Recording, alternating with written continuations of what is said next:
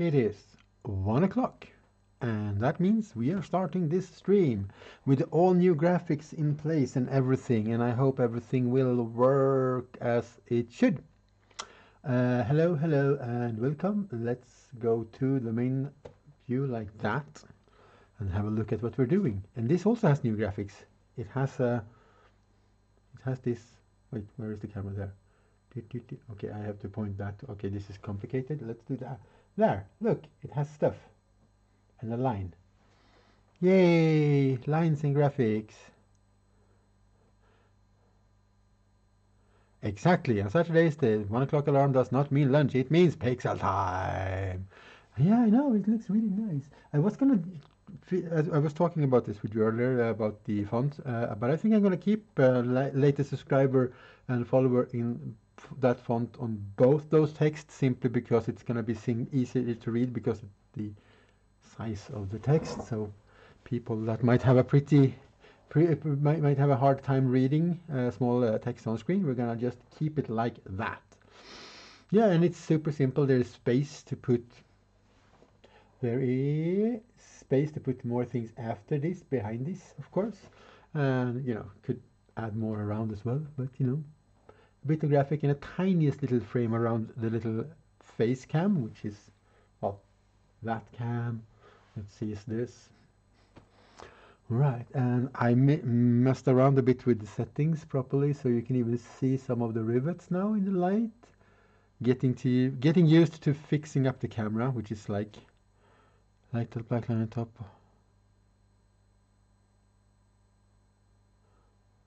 Oh yeah, no, that's probably Twitch. We should actually do like a test stream, and I can go over to your computer and have a look how it looks. No, that's probably just me not scaling things correctly in OBS, I guess, when I'm moving it around. But if it looks good, it's all good. On OBS, it's just there's no black lines anywhere. But yeah, it looks really pretty. I like it. Screenshot it so I can see it. Actually, that's a much smarter way than having to start a stream just to look at that. But enough about that. Now about these guys. Well, maybe a bit on this guy as well, because when things are drying on this, like paint and stuff. Oh, that's nice. That is super nice. Happy little accidents. So yeah, we might put some green stuff and things on this guy, but the main focus will be on this guy. A few more things. I want to put something on the feet. I'm just gonna do some rivets and maybe a little panel somewhere, just to not have them so flat and boring. And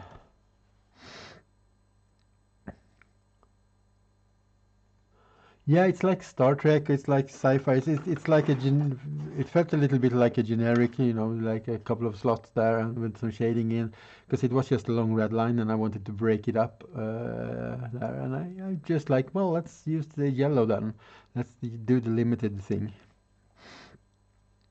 And just add some details to your textures, even digitally. I ramble on about level of details and non-flat, big flat surfaces a fair amount on here, so I guess I should extend that to everything. I should also move the red thing up, or the latest follower down 1 or 2 steps. I don't like how uneven it looks.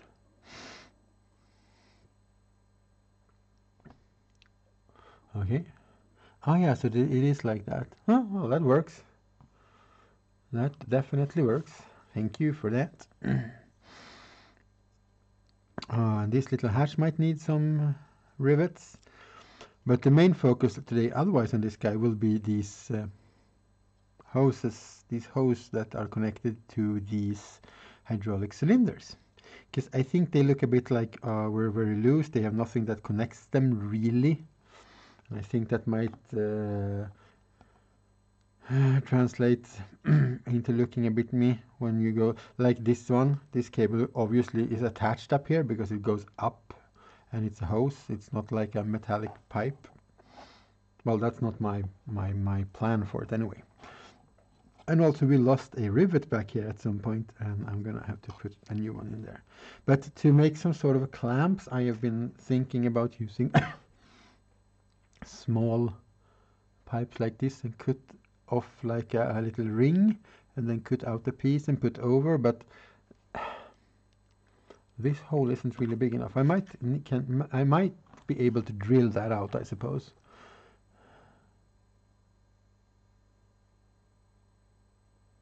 Yeah, I noticed that too, but it also it was like a thing when I did, and that is one of the things that makes these pop out a little bit. So I know my hands are a little bit red, and we might have to change that when we do painting later. I don't know.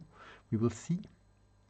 Or I'll use a bigger rod like this for the hoses, but it's a bit too big, so you're gonna have to cut off a bit and then try and reshape it a little bit. So we'll see. This is a very thin walled pipe. So it might actually work to just reshape a little bit with your my fingers. And we'll start by cutting one in half. Hoxie Lurk, thank you for the lurk, Hox. Hope you're okay, man. Hope everything is good with you. And then we can squeeze this together.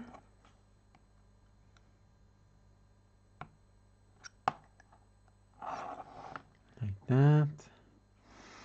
And then we can see how a little thing like this. Oops. Nope. I wonder where the other tweezers went that are a bit better for this, but yeah, we got it.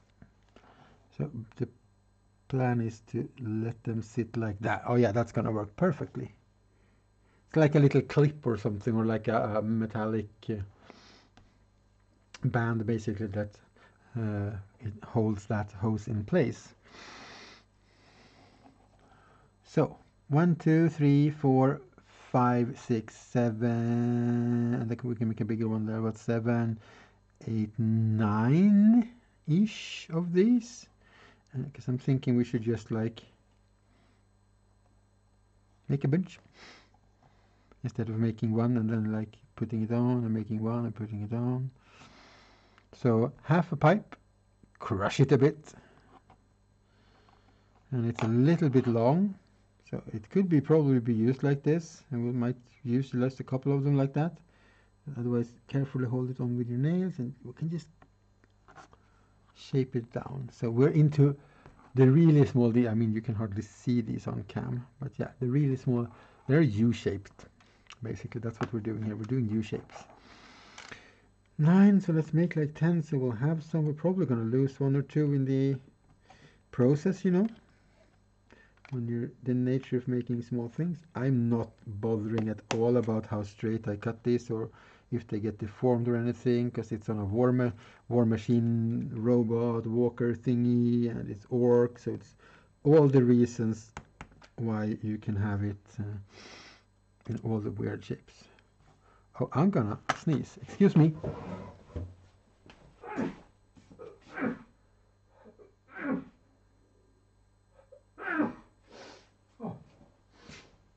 I've been spending an hour and a half or something cleaning up around here, so I guess it's a bit dusty. So I might have to run away every now and then and sneeze, because that's quicker than trying to go here and fipple with turning off the mic and stuff. So I'm just gonna, if you see me run away and I don't say anything, it's probably because I'm gonna sneeze. As far away from the camera as possible. Oh, I didn't think about one thing though. The new graphics hides a bit of the bottom of the camera. I might want to compensate for that somehow, but whatever. Let's just move, because I'm down here at the edge cutting things, and you really don't get to see any of the action, because it's such an action-packed thing to cut styrene rods, you know. No, but basically I'm just rolling it back and forth until it's starts to go through, and then so that's 12 halves. That, you see, almost lost it at the start, but that's around 12 halves of it. And we cut these in half. Oh, this is a pretty wide one. We can use that for the doubles. So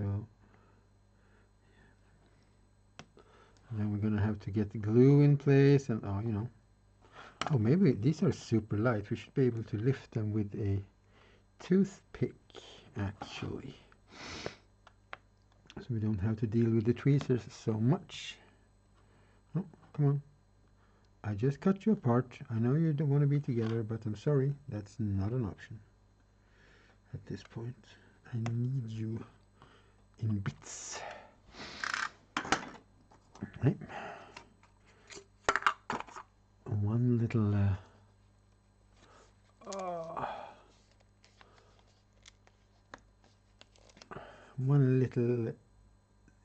blip of some glue there on my little glue palette plastic thingy. Take another one of these little plastic thingies and put some water in that. Also reusing all the bottles. This one used to be airbrush thinner. To have small spouty bottles with water is awesome.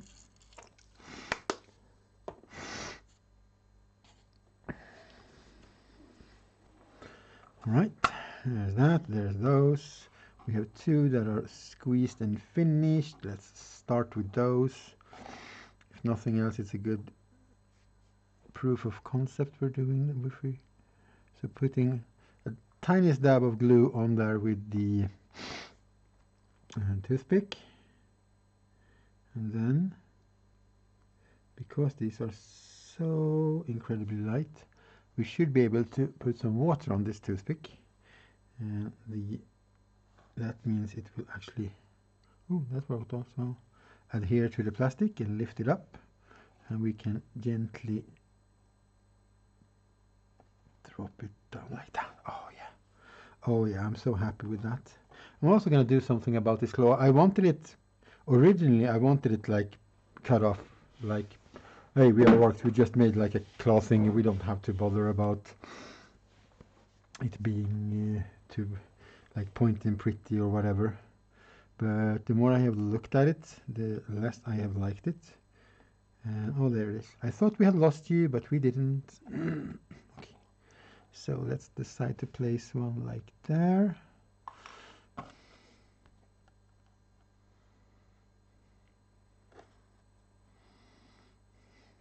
I need to make a lurk command.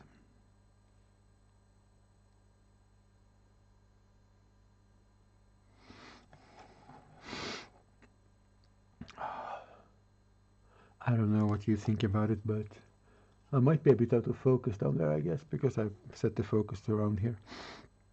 But that looks so much better than that. Just another level of details. And I love me some details. Squeeze that together. Let's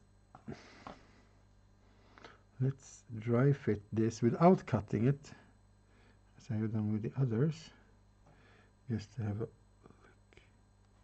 No, it's because I want it to actually be flush with the top of the hose. So okay.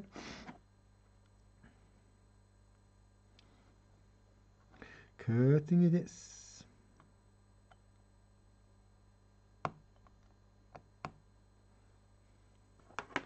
And then once this is done, we're going to get to paint this.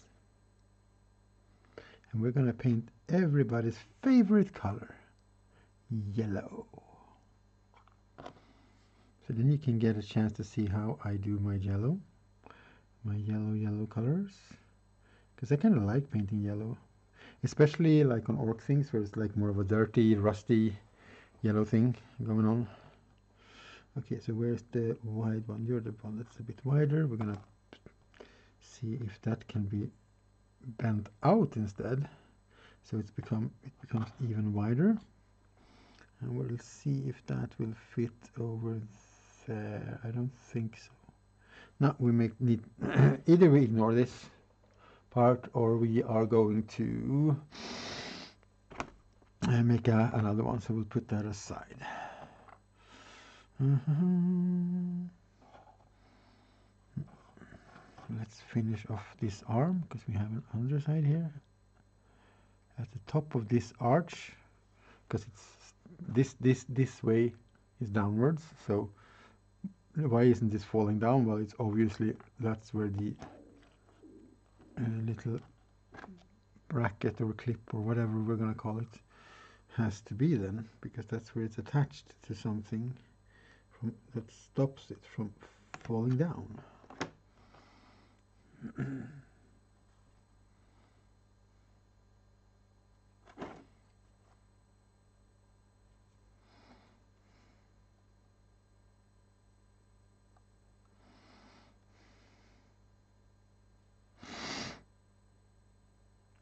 It's a bit off here, and actually it's a bit off there too, so I guess we need to rethink where this goes.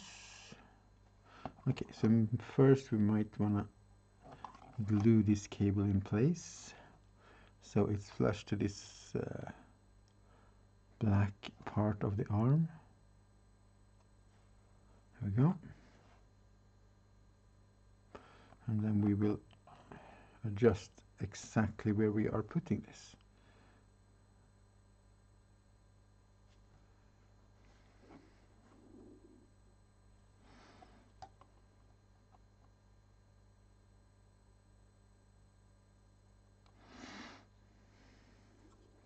Yeah, and it's a little bit off on one side, and it's touching a little bit on the other side, so slightly broken off, almost breaking or something like that. That's fine. And here we want to put one like here, I think.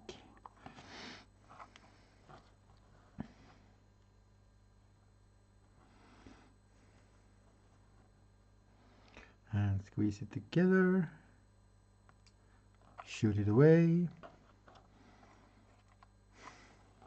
Get it back.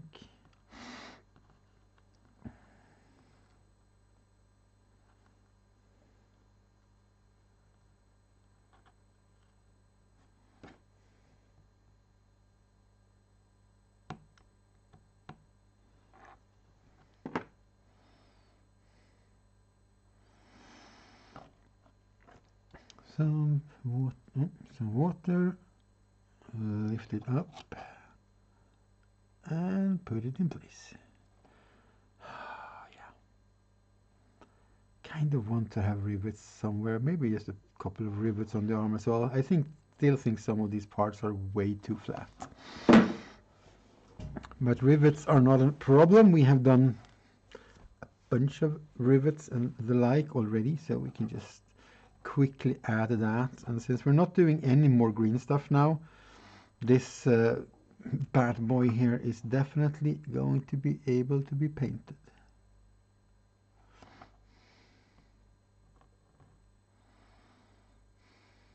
So how is the painting of the thing with the acrylic colors going back home then? Everything going well? Are you having fun with it?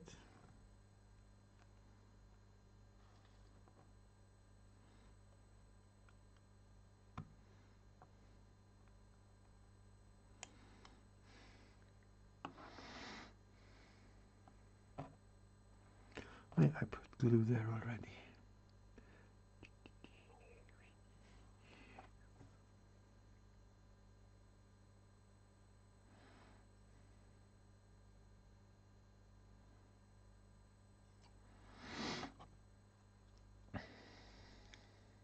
Nice.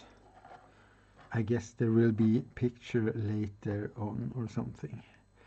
These, yeah, we could put some like up here, I guess, so they just add that little detail to them as well.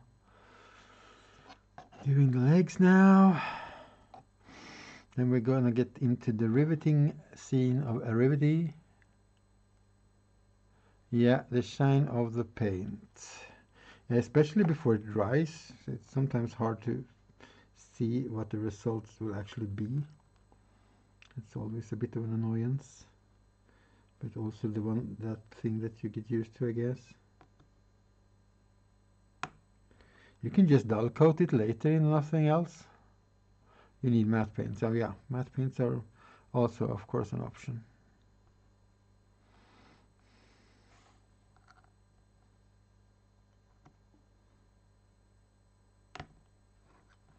Oh, these don't want to get cut. They just break. And I try to adjust the size compared to the others. Might have to take out my little sharpener.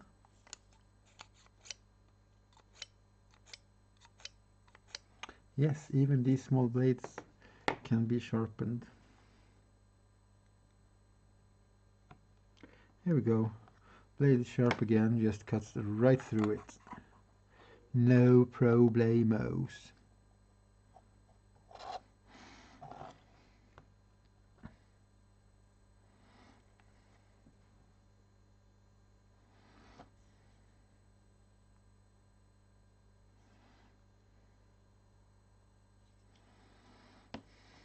There we go. And one more. Una más. Once more, one more. One tiny little plastic bit more. And then I think I am going to at least start with maybe a rattle can primer on this, which means I will go off camera for a tiniest moment to fix that.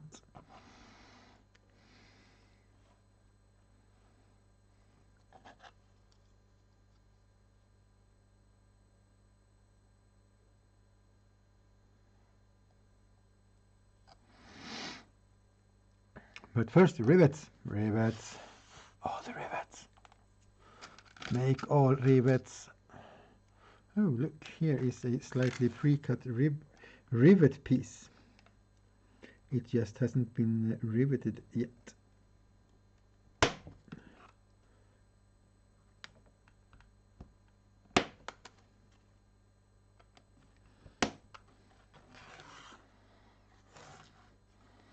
I see a lot of emotes. I have no idea what they are. Let's find out.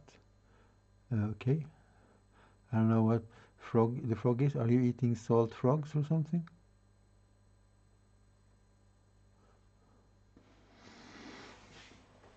Is that what you're trying to see?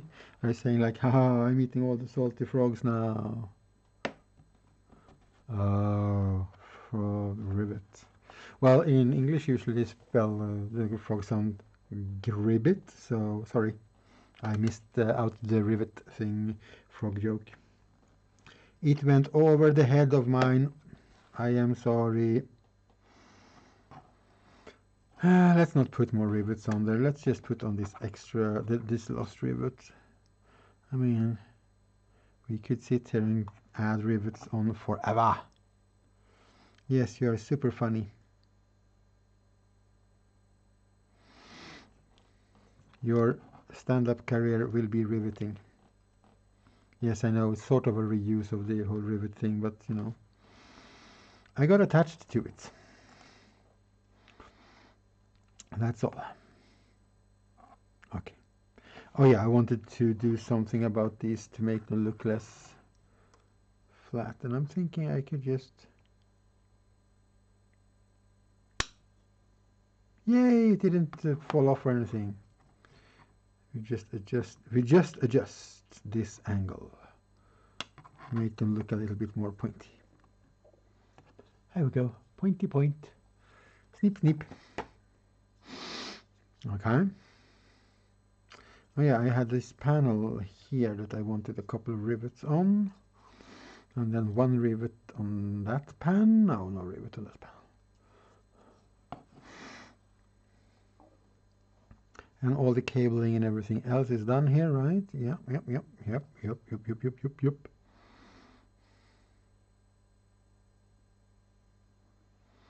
And all the other panels. Oh, the feet. The feet need some rivets just to make them not so flat.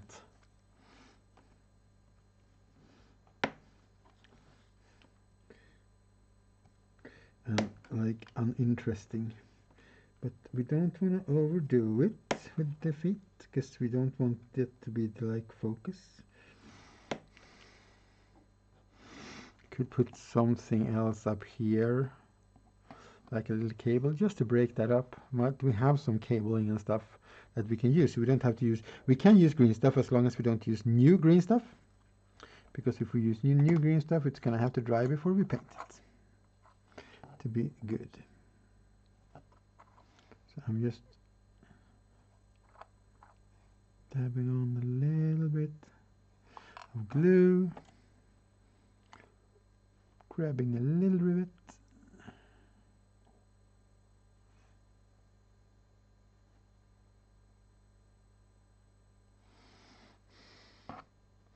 Yeah, we can put like a little bit of a square here on each side of the feet, and that will be that. Makes it not so flat and also makes it more interesting to paint. And less of an annoyance to paint actually, because if you have big flat surfaces, your paint has to be more immaculate than otherwise. So let's do it like this. Oh yeah, and then we have this hanging cable here. It's been a bit squished, but cables and stuff get squished, I guess. That's just the way of life when you're an orc.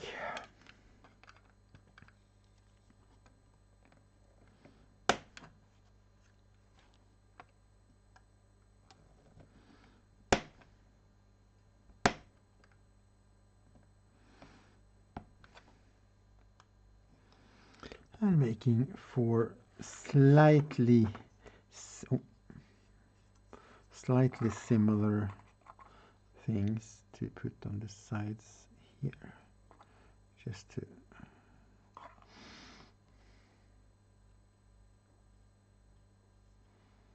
for no particular reason at all, or practical reason at all, just so it looks a little less like a flat piece of plastic thing.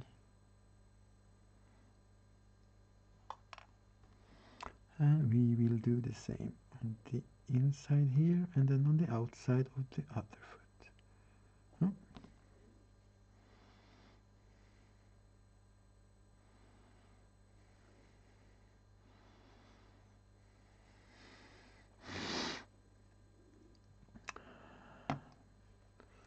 Ta-da!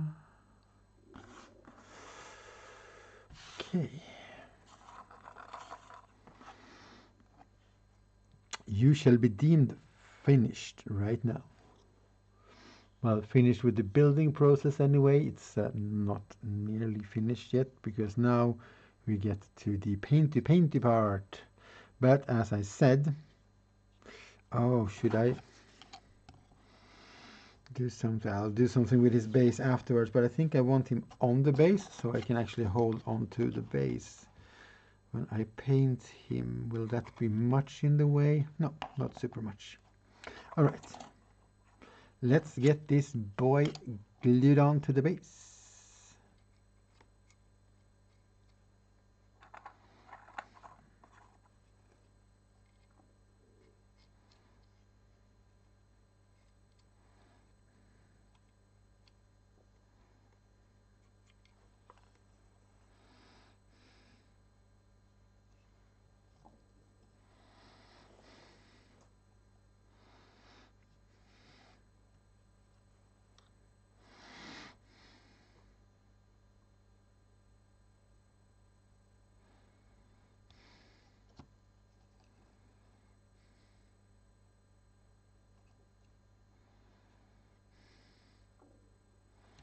We'll let that cure for a little bit.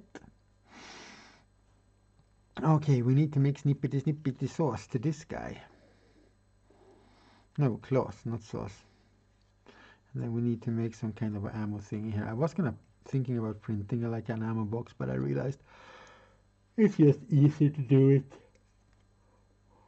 And printing a lot of small stuff like that. Here we go. Yeah.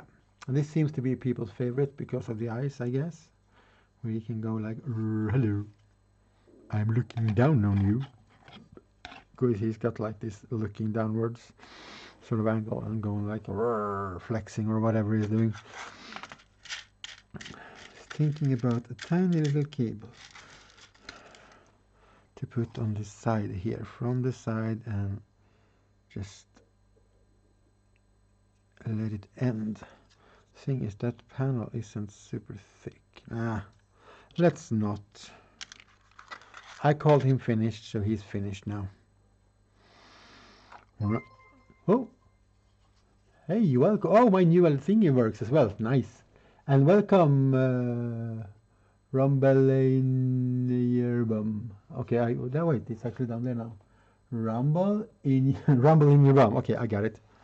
Rumble in your bum. Welcome. And apparently this is a person that my partner knows. And Hawks knows. Okay, so this is a known person. Hello and welcome, known person. I am Pixel. You might have been sneaking here before, I don't know, but thank you for the follow. That is always appreciated. So we just did the finishing details on this dude with all the rivets and everything, and I'm gonna go and prime him now, which means I am about to. Oh, the underside here looks horribly boring though. Let's not look at that so much. Nice to meet you too, especially if you're a friend of both Hawks and Antea. It's really nice to meet you. All right. Oh, yeah. You told me about that. That you found somebody who played Guild Wars. Yeah. I remember. All right. Oh, well. Any friend of two of my best friends is definitely a friend. Welcome, friend. That's just how that's gonna roll. All right. I need to go and primer this dude. And I'm going to spray paint him in another room so this doesn't spray up here. That room is also going to be ventilated in the near future for spraying anything. And maybe I'll do some airbrush work in there and bring the camera and stuff with me, because the whole setup is pretty Wi-Fi? What? I'm using what? Sharing, yeah. And Wi-Fi, definitely. Well, most part of the apartment is shared between us, so I'm gonna say go for yes. I'm gonna put up my be right back screen, and I will be right back.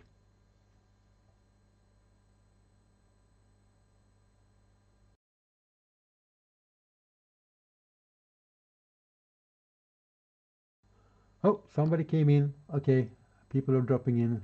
This is kind of, I don't want to be away knowing people. Hello. Oh, more friends of friends. Well, hello, friend. I'm Pixel. That's me. And I was, as you might have seen, I was just on my way to go off screen for a little bit, and I think I will do that because this guy needs primer, and then we will put on details on this guy, right? So once again, let's turn on the microphone. I'll talk to everybody more later.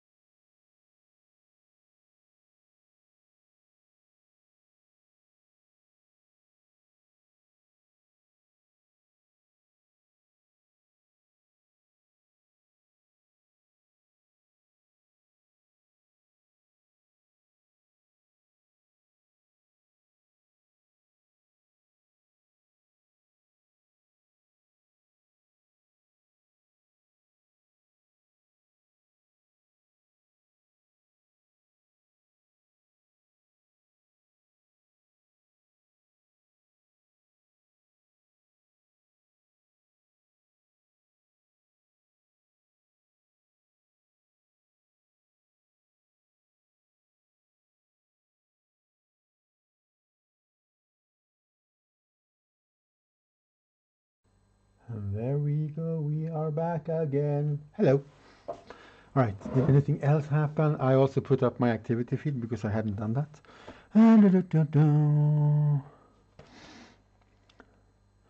Alright, who is everybody here? Oh my god, so many people now. There's activity in my chat. I'm all confused. No, I'm not so confused. Let's see. I can't. That green on your name there is Kakolukia. Okay, hi. Yeah, it's a very light green on a very small screen, so I couldn't see. All right. Well, the one guy is Drain. Okay, I will call you Fabio. Let's hope I remember that. If I don't, feel free to remind me. Next little deff dread. Next little dude. Oh, he also lost a rivet. We should probably put another rivet. No, well, actually, it's only 3 rivets on that guy. That side. Okay. Oh, yeah. I figured that when he said Fabio. Indeed. Yeah, I love building small models like this. It's just too much fun. No, it's not too much fun, but it's good fun. He needs some kind of a hand claws thingies.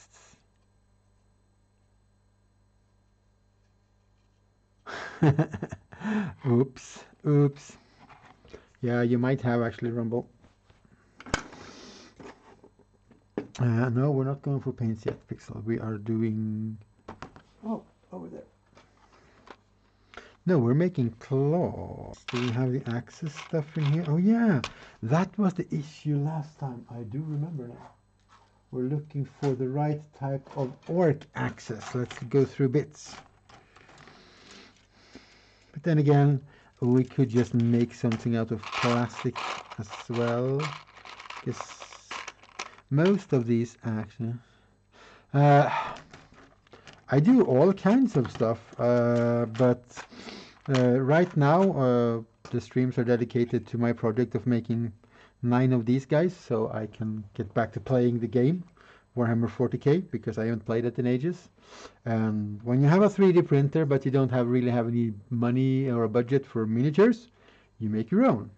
But I love making mechas, actually. I like, especially like these with all the details. You get to make the pistons, you get all the small details and everything. So, but we also do a fair share of terrain stuff,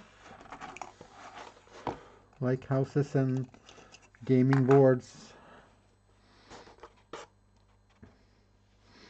like this one here, which is made out of XPS foam.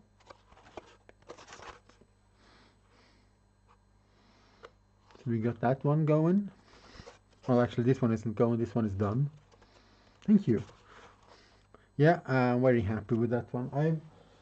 It's quite time consuming because all of these little stones are actually, you can see at the bottom here, they are actually like cut out. So they're, I don't know how many hundred.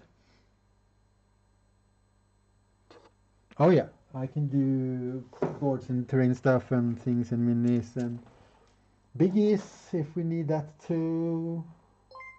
Oh, thank you for that follow. Thank you, much appreciated. Or you followed at some point, I don't know, and Twitch unfollowed you because we know that happens, right? I really like the day before yesterday, I had to follow somebody that I already was sure I followed. What were we talking? We were talking about stuff. Let's. I'm just running around gathering all the stuff. So if you're like everybody else seems to be these days into cyberpunk things,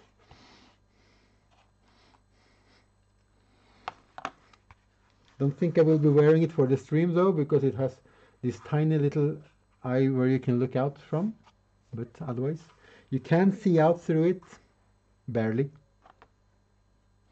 So cosplay stuff, EVA foam, leather. We should show off something with leather because that's a thing that I definitely do. Oh gosh, I'm running all over the place now.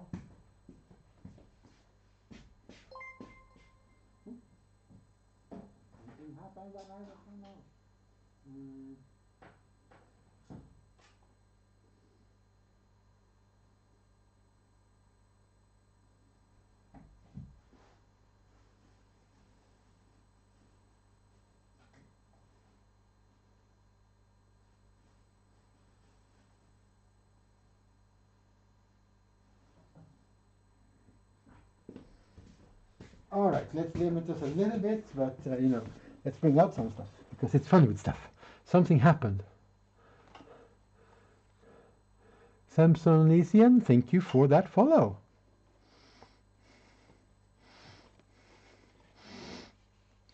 Oh yeah, that is my Instagram, definitely.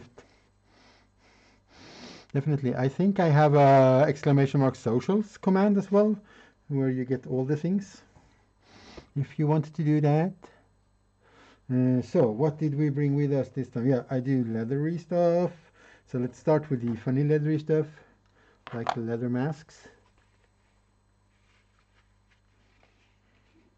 Well, if I could fit my glasses on this, I could wear this on stream. That could be a thing. Wearing different masks, kind of like Brush for Hire wears hats. Hello, friends. Welcome to the Cult of Cthulhu, I suppose. Or Cult of Zoidberg if you want to. And one of my favorite goggles that I've pretty recently made. It's like these ones. Oh, let's not try and attach them properly, but yeah. More fun stuff. Oh, the ferret, thank you for that follow. So in the near future, well, soon TM, at some point I will also stream other days, and we will do one day with leather things, and yeah, fly goggles, indeed. And we'll do leather on one day, and I'm gonna dedicate one stream day or stream time to terrain making, because that's one of my most favorite things to do. Build houses and models and stuff like that. All right, let's try and keep.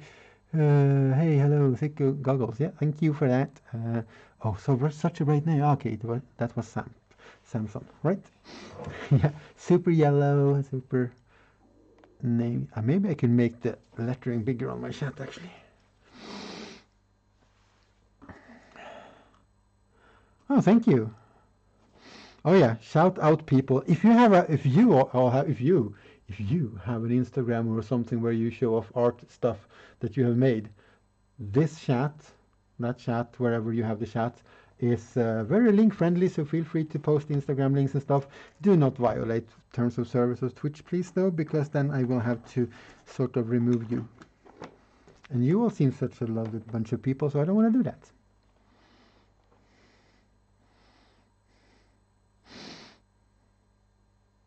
That chat, exactly. That's where she's typing.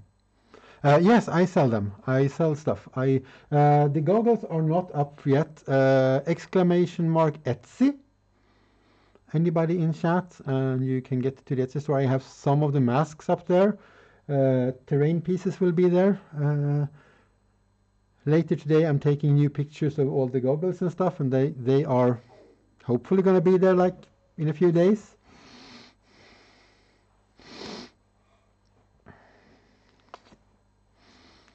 Yeah, I don't have a lurk command. I need to make a lurk command, but lurks are appreciated. Thank you for hanging around. Have I missed something else? Sonia is to Fabio what Hawks is to me. Okay, so friend of a friend of a friend. Okay, we're all friends here. All new friends. You're all friends that I didn't know I had. Thank you for coming here and showing yourself, so I know I have even more friends. And for those of you who don't know, you probably do know, but I'm Pixel. Stu Gentea is my partner. We share an apartment, cats and everything. And Hawks is one of my absolutely best friends in the whole universe. He's just an absolutely amazing guy. So if you're a friend of any of them, or even both of them better, you're definitely on my friends list. You're definitely on my list of people that are good. Without a doubt. All right. Yep. Right, so what are we doing? Yeah, we're doing this guy. We're doing Klaus. I wish I could show you how they looked on the other guys, but he's in a different room fumigating right now. I just sprayed him with a primer, so it's pretty primer, you know, spray paint smelling. I could have brushed on a primer, but I thought we'd do it quicker. So, claws. The ones that I have already were made with... Oh, do we have any orc boys with good weapons? No, I already cut it off this. Okay, so I have made the weapons of these with bits that are from the Warhammer 40k orc kit. But there was a specific type of axe that wasn't... oh, here we go. Most of their axes and stuff are like curved that way, and I want them to be curved that way. But you can either use pieces of this and glue together, or we can use, like, we have a bunch of different plastic sticks. These are pretty good, for example. But I would like to use bits because it ties them into the normal models. So let's see what we can do with the knives and axes that we do have. You should always focus on the positive, Pixel. Oh, here we go. A straight-edged axe. That's a good start for stuff. There's another one. Okay, we're getting somewhere. Yeah, you can see I've cut off quite a lot of them already. And I'm saving these. You can put these arms on the models that they're supposed to be on and just put whatever here.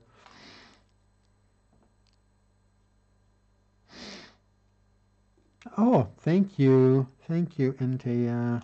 Thank you very much. Oh, I found another one.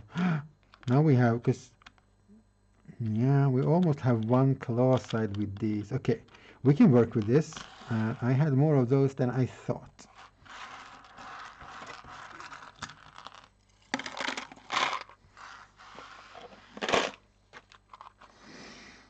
So we'll put the box aside.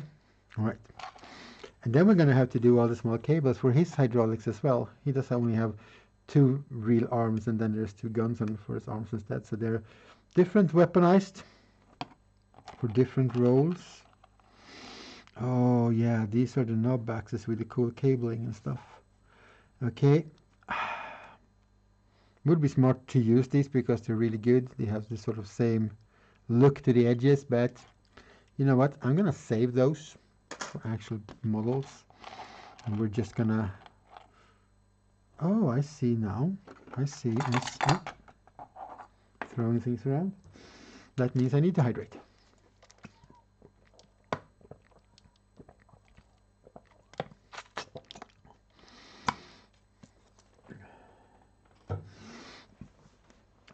All right. Because you can see here, there's a little curve that way. That's like the way I want it. So I'm thinking we're gonna cut this off. And the reason why I like using bits as well for some parts is that you get so many small. It has like these nuts and bolts. So you get a lot of small details for free, so you don't have to add them, because I'd ramble a lot about this in particular here, I have noticed, but these rivets here, the only reason why I really want them there is because this is just a big flat surface. Otherwise it's going to look horrendously boring, and you paint it, it's just going to be a big flat surface. So adding small details like this, I mean, this doesn't really do anything. I don't know what function that would have, but it breaks off the surface. The same thing with this cable here. So we're going to put some cables here. We might put some rivets in other places just to create a little bit of depth in the model, because otherwise it's going to look really boring, according to me. If you like big flat surfaces, that is fine. But it's definitely not my thing. I can tell you. Oh, I didn't bring out any of my files. I need to go to the back of the room.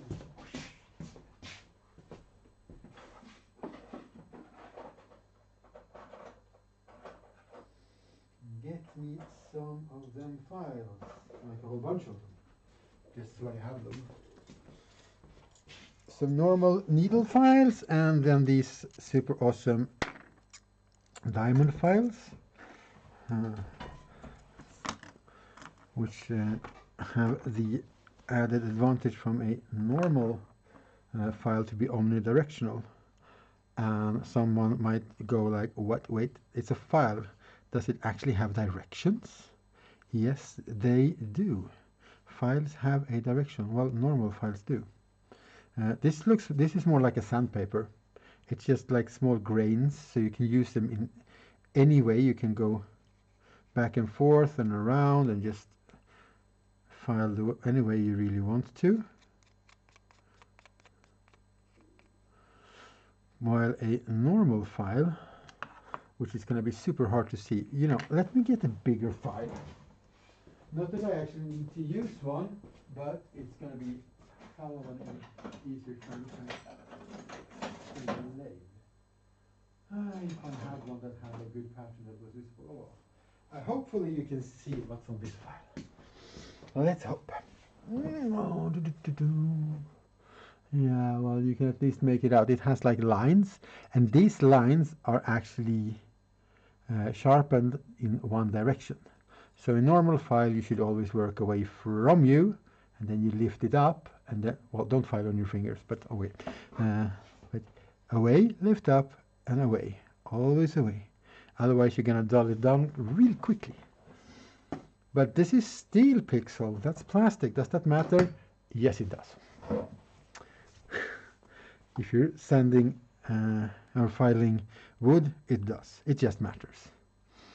Save your tools. Use your tools, but save them.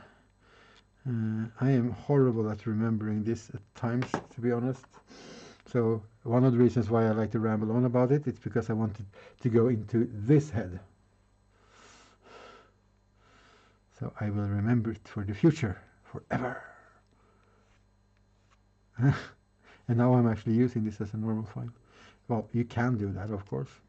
No, so when I say these are omnidirectional, it's because you can do them in any way, in any direction.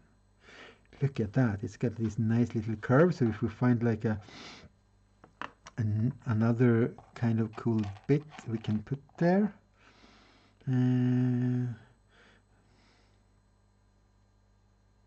Maybe. I got an idea.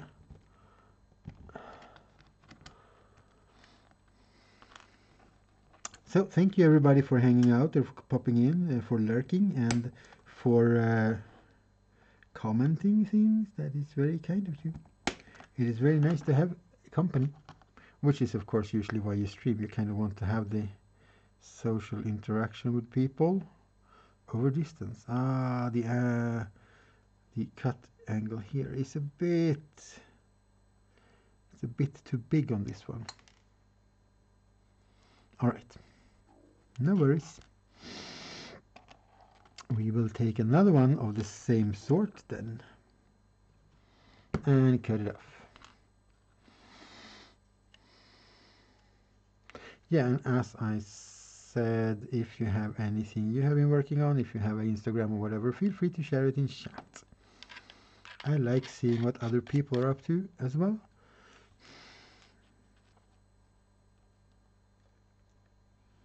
Okay, and then I'll cut this like so.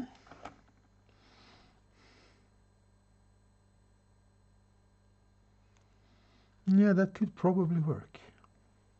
Probably. Aren't you supposed to know what you're doing, Pixel? Well, to be honest, nobody really knows what they're doing. We're all just getting better at guessing what we're doing, guessing to make it right. That's basically what the experience is. You get better at figuring out if this is going to work without having to do so much of the work. But as you've seen, this is like the third piece I'm using now. Second or third piece I'm using to try and fit on here.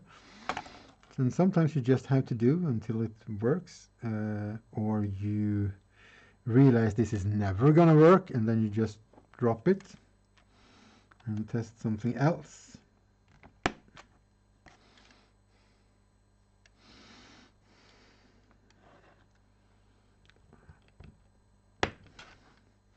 I'm thinking about starting up the. Totally agree. Yeah, yeah. It's like you have to. I mean, there's so many because if you're making custom things and if you're making art, it's every piece you do is different. So that you can learn techniques and you can learn color theory and practically how different colors work, like oil colors, acrylics, and different plastics and metals to build, and different types of leather, thickness of leather, whatever it is. And you can apply that knowledge when you're doing things. But if you're doing something for the first time, you, you don't know what you're doing technically. You have a good idea maybe, but so we get better at figuring out how to do things, and that's just practice and more practice, and then we practice some more. Sometimes it also involves screaming.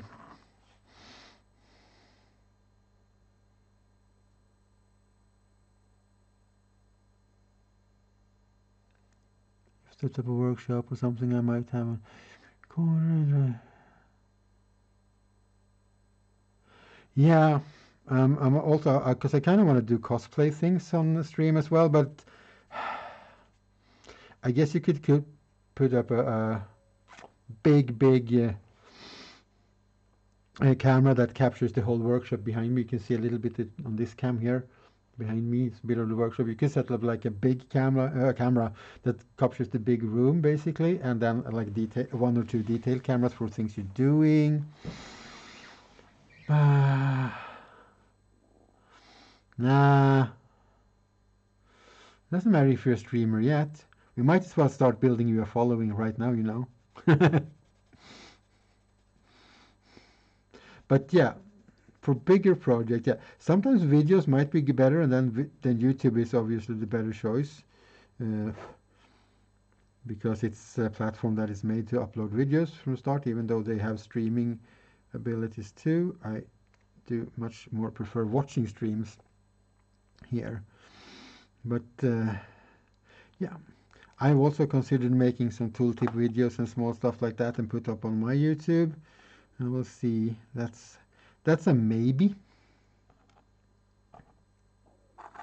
Basically for me right now. I'm not sure if I want to take the time, even though I have somebody at home that would love to edit more videos.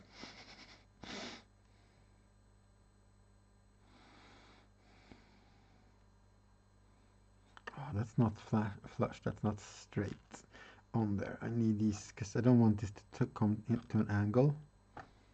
I'm gonna have to see if we can. Yeah, but you said you were considering it, so now you're gonna have shoutouts. I guess is her thought of train right here. Let's just shout everybody out.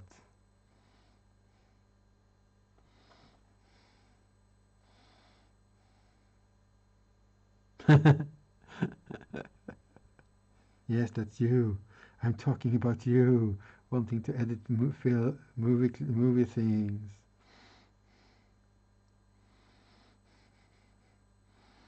And then once this has completely cured, we can just sand it flush on the edges. And if there's a line there, it doesn't really matter when you're doing orky stuff. We might even take a piece of kind of like with the nuts and bolts, or just put a piece of metal with some rivets on so it looks like they bolted things together. Yeah, that might happen. Might want to extend this backwards a bit as well. That's one claw. Okay, I would really much rather be painting the other guy, so I'm gonna go away and get him.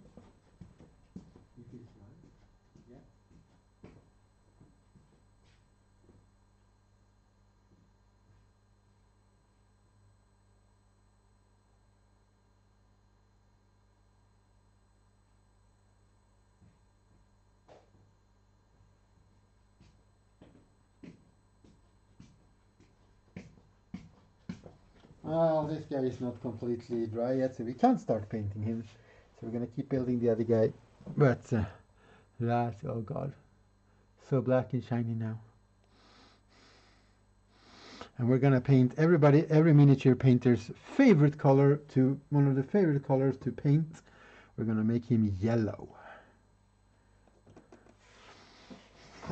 That was extreme sarcasm.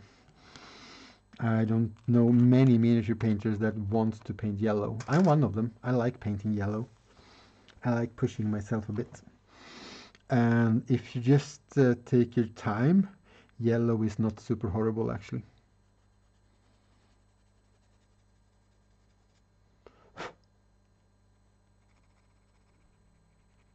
And for doing things like this, like going back and forth over the edges of things, these diamond files are fantastic, because you can just literally use them as a sandpaper, but they're rigid and they are kind of small, so you can get into some tight places with them.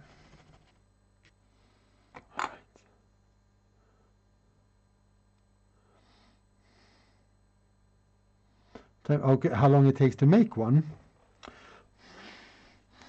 Not really. Well, and now I'm streaming, as you notice. Now I'm talking and thinking, so I'm not really building. So it's hard to say, because I think like when you're streaming something, it takes like 50% longer.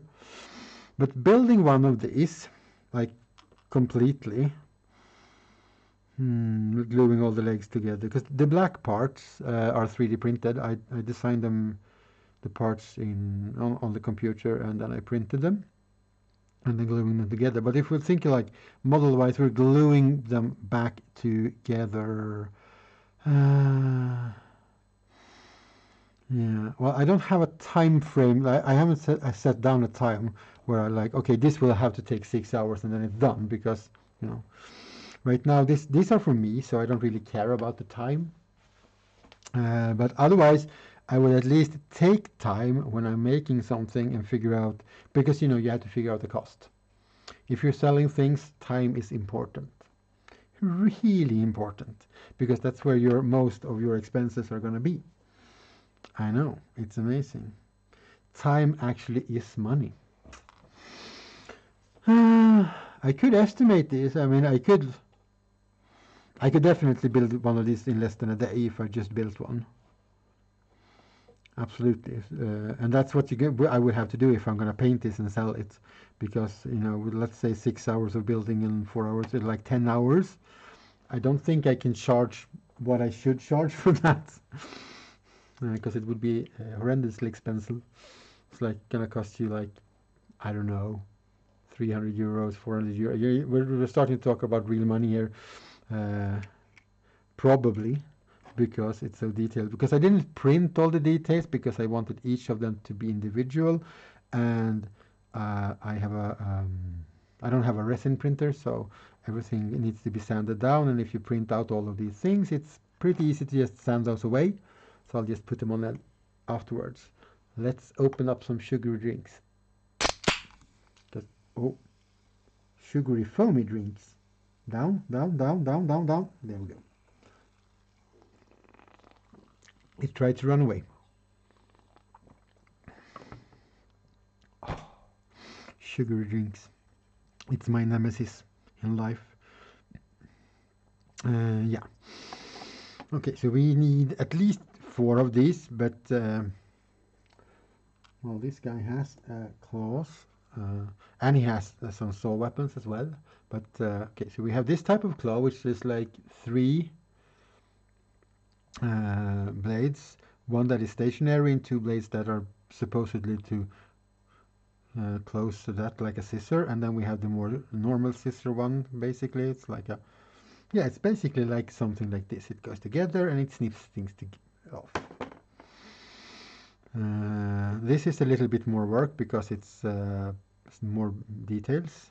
This is simpler. So the first one we're going to do is going to be something like this one, I think. Just like a open jaw scissoring thing. But that guy isn't really dry yet. You can see it's very, this is a matte primer I'm using, so all the shiny bits that are super shiny are still a little bit moist. a bit wet, so we can't really start messing about with that. So let's make some claws. And we were using this version, so let's do that again. So we're gonna make them pretty similar.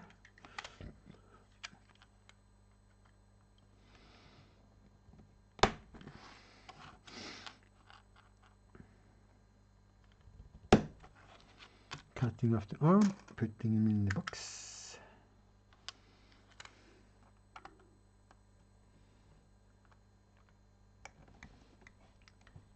Oh, I'm out of camera again.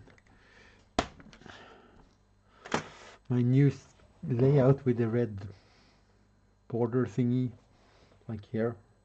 It's new for this day stream, and it actually covers, of course, the lower part here. So, well, let's gently try to adjust. I mean, it's not super interesting to see, but you know, being completely off camera, it just feels weird. So let's move that guy down, because then you can see when I'm, hopefully, yeah, you can at least have a hint of that what I'm doing. Down there. Let's make this a bit more angled like that, and then we shall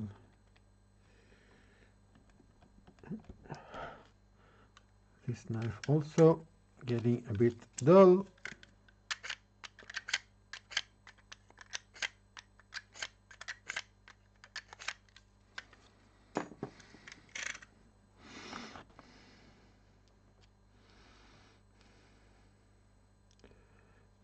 That's the part we're going to use.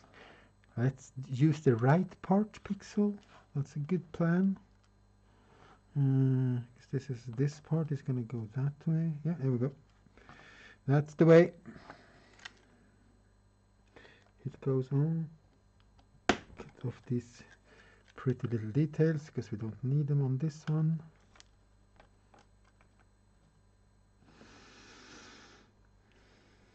No, I'm not sure when I'm gonna do the other streams, what I'm gonna start with. I need like to make up a couple of terrain projects, I guess, to have something to build. I was thinking about going large right away and make a Necromunda gaming board because I kind of want to do that. Oh, unless I get something commissioned. I do Blood Bowl pitches and things. I do anything on commission. I can build most like miniature thingies or crafting thingies, getting things together, cosplay thingies.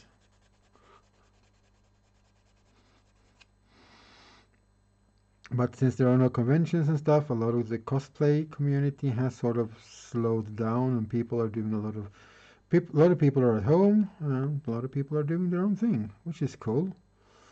But commission work for things are slightly scarce. I have a couple of things incoming. One is painting commission for Blood Bowl, but I don't know when that is going to come in, so we'll see. That's a good question. When am I most on the... I guess that depends on the actual project more than who it is for. Because some commissions can be like, okay, I'll paint this. It's okay, I like painting, but it's not something super thrilling. And some are like, you want to paint this super cool thing for me? And it's like, yes, please. It's like when you go like, yes, please, I'll do it for free. No, wait, it's gonna cost you money. You know, because you get super excited. So in general, probably more for myself, I'd guess. If I'm gonna be honest, because you know that's my choice. But you also get some cool requests sometimes when people go like, hey, I got an idea, or hey, could you come up with an idea? Like, I like what you do. Can you do this for me in your way? And stuff like that. So, yeah, I think it depends on the project, but most likely it would be funnier with your own things because, well, you've chosen to make it. But you know, actually, when I think about it, the more that's the funny part about sitting talking about it. You start to think about it, and you go like, "Wait a minute, is that true?" And maybe that's not actually true, because sometimes you think the project that you choose is like, "Oh, this is going to be so awesome," and for some reason it doesn't go as well as you think, or you have totally underestimated what it would take to make the project happen, and then that's not fun either. So. No, I'm gonna go with it's mostly project based. It depends mostly on what the project are and sometimes how the project turn like how the how it goes while you're making it. I think that's yeah. I think that's something most creators have in common, no matter what actually. It's just the way yeah. Yeah, but that's good. That's also a good thing about streaming because you do get to have I mean, I enjoy your company and it's fun to make new friends, but it's also really good, uh, like a brainstorming event going on here when people go like, "Oh, cool! I think I would have done it like this," and you go like, "Oh," and like, so it's yeah, so it helps. I mean, I guess you can do like what I do. Otherwise, I talk to myself either in my head or outside of my head, I guess. But so now you're the voices in my head. You're the supplement for the voices in my head. And Studio Antea sneaks off to eat her lunch. Good for you. Eat your lunch, sweetie. Food is our friend. Om nom nom nom nom. And water is also our friend, not just sugary drinks.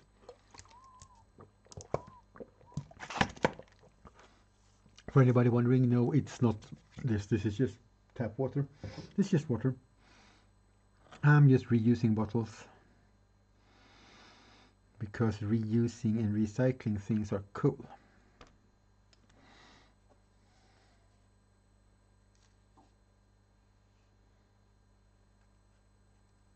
Yeah, it does because I and also I don't know if you like there's something with when you're streaming and stuff or doing something publicly in general.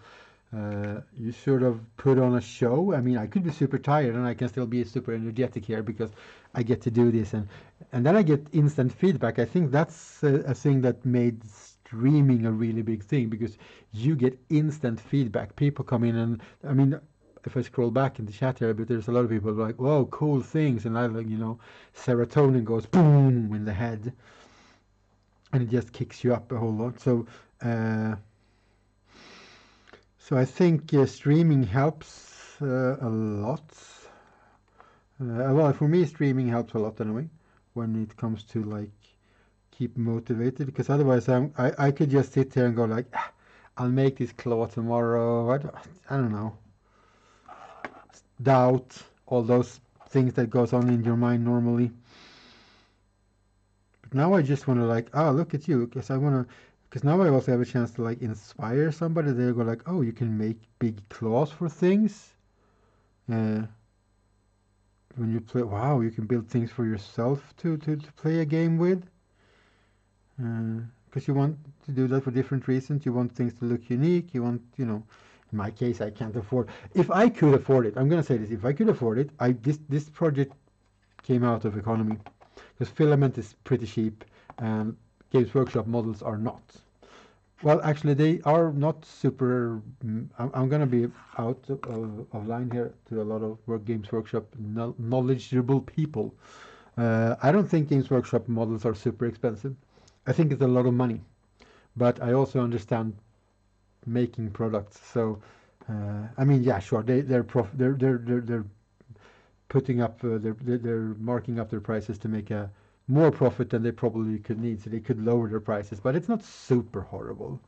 But I do not have the money to buy 9 deff threads. I don't know if I would have had that. Actually, you could buy like 2 a month maybe and keep the project going, I guess, if you have a stable income. I don't at the moment, so uh, I'm making my own.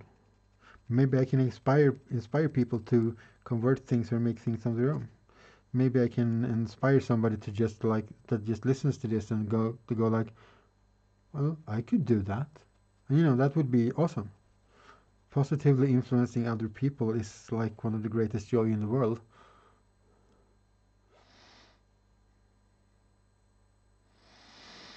Yeah, I mean, it depends on what figures, but I think the deff dreads. Okay, I looked at all the prices in Swedish, so. But the deff dreads would cost me like 3,000, like 350 to 400 euros or something for 9 models.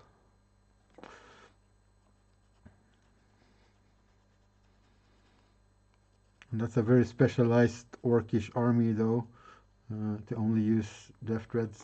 You don't see that super much. Not only because of the price, because it might not be the best army, it will be the coolest army. But yeah.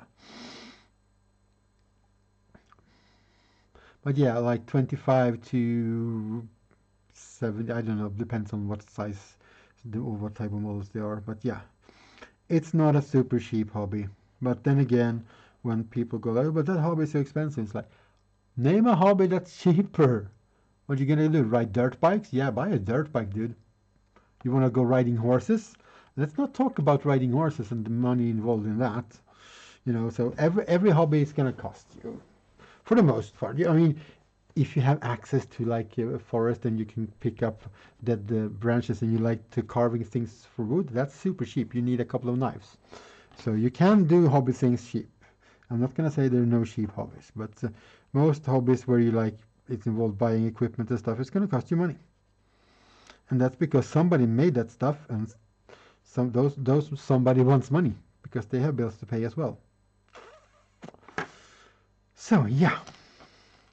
Okay, we have 2 clothings ready.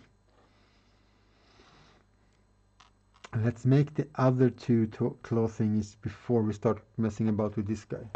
Let's it's still shiny.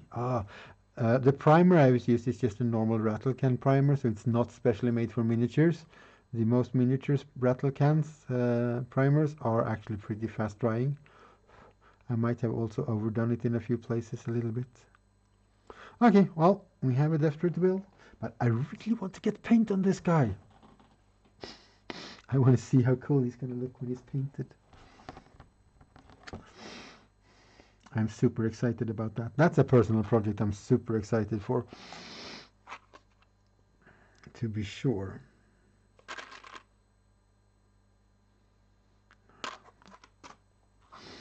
Paint, exactly. Paint. Well, let's make 2 more clothing arenas.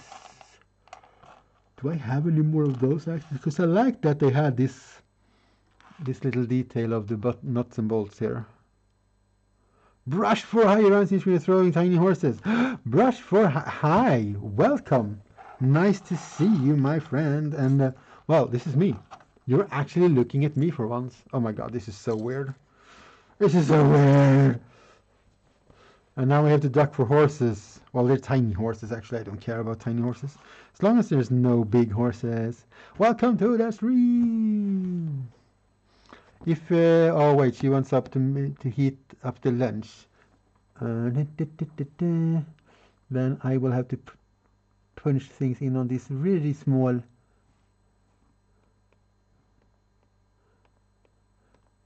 keyboard.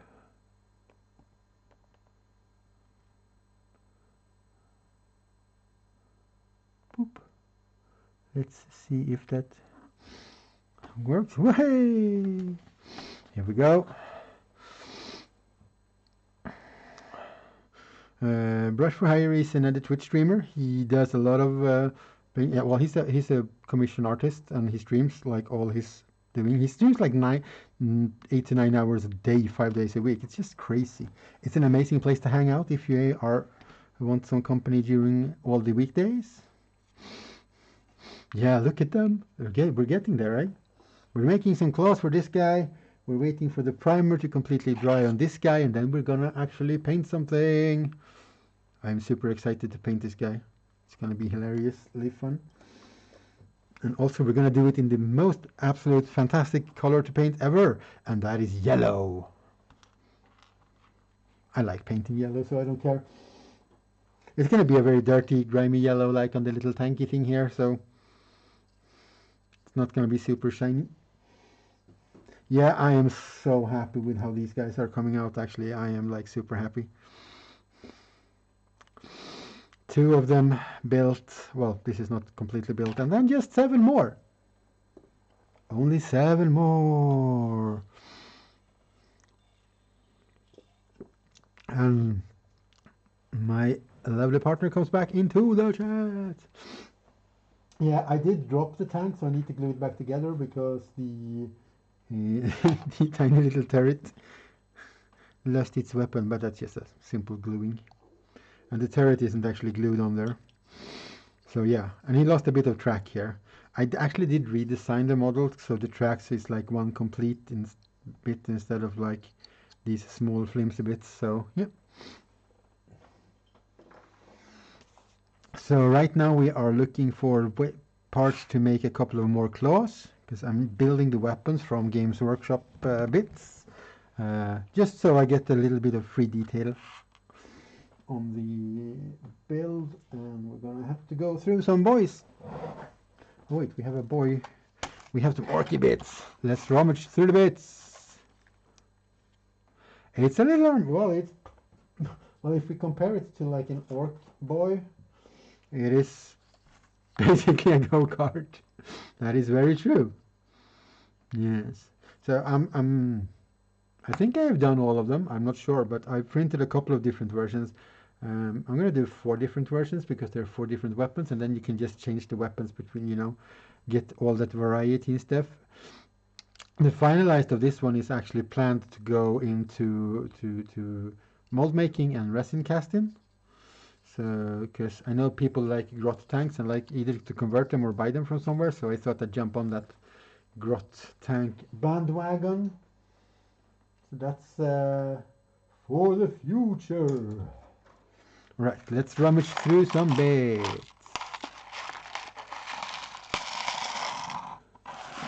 I don't think we have so many close combat weapons left in this pile. Oh, well, just as I say that, I see one of them. And it's the exact same model that we are looking for. Right, now I'm excited.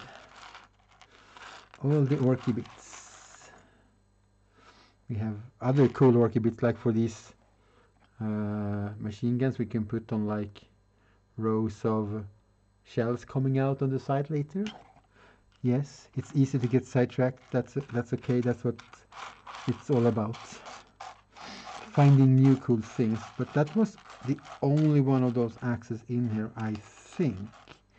Nope, that's the second one. So we need 2 more. Can we just rummage around? Maybe we'll find them if we look hard enough. Maybe they will orcify and magically appear. No, I don't think so. So how does it feel to be? How does it feel to be on the other side of the chat?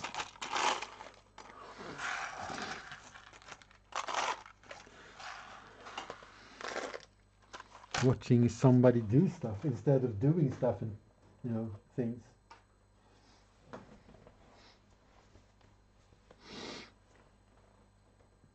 I'm very surprised that you didn't write exclamation mark horse. That was the first thing Bone Shooter did when he came in here last week.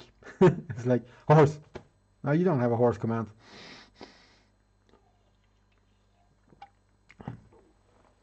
I guess that's what I'm famous for now.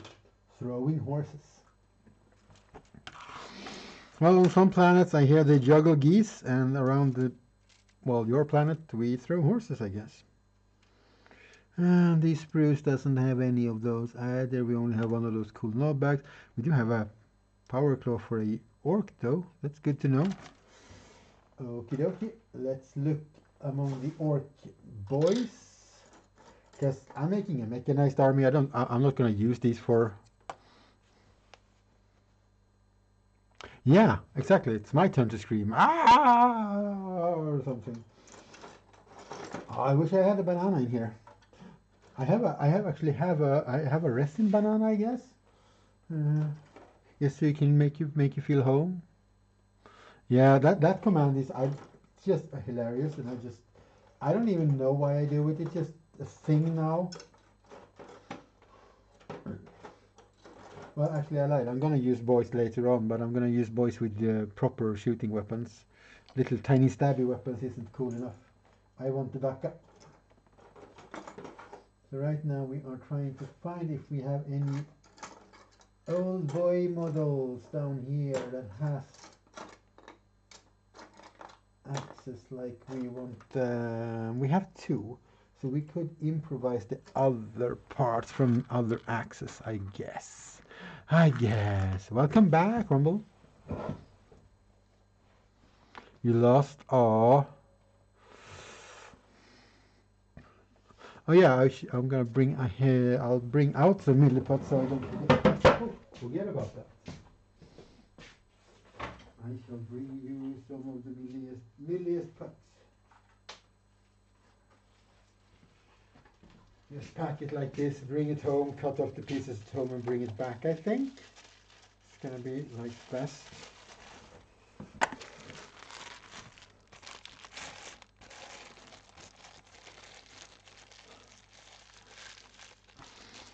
There you go. Because I'm an expert at forgetting to do things later, so if I'm gonna like bring something home from the workshop, I will pack that thing right away. And in this case, I'll just put it in one of my pockets, and that's where it's gonna live. We don't need that orc boy.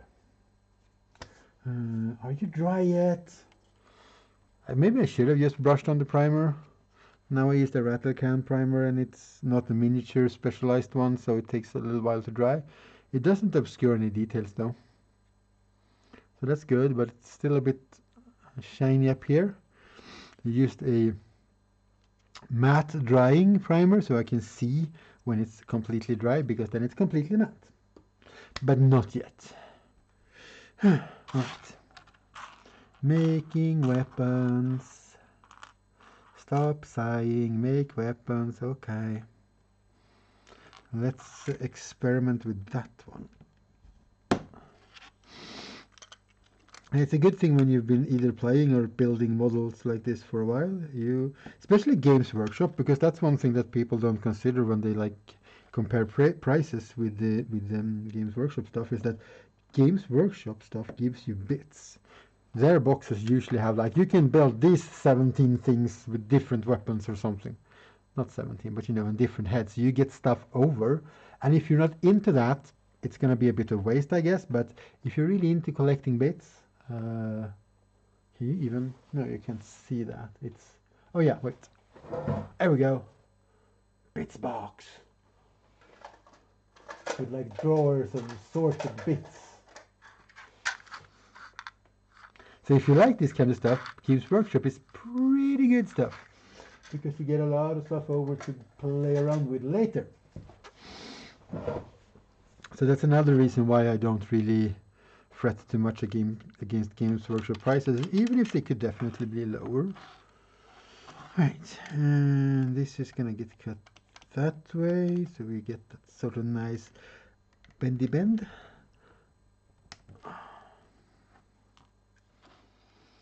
I just sharpened you. Maybe it's time to change blade on that one. So how is everybody? And as I have said a couple of times already, if you do something arty, funny, create something, feel free to post that link to anything in chat.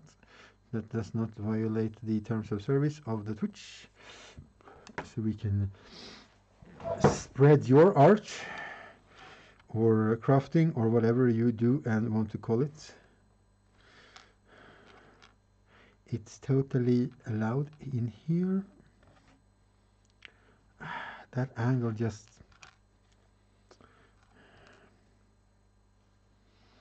do it the other way. Then if we take that side, cut down.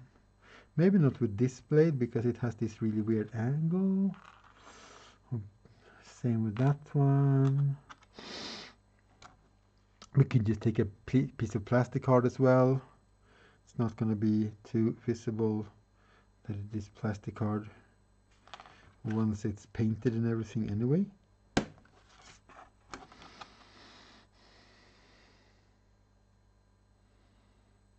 Oh wait, wrong way. The problem is that this little blade, this angle here is this part is bigger on that one, and I want them to slightly match up. There's a lot of work to be done if you're gonna carve that down, and then we really don't have to use and waste a weapon, and we can just keep this and just put a piece of plastic card there. Do I have any bits of plastic card that's the same-ish, at least, thickness? I think this might be too thick. Yeah, it's like almost double too thick. It's almost double as thick, so that doesn't really work for me. Let's bring out the plastic scraps. What do we got here? How are you then in thickness?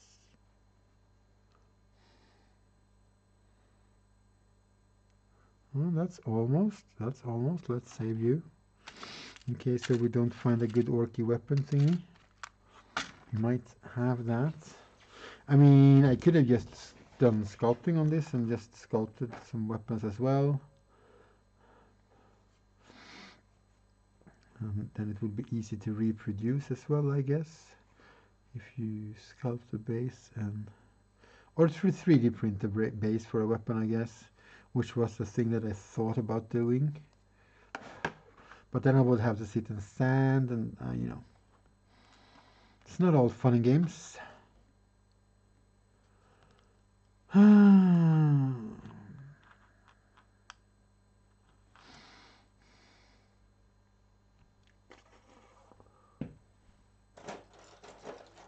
How about these? These little blades? No. Also a lot of work. I'm trying to find a simple solution, and in doing that I'm probably wasting more time than I would have to use actually making the stuff. So at some point you just have to go like, okay, I'm gonna go with this solution now, and then you just have to make it work. I mean, you can take all the time you want, of course, that's up to you. But at some point I think you should probably go, maybe this is not worth the time and effort. So we are taking this bit and we are gonna put it on like so. And that means we need to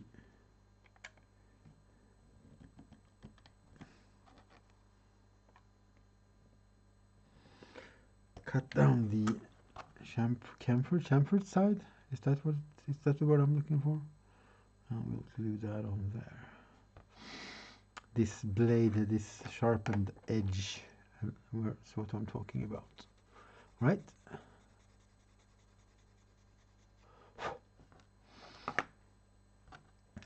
I'm just looking over at that guy. Oh, it's so close to being dry.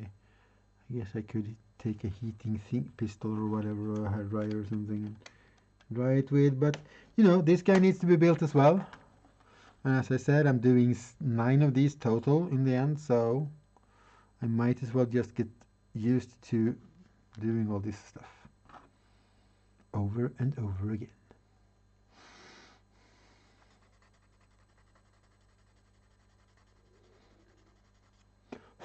But if I'm already running out of orky bits like this, I'm either going to have to figure out a way to get more orky bits. Maybe I can trade it with somebody. Or I'm going to have to start printing things. Which of course means that it would have been more practical for me to design a base of something and print it for all of them. But at the same time, just as with the rest of the model, I want each of these models to have a lot of personality and a lot of uniqueness. So you can see that their base is the same, but I want all the details to be different. So even though I probably will make more of these, like eye thingies for more of them, because people seem to like these as well. And I also think it looks really cool. It's not going to look exactly like this in the combination with this and so on. That's what he looks like. That's not what everybody else is going to look like. Yeah, this isn't really working out super great. I think we're down to plastic hard carving things. And as I said, that would probably have been smarter if I just did that.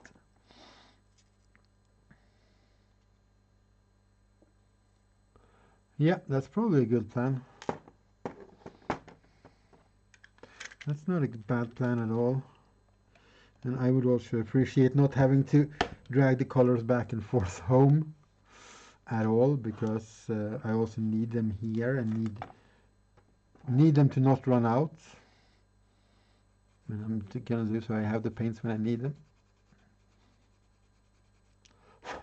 So that is probably not a bad plan.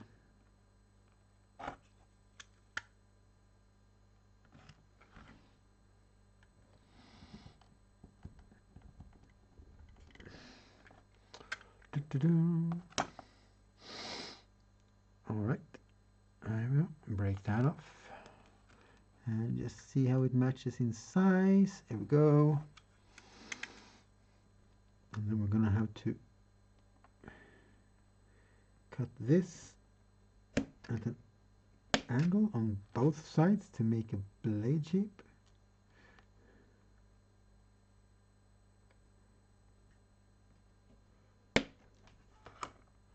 Like that. We can see if they match up slightly.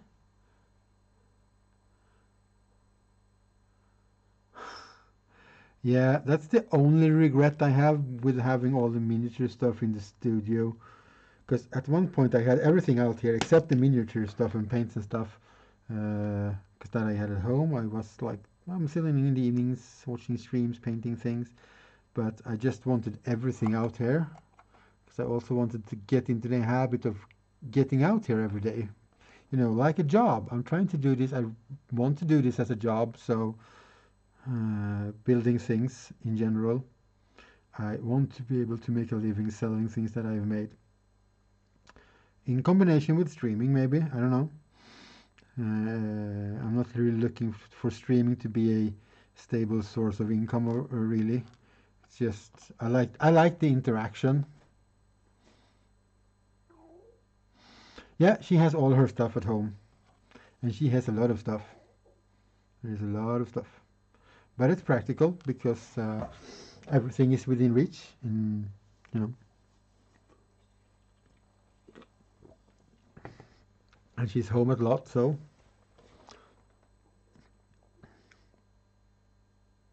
Oh yeah, except the ceramical stuff, I guess. That is true.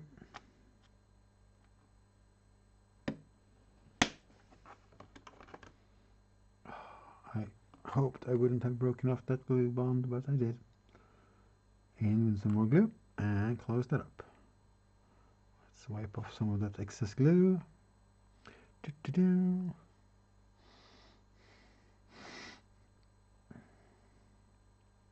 Yeah, I mean this is gonna get painted, so it's not gonna show much, and we're gonna sand it flush a little bit. It's a bit smaller, but it doesn't really matter. We can make a longer one for the next one, I guess, if we want to. But that has basically solved all our issues, and then we can do like one of each, like this. So we have one, and then we have the same thing on the other side, so it has like a thumb, maybe, almost. I also want to do one of these with like claws that are like fingers, like with claws.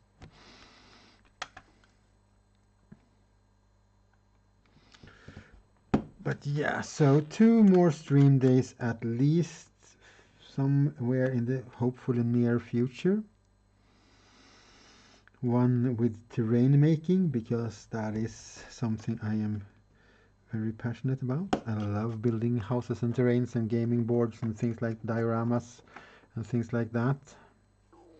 And Blood Bowl pitches is super awesomely fun to make, because Yes, Blood Bowl pitches are so fun to make because they are pretty simple to make. So it's all down to the paint job in the end, how it's gonna look when it's done. All right, let's make this close. Let's not make it longer. Let's make it so it kind of looks like the other one. Yeah, and then I want to do leather one day. Because I have some leathery ideas, you see. So I'm thinking I could definitely fill up a stream with sitting sewing that and talking about leather. So I'm gonna make some. I'm gonna see if I can, because I'm really good at making leather. I've done it a lot, so I do. It's pretty quick work for me, even if I sew it by hand. So the plan is to make some dice bags, and then maybe take orders for custom dice bags and carrying cases, things like that. So that's a bit more high end than just spewing out resin casts, which you can do pretty cheaply actually, once you have the molds done and everything. Oh, that was not what we were supposed to do. You're not supposed to kick the table where the camera is, okay? Yeah, I wanted to show you something. That's what the plan. I had a plan. I just forgot about it.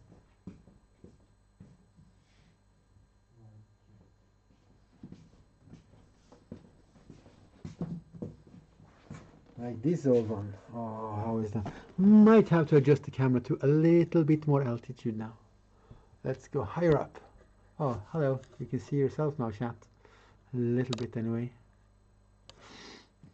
So this is when I played a lot of War Machine and Hordes, because they're typically smaller armies than most like Warhammer games, so you don't have that many models. So I made this leather case, and it is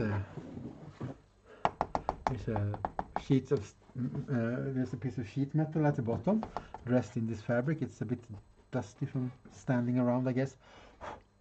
But then you magnetize the bases and you just put the models in here, and they're gonna stay here. You don't have to have one of those foam thingies that can damage the paint. So all the models could just stand here, and on the side there are some elastic bands sewn into it, just so you could put like templates and whatever in there.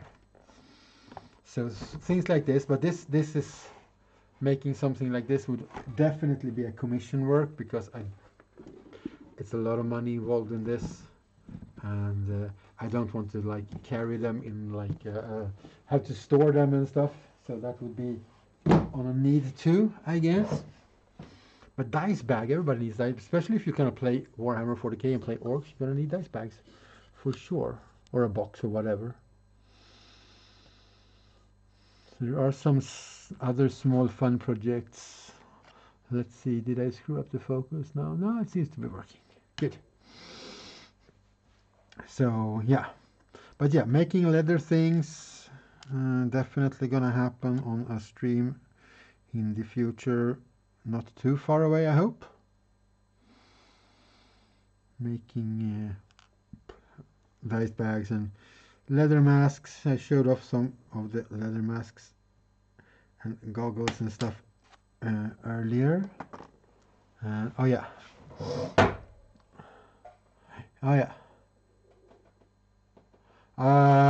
Dark green. I'm looking for a dark mossy green leather. I found a good brown one that I'm gonna use to start with. Let's bring these things back, like we showcased a bit earlier. Yeah, making wargaming terrain and buildings and painting them. This is what I really like. This is something that is just one of the most fun things you can do. It's a bit shiny on camera actually, but yeah. XPS foam made terrain. Super light, doesn't weigh, basically weighs like nothing. Then of course, leather masks are always fun. If you're gonna go full Cthulhu or Zoidberg or whatever.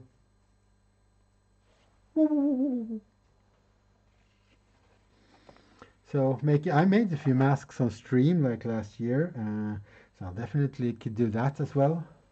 We got for the more steampunky inclined people of the world, we do some nice goggles of different versions. This is the fly version. Oh, I'm out of camera. There we go, there's the camera. Actually, you can see pretty well in this because of the small holes. It's a little bit blurred, but and then maybe more traditionally goggly stuff. I mean, this is also like stuff you can definitely do on stream. Like one stream can be, oh, these are ending up in a funny angle. I like it.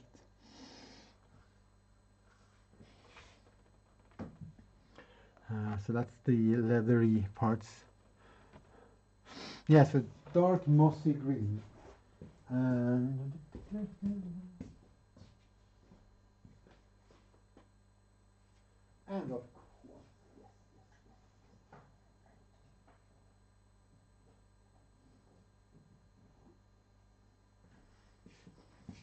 and since in the chat we have the man of the hats,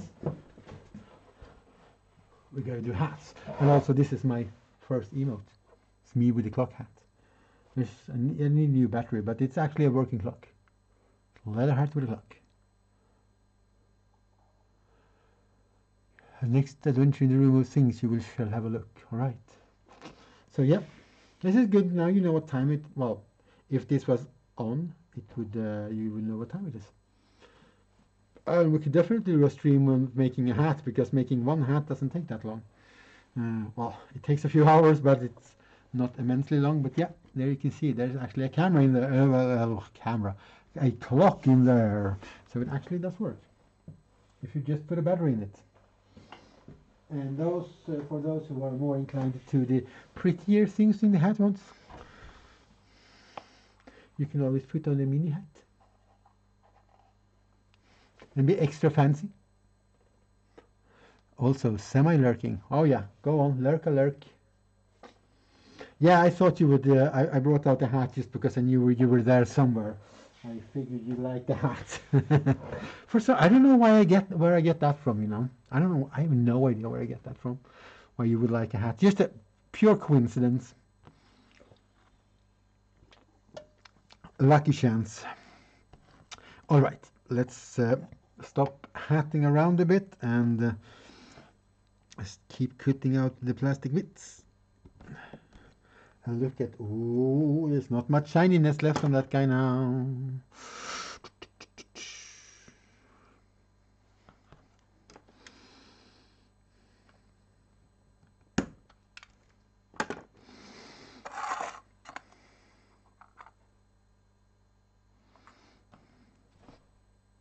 And I threw my little bit of plastic on the floor, but I saw where it went, so that's okay. I got it. Thankfully.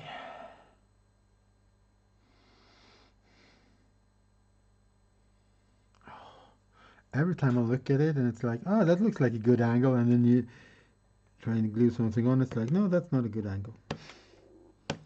Dry fit your pieces first, Pixel. You know the drill. Dry fit your pieces first, Pixel. And then you sand them flush so they have a good surface to get glued on. Make sure you don't change the angle. Do the same thing on the other side.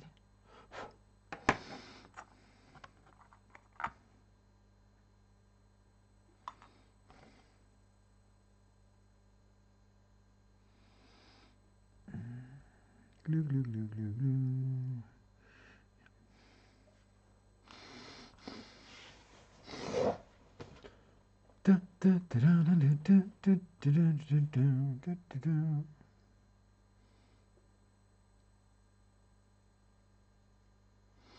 Here we go.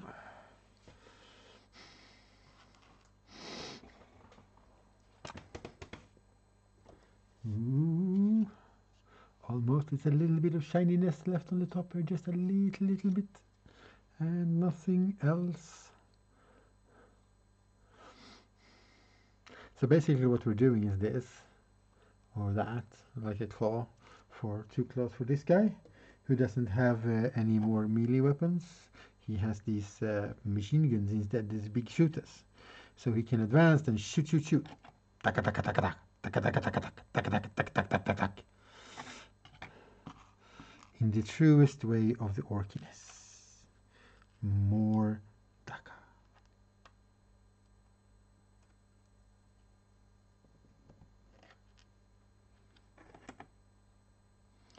Okay, let's put that aside and bring back the first one we did.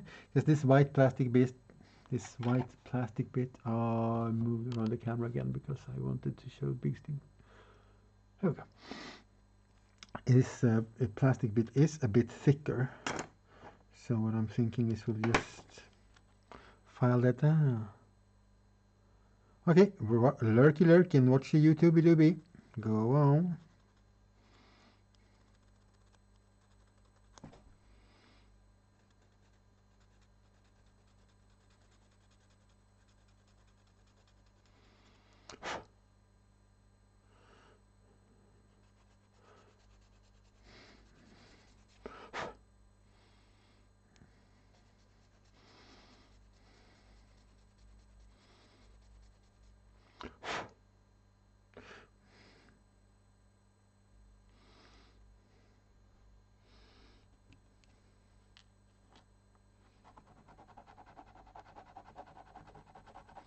Just sanding it down. It doesn't have to be actually flush all the way. It can be a bit in height different. I just want them to go together right there. A little bit. I mean, orcs probably weld big pieces of metal together just to make weapons anyway, right? So it doesn't really matter.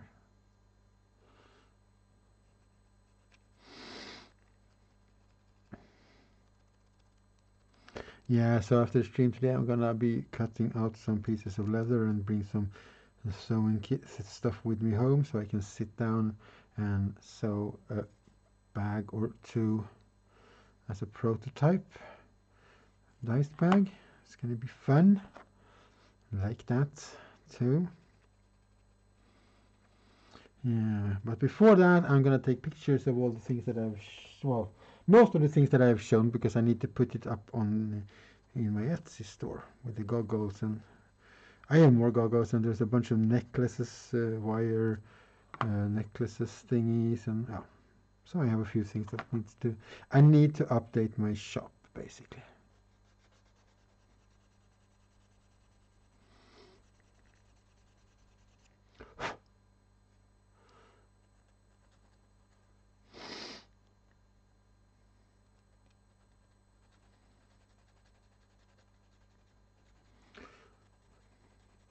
And that's what I need to do.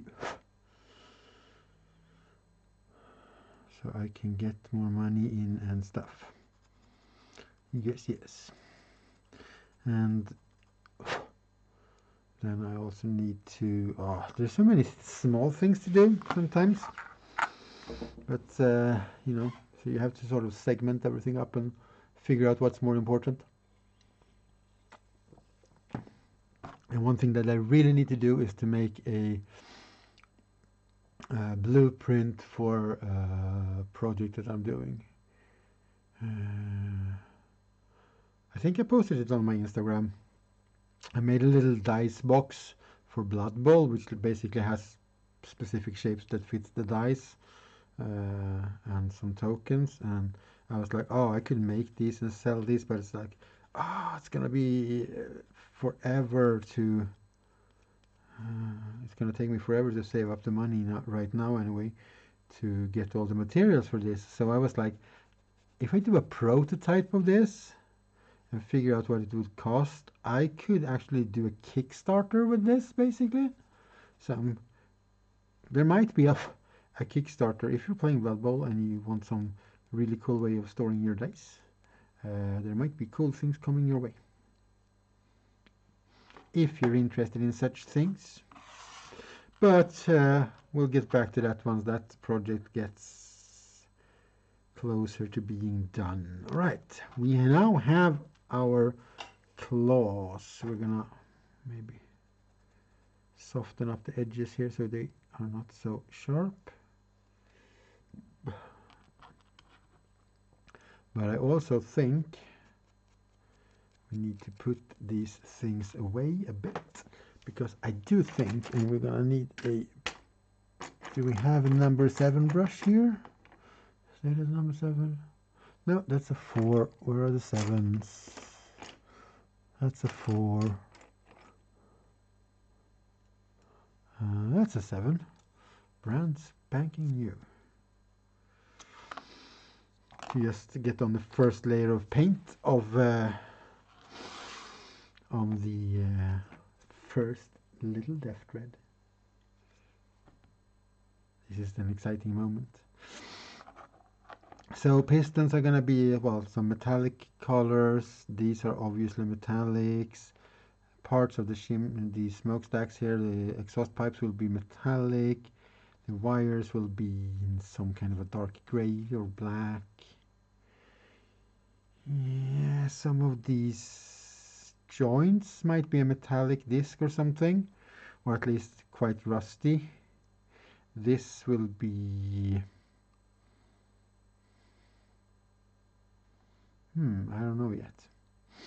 We could do the frame here metallic as well, or at least very worn.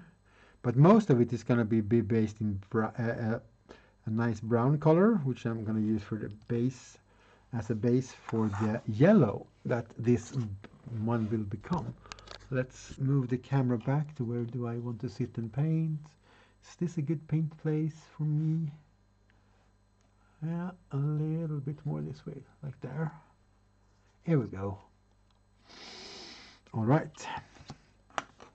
Let's find ourselves a nice brown, beige brown. Now I need something darker to start with, I think.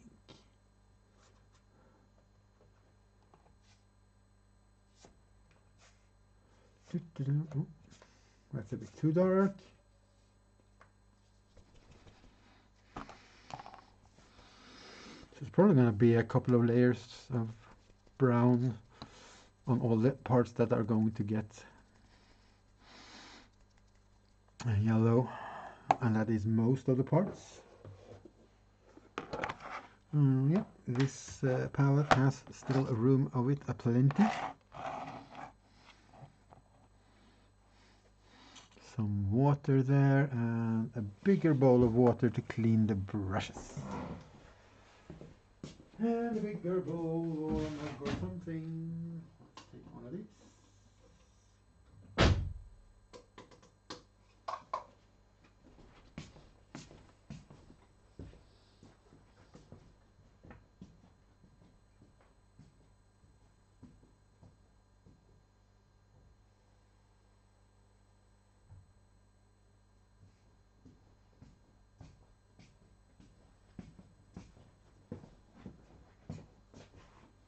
There we go.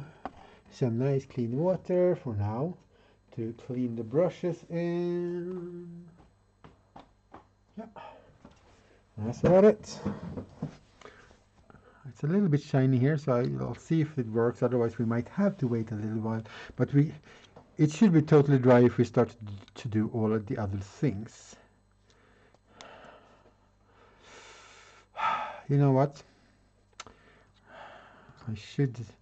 If I were smart now, I would go to the other room and do this with the airbrush just to get the base brown on. And then we brush on the yellow. To be honest, that would be the smart choice, because it would be so much quicker. And I'll go on more even.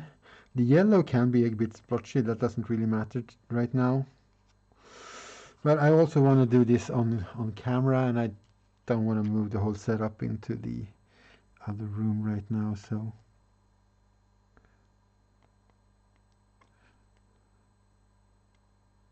Oh, here we go.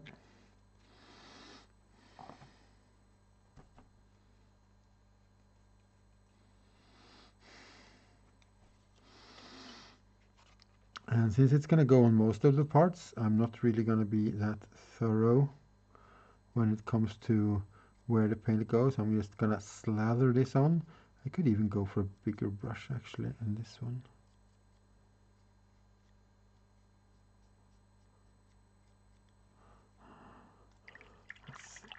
Let me see if I have a good brush that I think it could work. Like on the normal, more normal painty brushes.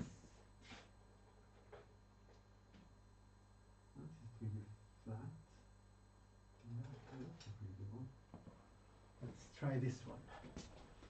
I just want to like slather this paint on. This is just like the base color, and it's gonna go on most of the pieces, so I can paint over it with the other colors later. So basically, yeah, this is what I want to do right now. I just want to get this. That's why I thought I could airbrush it as well, just because I wanted. I'll cover everything right now, basically. But I also don't have the airbrush here. I have to leave the stream, and you know, it can also be nice if you have people watching who don't have an airbrush to see that it's fully doable with just a cheap brush. I mean, this is not a high quality, super high quality brush in any way. And we just need to cover. If you want to, you can actually, when you're doing this, sort of prep for shadows. You can get, if you don't get paint all in, it can actually help you with some shading if you want to. But I want it like to go everywhere. I guess I don't have to paint all over those cables because those cables are not going to be yellow in the end, but more or less. Just get some brown in there everywhere. And yeah, you can. One of the things that people like to do for yellow is to do like purple or pink as a base. That works super well, actually, believe it or not. But I'm going for a really dirty look, so if I put some yellow on this thinly, it's gonna like look like a brownish yellow, dirty yellow. Because this is we're basically gonna paint this like it would be shining new from a human factory, and then we're gonna orchify the paint job by just weathering and rusty down so many parts. Running streaks of grime everywhere and things like that. So if we get a bit of brown shining through here and there, it doesn't really matter in this case. It's just going to work out awesome. But try to get the paint on thin, and so we don't get any paint strokes in, because that's one of the things we don't want. Otherwise, just liberally apply the first layer of this base brown here. And for tiny small details, you might need some really fancy good brushes, and good brushes are always nice to have. But for something like this, don't waste your expensive brushes and tools. Just get the paint on there. As long as the brush is good enough to not leave bristle hairs everywhere when you're painting this kind of roughly, it's good enough to paint something like this. Do this with when you're painting it like this.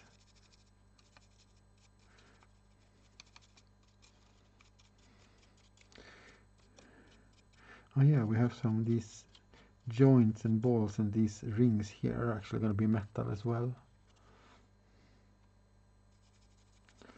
in the end.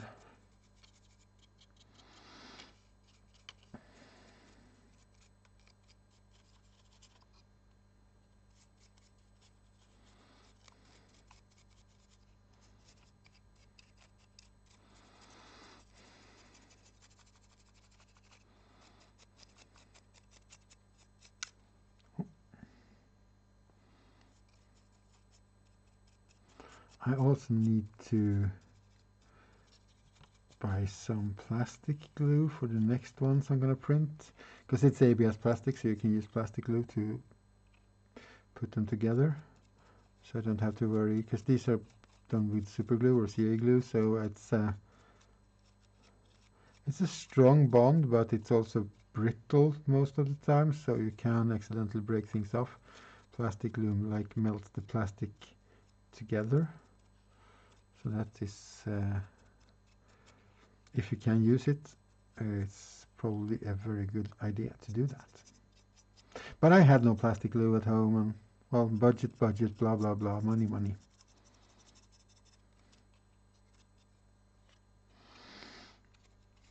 So is anybody else doing something fun? We know that Antea is doing the watching of YouTubes.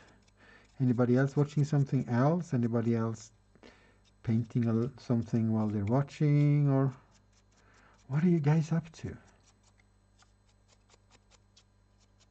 Because you see, this is a pretty nice rusty brown now. This flat earth over black, not too thickly. So it will help us out.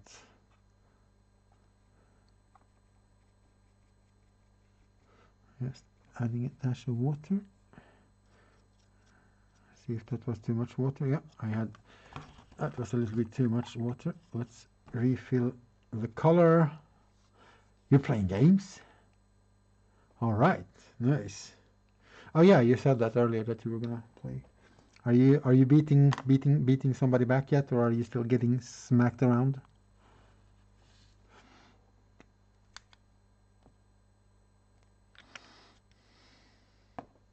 Vår tid är nu. Oh yeah, I know that show. Is that the show where they like start back when and then they jump through generation? Is that that's the show? I don't think, because I don't watch Swedish television, so I have no idea what's going on anymore. But I think because they started like late 19th century or something, or was it? And it's like a family business, a family thing. Yeah. Okay. If you saw police from the like post-war, yeah. If you see anybody walking around, if you see any police there with like batons, have you seen those? Oh yeah, the restaurant. Yes, exactly. There are police there. If you see any of the police with their batons, they're like flying. I made those. I was interning at a prop place down south, and they were gonna make these stunt batons for them, and they were like, "Well, this job is yours now. Do it." All right, yeah, and I'll see you Monday. Brush, I will see you Monday again. Thanks for dropping by. Yeah. So I have made some things for movies and films. Not super much so far. But I made some. I made some stuff for the second season of Jordskott. If you watched that show, I made a whole bunch of things for that because I was interning at that production when I was at the university.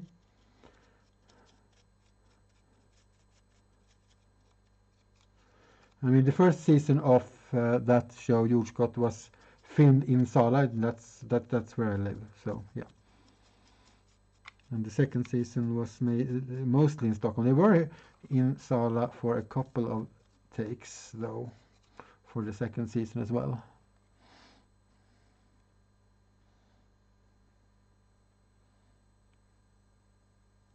Ah, yeah, I've been planning on watching that just because I want to go, I made those. That's always fun. No, I don't really watch much. I hadn't when I started my internship on the second season of it of Jordskott. I had not seen the first season, so I was like, okay, I'm gonna be working with this. I best watch the first season, and it's pretty funny. It's like a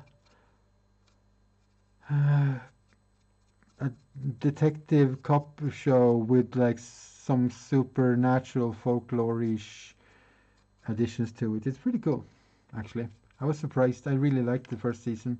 I did like the second season better, not because I worked on it, but because I don't know. It just felt like they had a lot of more cool ideas.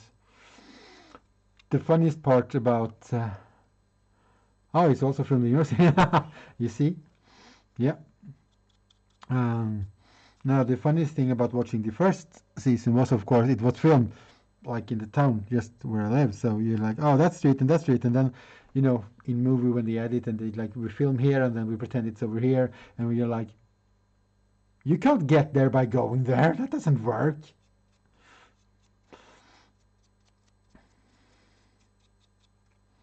Oh, I was also slightly part of the 2012 Christmas calendar.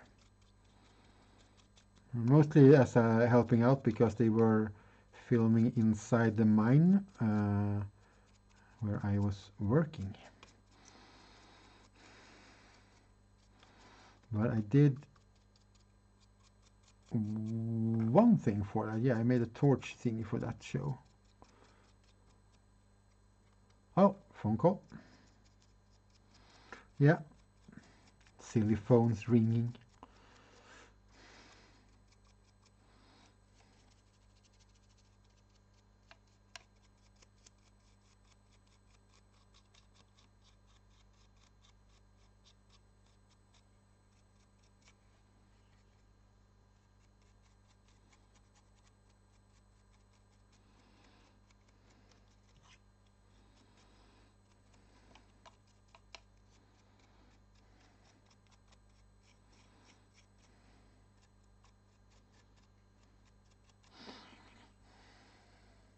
The torch, the Christmas calendar in 2012.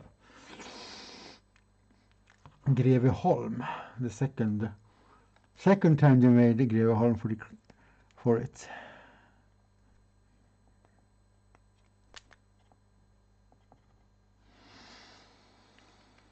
I don't know if you watch Christmas calendars or so, but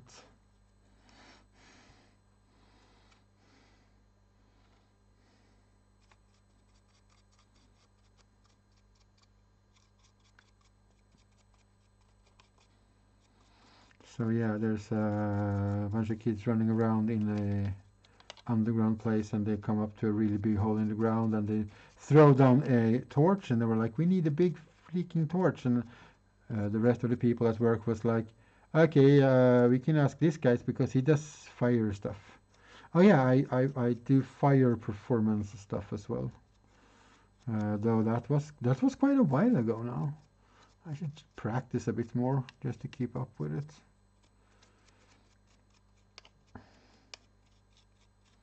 That's probably not going to end up on a stream though, because no.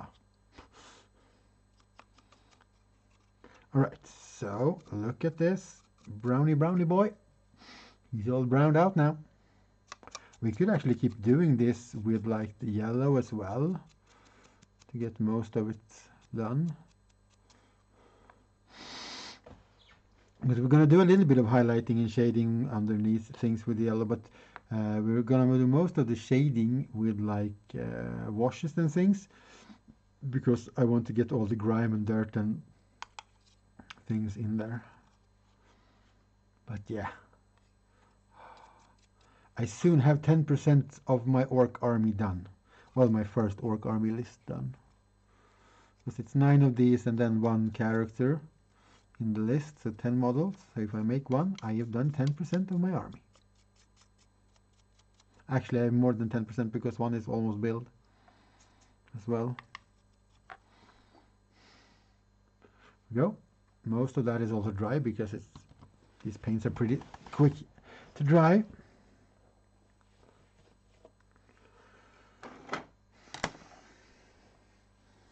Let's go for the... Oh, we're not supposed to roll that in there. That's not supposed to happen. Let's go for yellow and let's drink some water.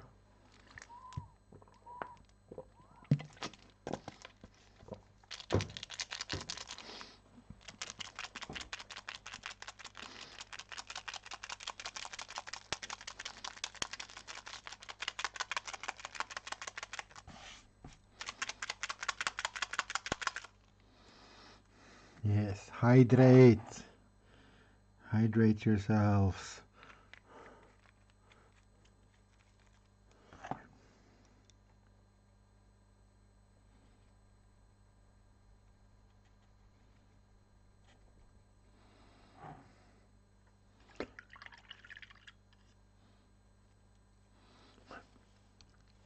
Let's see how this brown yellow mixture holds up.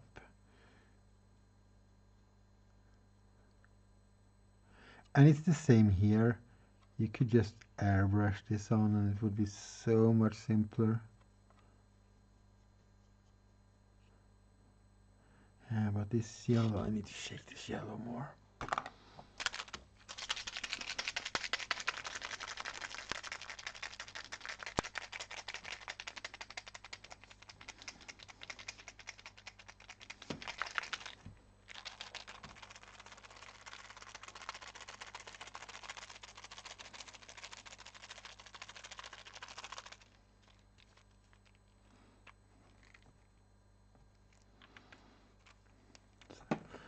Yellow is usually a pretty runny color anyway, and that has been watered down because it was dried up a bit.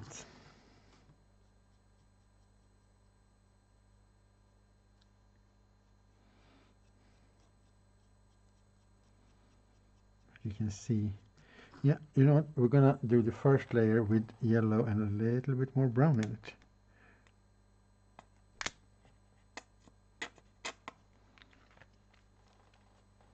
It will thicken up the paint a bit. Gives us a nice sort of base layer to work with. Or maybe this yellow is just needed to be airbrushed. I really hope I don't have to airbrush it. Not that I mind airbrushing, but I want to do it on stream. I want to paint this on stream. I want to show people that you can do stuff with a brush like this on a bigger model. I might be working against myself quite a lot here if I do that, so we'll see. Just turns sort of a orangey when you mixed it out with that, and that's fine. It's a good, still going to be a good base. I think we're going to get, just like I said, we're going to get on with a bigger brush and just get a thin layer of this on as well,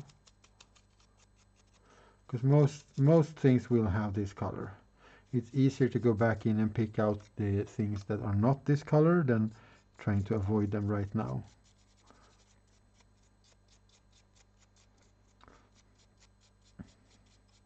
We don't have to be so thorough with the jaw though, because that's going to give you either metal or it's going to be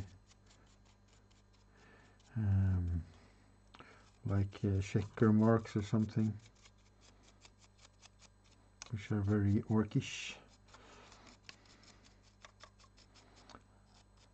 Bit of a rush job on the sanding here, I see. You can pick out the lines a little bit from the print.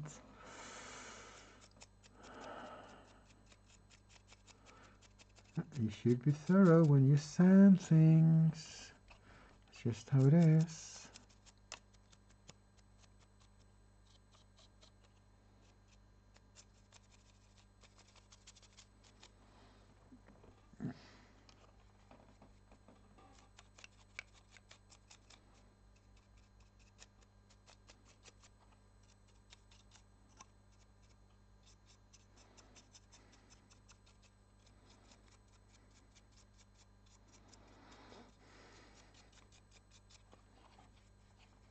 Slap, slap, slap, slap, slap. Slap, slap, slap, slap, slap.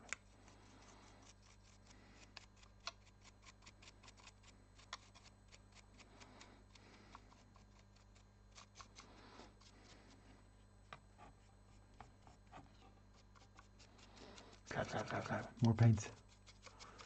Just getting a base layer of, well, I guess we call it orange. Brown mixed with yellow here.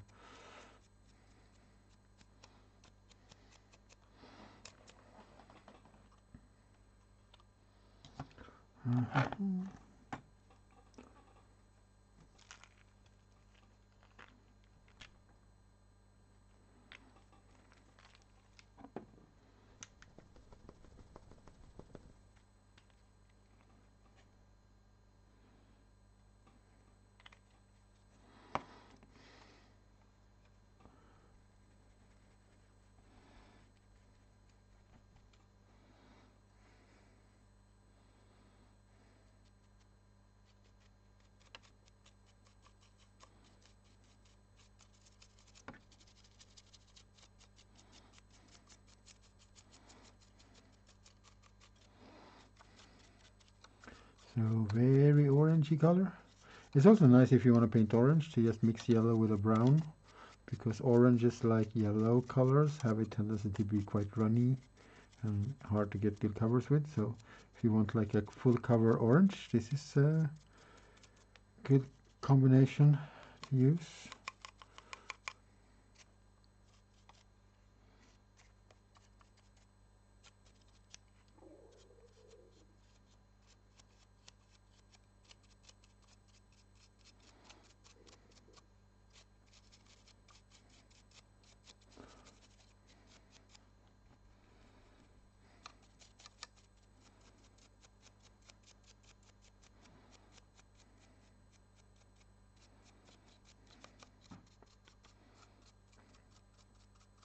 And we don't have to go all the way out on the blades because they are going to get metal color.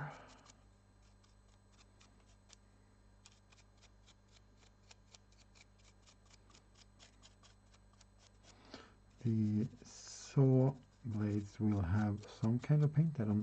I have not yet decided, so we're gonna just slather on some of this orangey to see, in case we want to just keep that part yellow.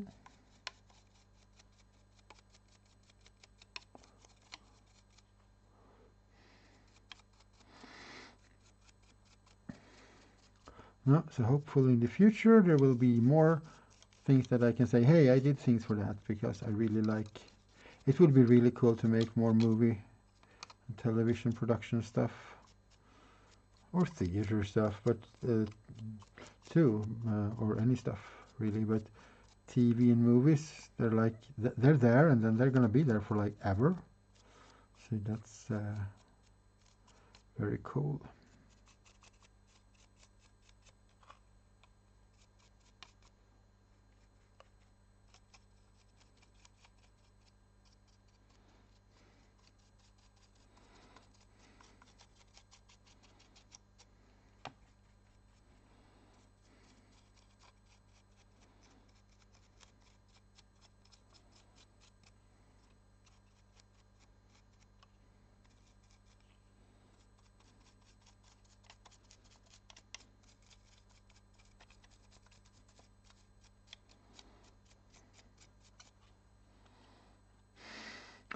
Be all the lurky you want, Rumble. It's totally okay.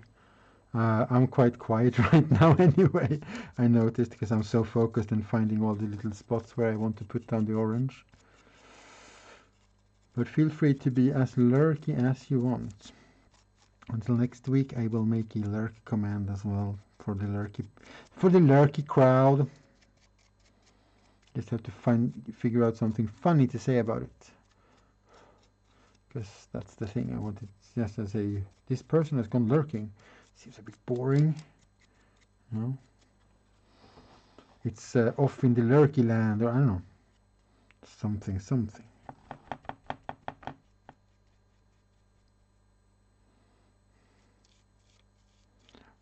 Making sure we get all the places and spaces.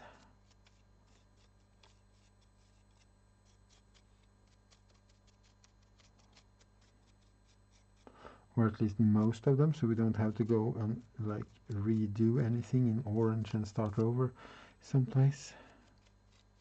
A bit of splotchiness is nothing I am bothering with super much right now, as I said, simply because there's going to be so much weathering done to this piece in the end. I'm just slathering it on like everywhere. Parts of these are going to be metal, but some of them are also going to be yellow. So I think I can see places now that I had missed. Okay, we have a slightly orangey looking red. Let's have a look in here. Is there any color left in this yellow, or is it just watery paint by now? I need some paper also. Need me some paper.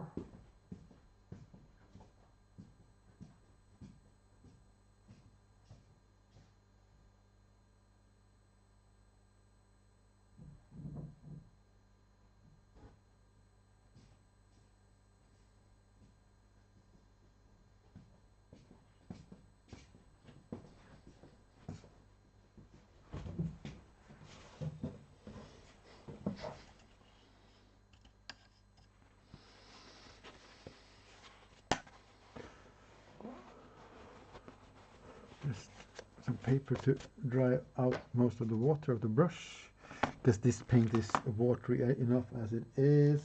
I don't really have any other good yellows. I have light yellow, I have golden yellow, I have normal like acrylic paint in worst case, but then it will be definitely a case for the airbrush.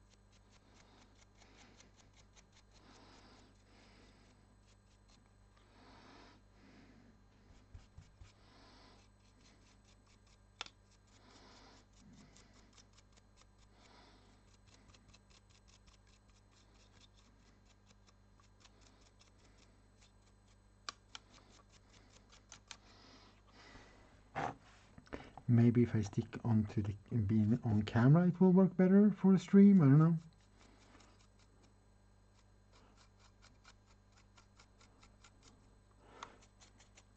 We're gonna have to go over this with at least a couple of times with yellow to start getting a decent coverage.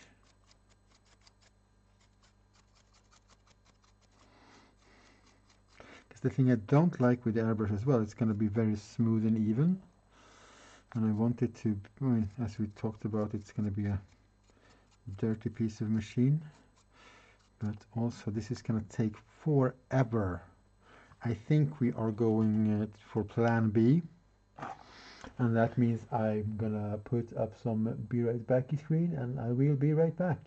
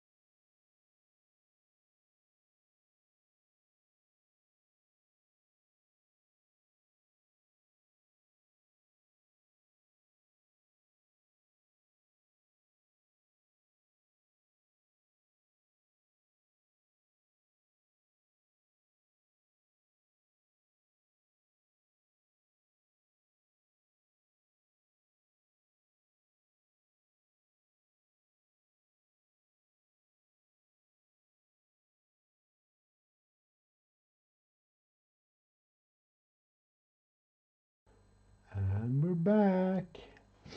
Yeah, no, I don't have enough yellow left to keep putting on all the layers, so I took a normal acrylic and I put that through the airbrush, and now we're at a more yellow stage. Still gonna do some brushing on with yellows and stuff. It's quite a wet paint I had to put on though, and it's a normal acrylic, so it's got a bit of more drying time than the hobby or the miniature paints usually have. So we're gonna have to put this guy aside again. Yeah, it's a lot of work to get a good coverage with yellow. I don't mind doing it with a brush, but not enough left in this, I think, to go through all that. I'm just gonna add a bit of this yellow though, where I have missed, or it didn't take. Missed a bit, just a little bit. But yeah, with an airbrush, pretty quick. Just a base coat of yellow. We're gonna brush on some yellow as well. But for now, he's going back into lurk mode. We're gonna close up the palette. Well, right now it's just like a couple of layers of yellow. There's a base brown, then I did a yellow brown, like an orangey color. And then I started with yellow, but then I went to the airbrush to do this, get most of this done. Just to get a base yellow to start painting on. I was hoping to do it just with the brush, and if I had a bit more of this yellow, I could have done that, but I need to keep it so I can keep doing the details, I think. But yeah, oh yeah, there's like 10-20 layers of paint on models. Sometimes there's an absurd amount of paint you can put on a model before you're happy with it, to be honest. All right, that just means that we're going to go back to his friend, who is still in a totally unpainted and actually not even finished state. Not much to do. We're going to make the claws, and we're going to put on the green stuff to the green stuff. Hoses is the word I'm looking for. To the hydraulic cylinders on arms and legs. So let's do that. And there we go. Let's start with one of the claws. I need some of those plastic card bits again. Oh, we could do it like a square there. I guess. Nah, let's make them the same way. Oh yeah, we need to make some hydraulic cylinders for these. So there's more hosing to be done. Now there's an insane amount of layers of paint on a model sometimes. That's why I have to paint it really thin so it doesn't build up too much, because it will build up in the end. Another reason why airbrushes can be efficient, because you can sort of dust like a spray can. I mean, you could go to and buy yourself a spray can with yellow paint and just this thing. That could also work. Not a problem at all.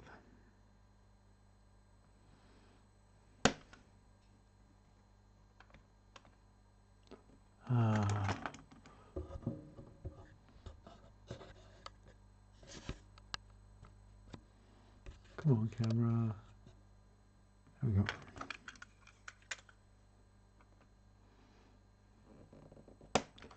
Okay. And then the plan is to round this off a bit with a file. So exactly how many layers of paint, I have no idea. I mean, you can, if you don't use like yellow, which is a very thin color, or rather it has really big pigments because it's a light color, you can do like things with 1 or 2 layers of paint without a problem, but it all depends on you know, how much time do you want to put into it, and what's your ultimate goal of how do you want it to look.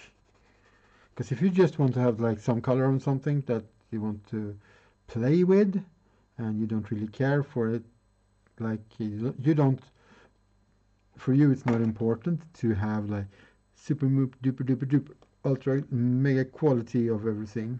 You can do a very simple one layer. Crashed? What crashed? Did you crash? Did I crash? Are we all crashed? Because I don't have any frame drops anyway, so I hope I didn't crash.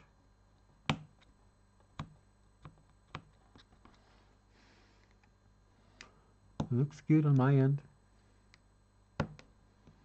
Doesn't mean that everything is good, I guess, but no. You can still see. Okay, good. So either I didn't crash or it crashed for you and you need to reload the page. Okay, yeah. Okay. Hope it was just a temporary weird thing that happens sometimes on the internet for you then, and nothing that was gonna keep affecting you. And I broke this off while I was cutting it. Good work, Pixel. You got a network. Oh yeah, that happens sometimes with the Twitcherinos. Twitch being Twitch. E. See what I did there? See what I did? Twitch E. I'm so funny. Usually, actually, I kind of am, but that wasn't so funny. So that's why it was so funny to say it was funny.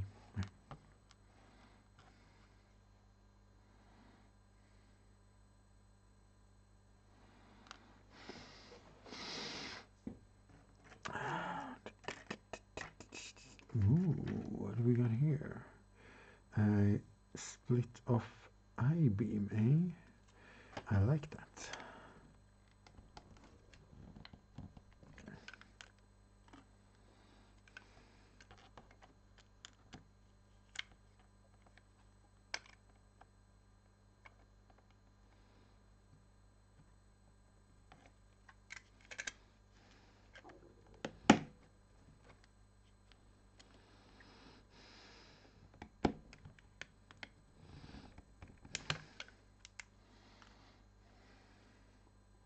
Because I need some thin, flat plastic.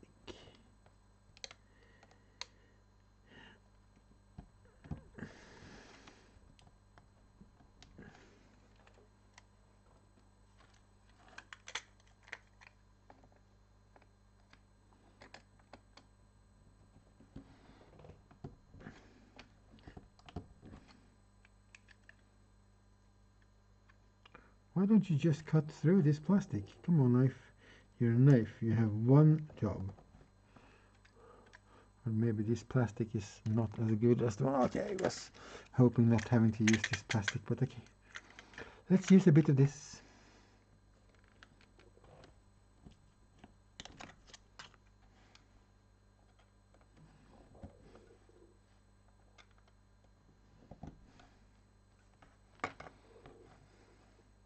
And then we're gonna glue that to there, and then that, yeah. That's gonna be fine. Maybe we want a little bit longer on one of these. Yeah, I get network errors, not so often, but it happens when I watch streams, and especially when you watch multi-streams, I usually get like a little purple screen that goes like, "Are you really watching this stream on Twitch?"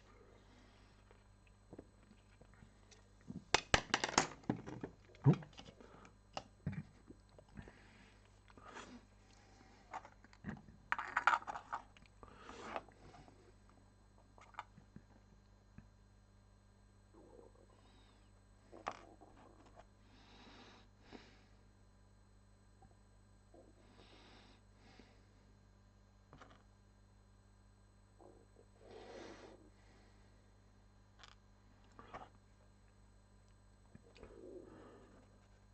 And we're back to watching that other guy dry. Because as I'm just breaking this cloth over and over again. Now, as I used a normal acrylic paint, not a model, like one of these small bottles, like a normal artist acrylic. It's quite thick, so I had to water it down quite a lot to get it to flow good through the airbrush, and that means it comes out wet and it will take some time to dry.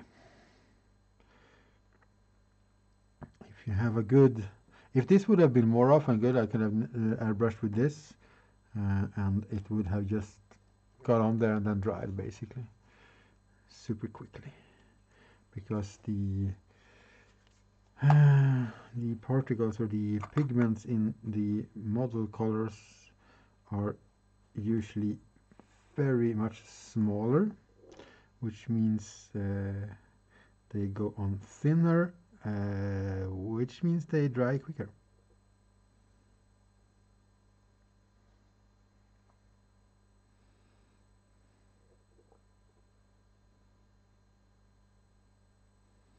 Okay, now the glue is starting to get attached to me more than to the plastic. I think we're gonna have to leave this claw to dry for quite a while, but it's okay, we have more claws.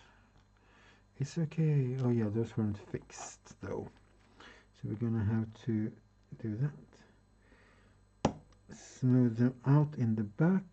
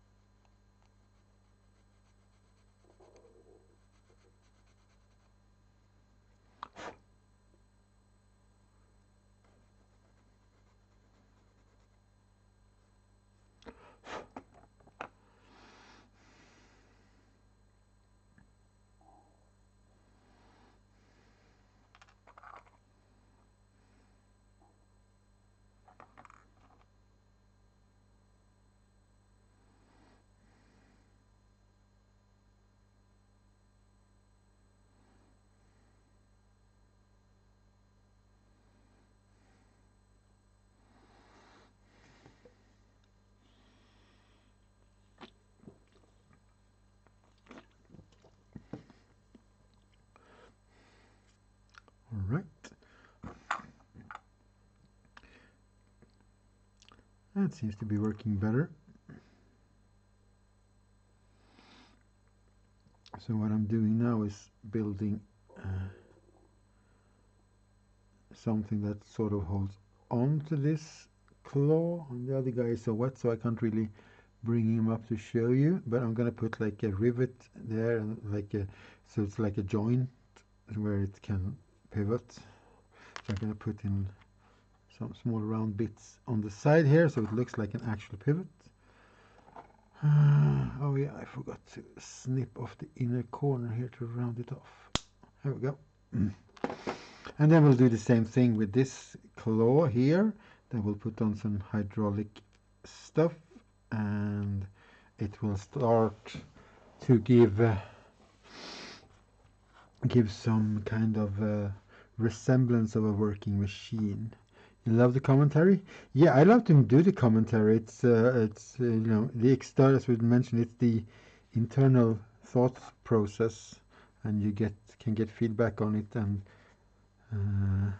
you sort of explain to yourself while you're doing it what you're doing, so you can hear if it makes sense. So yeah, claw, snip, snip, snip. Are these long enough? I don't think so.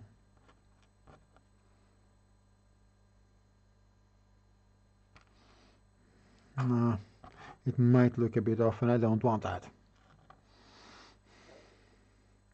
Actually, we could make this one stationary. How did I do it on the other one? Oh yeah, I did like that.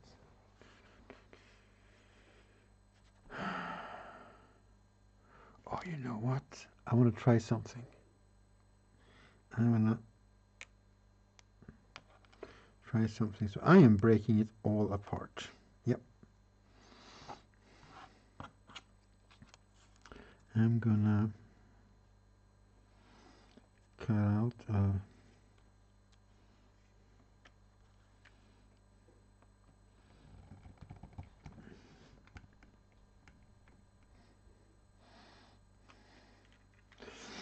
yeah, and well, anybody can be, I mean, artistically gifted. Yeah, well, I've been drawing and stuff since I was a kid, so I guess it turns into being a bit gifted, but you can also just practice. I mean, I know some great artists that aren't like born with a natural, some sort of a natural ability or whatever for doing painting. They have like just learned how to do it. My plan is gonna look. Oh, I didn't have. Okay, there we go. Shot. But yeah, and for people who are new at things, and I like explaining things. As I said before, um, being able to influence just like one person in a positive way somehow, maybe somebody can get inspired or learn something, is just the greatest thing ever.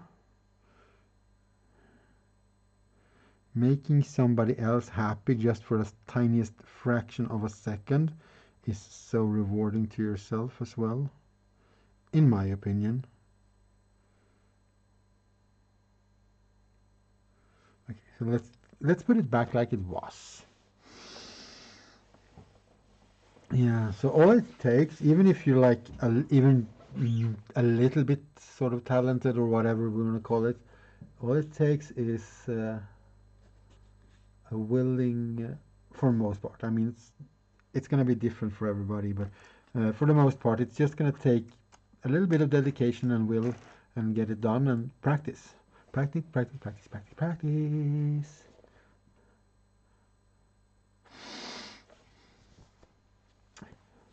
Yeah, and some people are more naturally gifted. I have a I mean, this is such a weird combination because it's like the art of painting. You have to know color things.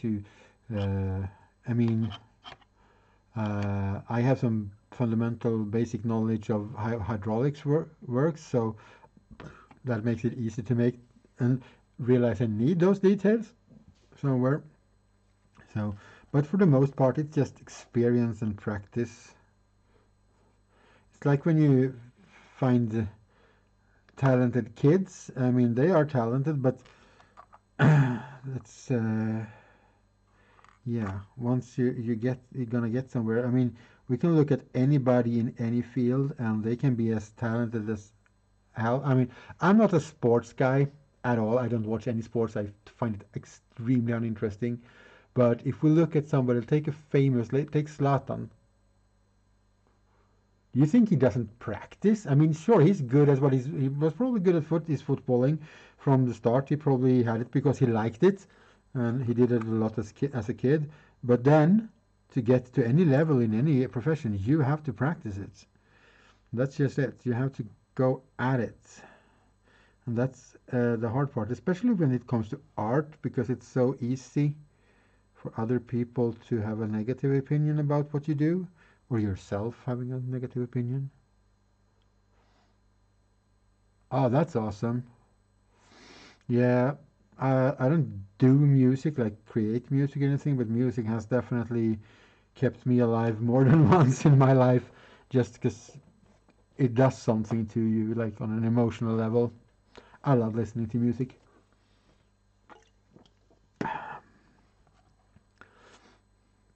But that's nice. Yeah, and that's a good creative fix to get as well. Music.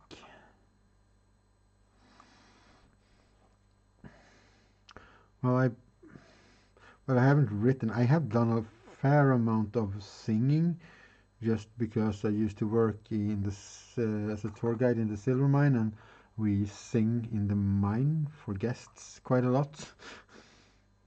So that just ended up to happen, like a thing that happened. So I am not. I can do some singing, but I don't think I sat down and wrote music like. Oh. Well, I play. I can make some really cool sound of a didgeridoo, I guess, and I know how to play a mouth harp. So I guess I have some musical inclination there then. And then this will go on like this arm. Snip, snip, snip. And then we'll add all the detaily things.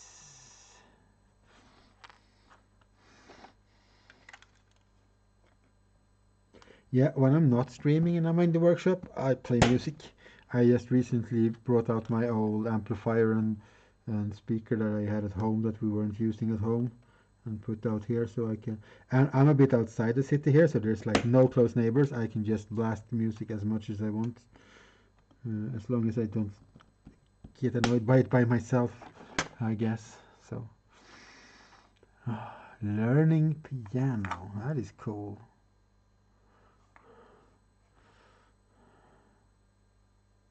It's one of those things I could probably have learned that because my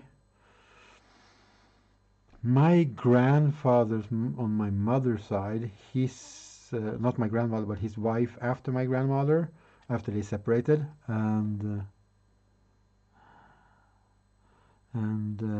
she was very, and her daughters and their whole family on that side was extremely musical. They did a lot of musical. They have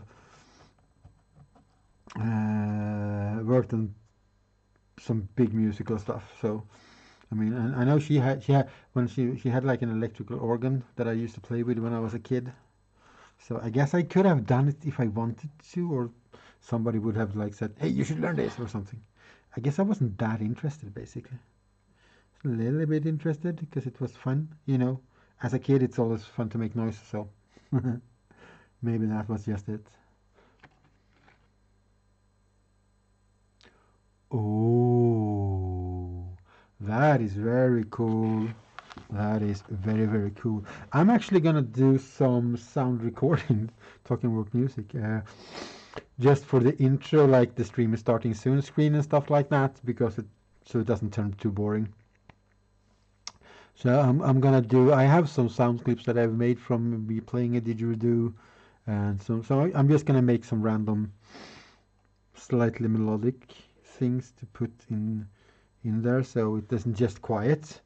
Uh, it's either that or make a lot of animations so people see that the thing. Yeah, so piano, yeah. Okay, yeah, yeah. So that well, then so yeah, and then you have all the things about notes and you understand the basics of it, and I think from that it can be, especially if you're really interested in it. I'm looking for a drill. If you're wondering why I'm wandering around, um, but yeah, then you have a good foundation, I guess we can call it, to stand on. Because this little bit is going to have a tiniest contact surface, and since I don't have any plastic glue, I'm gonna pin it. Is the word.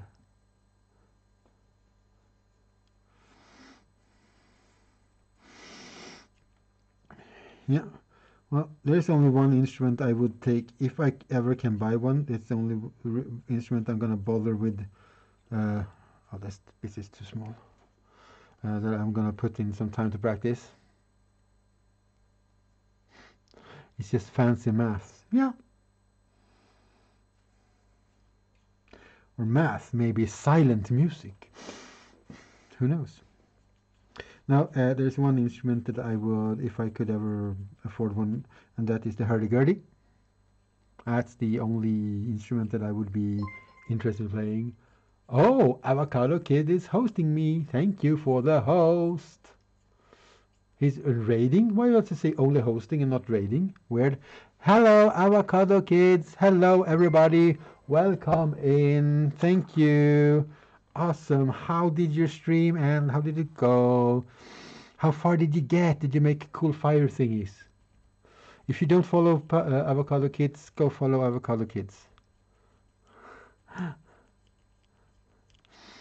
And thank you for that follow, True Sausage. Welcome to the stream.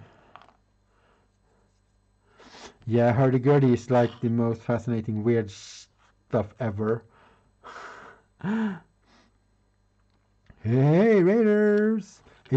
I have to check my alerts. It popped up as a host. I mean, I guess you have to host when you raid somebody, but it should have said raid. But I just remade all my alerts and everything. The graphics are all new, so maybe I messed something up. I'll have a look at that. Thank you for the raid, Avocado.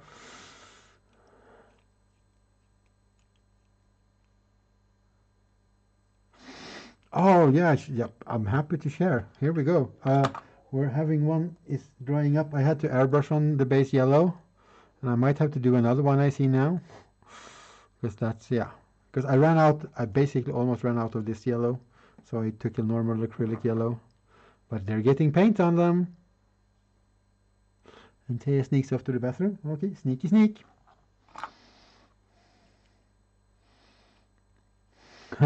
It's okay. I know you're tired. It's late. See you next time. Thank you for the raid, Avocado. Have a good sleep, my friend. Wish a violin or saxophone. I say, yeah, a violin would be really cool. Yeah. But no, I don't know. There's something about hurdy-gurdies. Or maybe like some kind of medieval flutes. I like medieval music. I like old music for sure. But yeah, now if I ever get an extra, you know, some 20,000 Swedish crowns for something fun, I'll buy myself a hurdy-gurdy and I will spend forever to all the time it needs to learn it.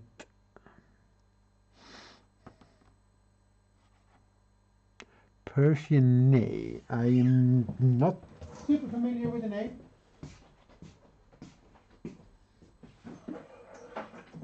Oh, there we go.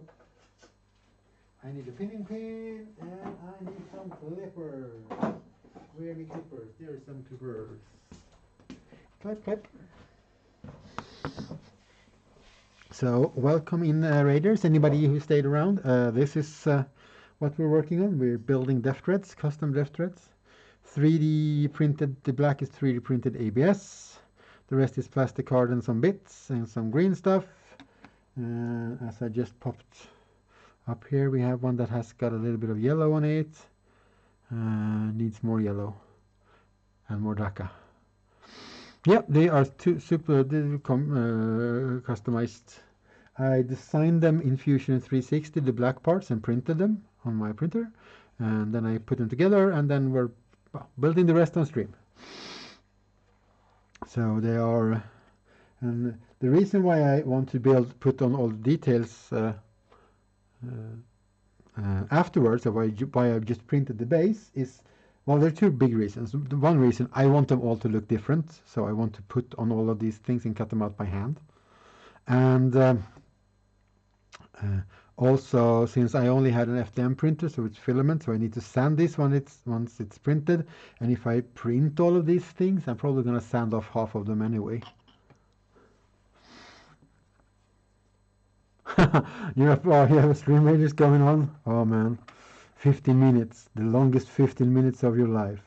Well, you're welcome to hang around here, of course, if you want to, for as long as you want to. Yeah, lurk on and then get some rest once you can go sleep. Yeah, it's gonna be so cool to have 9 of these in the end. My first getting back into Warhammer 40k list of 9 deff threads and a Big Mech. That's it. 10 models. It's gonna be super easy to move everything because it's not so many models. So I'm just pinning this in place here. A little bit of a dry fit there because it's such a small contact surface. I want to make sure this will hold. Normally, I would recommend using a plastic glue because it's plastic card and ABS, so that you can use plastic glue. But I don't have any plastic glue, so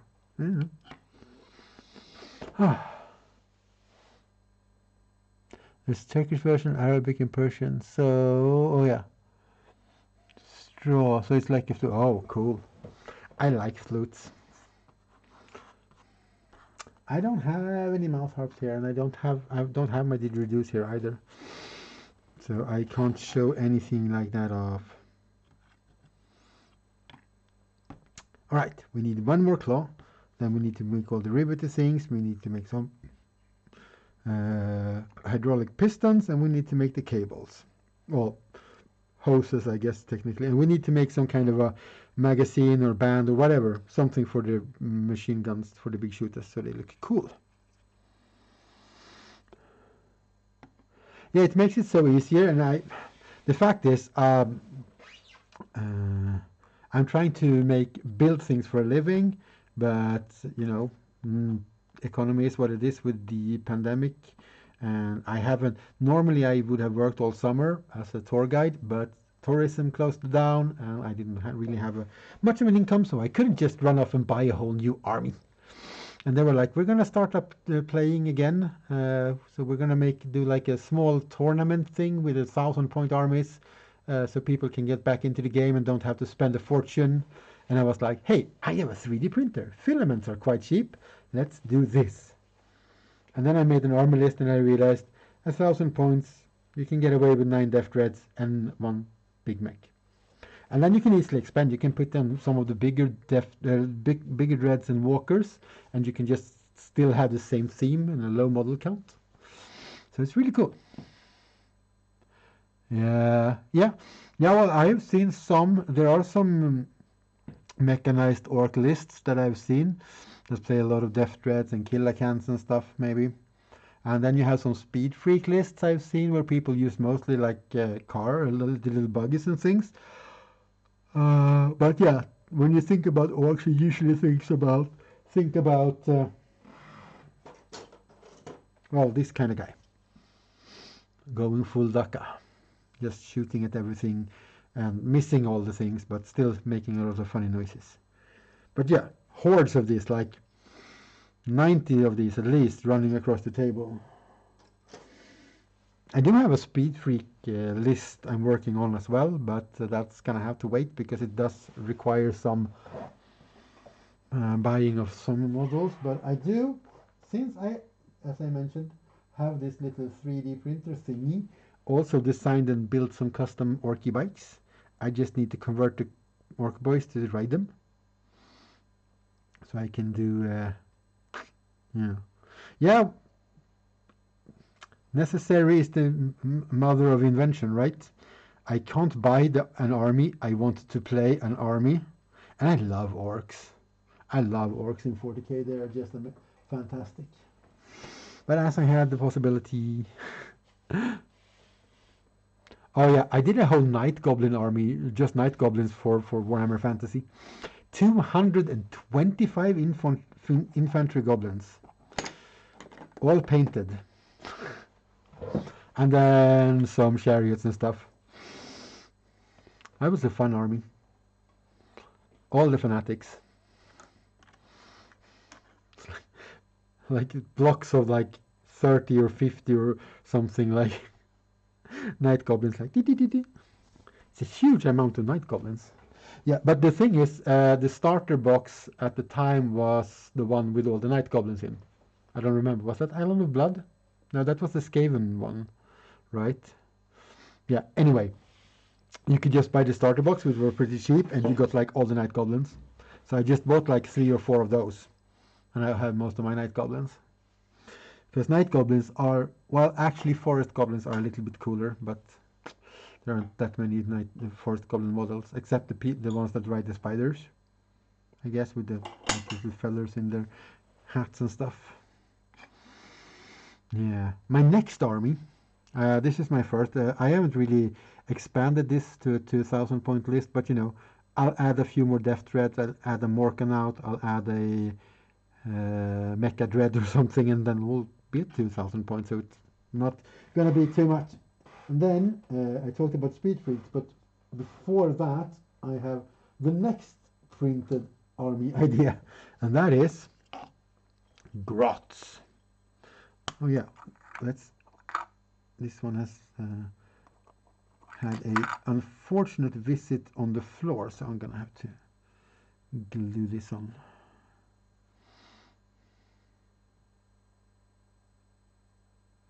Oh, so, and the same thing with the dreads. I really can't afford it. If you want to buy these, you can buy them from third party, or you can buy them from Fort World. Fort World is a bit expensive, and the resin casting isn't that good for the most part. So I designed and printed some grot tanks. Okay, I'll pin this later, I think. So it's gonna start. So I designed and printed a grot tank, and then I realized there are 4 different weapon options. So I sort of kept going. So with a custom Mega Blaster tank. So the next list after this, oh, you see, yeah. The next army list after the mechanized orc thingy is a mechanized grot list with grot tanks, grot mega tanks, killer cans, and all the artillery weapons. Yeah, Forge will sell them and other third parties. So they're, yeah, grot tanks, tiny small grot tanks. The good thing about them that they're grots, so they hit better when they're shooting. So the only thing that's not going to be a grot in that army, rules-wise, is the HQ model. I do want to convert something that, so we have like a grot HQ, but he doesn't, of course, benefit from being a grot in the army list, but that won't matter. Yeah, and grot mega tanks, which are like slightly bigger tanks. They're grots, what do you expect? Yeah, and then after that, if life hasn't gotten on track by then I don't know what I'll do with myself, but then the plan is that I can do the Speed Freak army, because I want to buy some of their buggies. Because, yeah, and I've seen people talk about playing grot lists, and they're not horrible. I mean, just grots. I'm not going to use that much grot infantry, because it's also going to be mostly a printed army. There's going to be some grot models here and there, but not in general. So yeah, I think that's going to be hilarious. These bad boys, however, I think they're going to be devastating, because once they get into close combat, they're just going to tear things up. They're just going to chew right through most things. So the plan now is to make 6 of them with this configuration, so no extra things added, just a straight up left thread. 3 times 2 of these, so they can deploy like different places. And then we have a group of 3 with this configuration with just melee weapons, and these are going to start out deep striking in the first round. So they're going to end up behind the enemy somewhere and just run into things, and hopefully survive for a bit. And if they don't, it's orcs. Who cares? I love orcs. They're so crazy. No, and I haven't played Warhammer 40k in I don't know how many editions now, because I don't even know what editions we are at the moment almost. So low model count will help. You don't have to sort of bother with like, oh, these 20 guys moving. Yeah, so that should be fun. If nothing else, I'm having fun building them. I can show off on stream what you can do a little bit with a few bits of plastic and some glue and some paint. That guy is almost dry. I think we can actually start to brush on the yellow now. Just got that base yellow on with the airbrush. I want to do most of it with a brush. Tends to get a more grimy feel to it, which fits well with the orkiness. Yeah, probably around 10 years for me since I last played 40k as well. I would say. Or even a little bit longer even. I don't know. I have no idea actually. But I used to play a lot of Warhammer 40k, and then we drifted into Warhammer Fantasy, and then that started to get a bit boring, so we started to play War Machine and Hordes in the second edition of that game, and we sort of just left Games Workshop stuff behind for a while. The people I played with, and we played that until their third edition, where they changed things and people went a little bit, this isn't so fun anymore. And Now I want to get back into this because now I don't play War Machine either. I don't play. I play Blood Bowl right now. That's the only miniature game I play at this point in time, which is a super fun game. And it's actually, unless you want to like jump teams all the time, it is actually one of the few games where you don't have to buy, because you know a lot of games you go like, I just want to start playing Malifaux.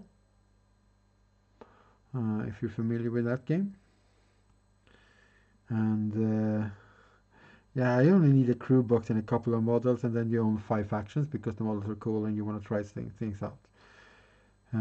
But otherwise, Malifaux is also kind of a low model count game. But Blood Bowl really is. You really don't.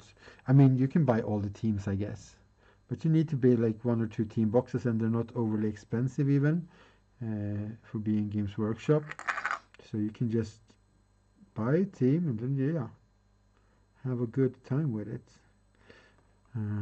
Of course, Blood Bowl is a game that really works best. No, it doesn't work best. It works pretty well as a competitive game, in a way. Yeah, I played Malifaux for a while, and it's very complicated, simple but complicated. I love the system that you don't have dice and you use cards instead. Makes it a bit different as well. And their model range is just stunningly cool. The aesthetics and the quality of the models and everything. I don't have that much fun playing it. It's like that we played Infinity for a bit and tried that as well. It's also not a game that I enjoyed super much, even though aesthetically and everything, I think it looks really cool. So now we're getting back into the grim dark instead again. In the grim dark future, there is only war. Or I should say, there is only Waaagh. Because I'm an orc player and I should behave accordingly or something. Do love me some Nurgle though.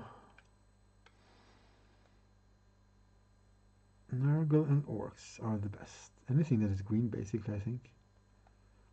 I don't know. I really wish I could afford to buy a bunch of stuff now that Death Guard is getting a whole range of new cool stuff. But I'm gonna get a Nurgle Blood Bowl team going first, which is just buying 2 boxes of the boxed game, of the team boxes for Nurgle, and that's all the models I'm ever gonna need. And that's gonna cost me, I don't know, what does it cost? Do they cost like 35 pounds or euros and whatever currency we want to go in for? So yeah, it's per box, so it's not overly expensive for what you get, and it's GW plastics, so they're really nice quality, and I like the design, and I like some Nurgly stuff, so that's gonna be awesome. But for the foreseeable future, the streams on Saturdays is going to be orc, because I have more orc projects after this is done, as I said, so we might keep streaming that. And then I'll set up other stream days where I do other things, which are not necessarily Warhammer related. Well, I want to build terrain on stream, so that's probably gonna fall into the same category as this then, but on another weekday. All right, let's pin this last claw, and then let's get on to hydraulic stuff.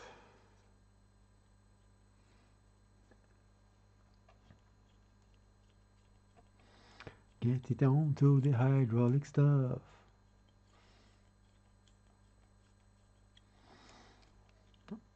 We are through. Since these are printed, they are actually hollow. So you only need to drill through the outer shell of it.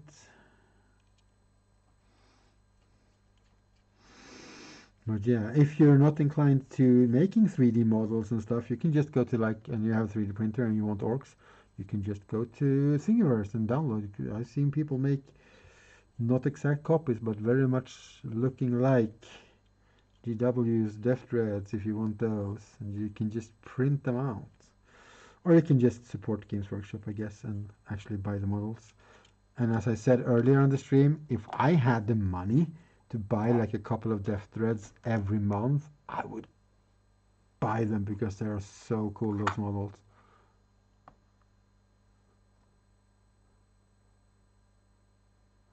Oh, Mordheim. I miss playing Mordheim. It's a really, really cool and fun, weird game. I just went through some boxes of old militaries and found my old possessed warband that I built. So yeah, Mordheim is cool. Games Workshop Old World is just cool. I haven't played Age of Sigmar, so I can't really say anything about it. Kind of curious about it though. I'm gonna snippity snip you. Snip, snip, snip, snip, snip, snip, snip, snip. Right, hydraulics.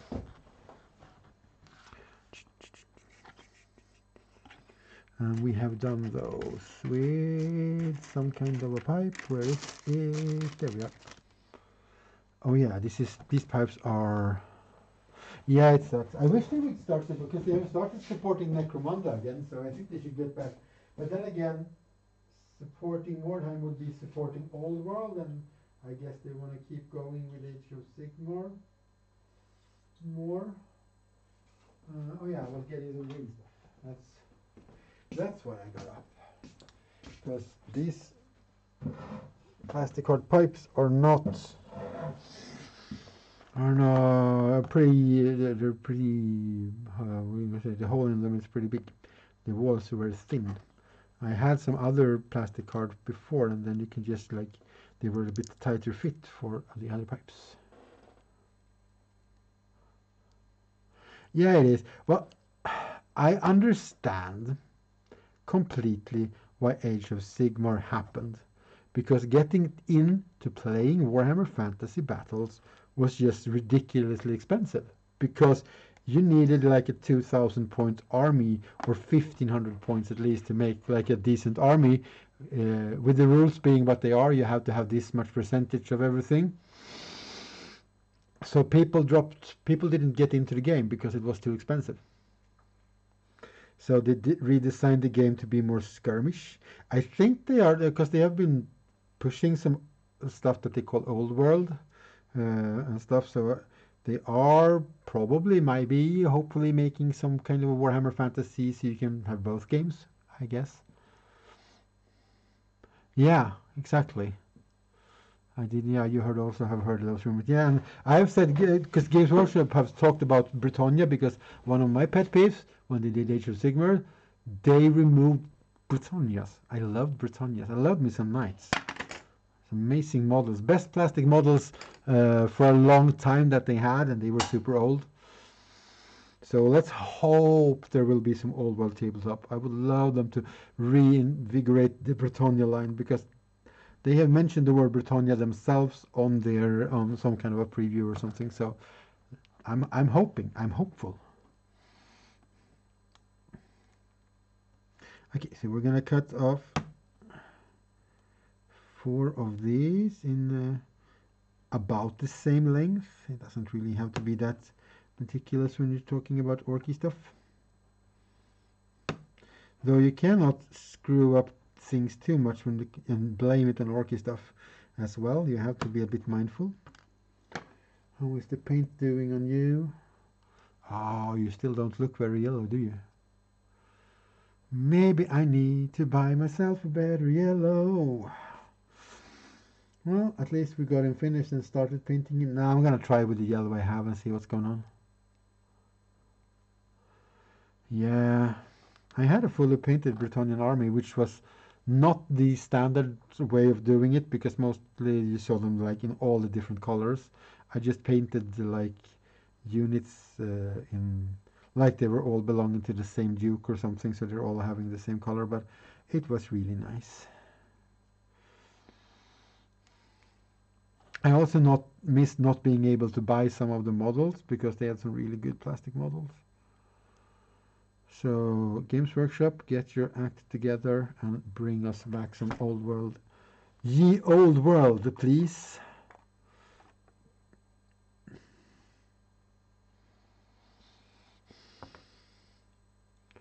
Bring us back some of that oldie world.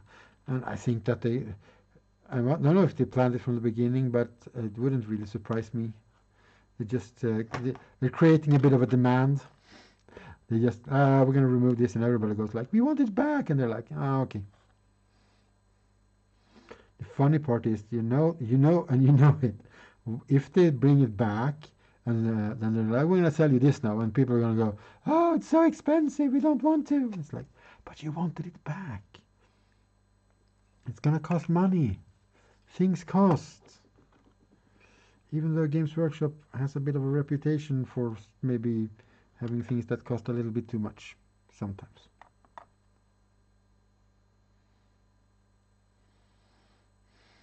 But it is a company, it's a business. I mean, while they of course want to have happy customers, because that means you get return customers, they also want to make the monies. Money, money, money, money, many money, all the money.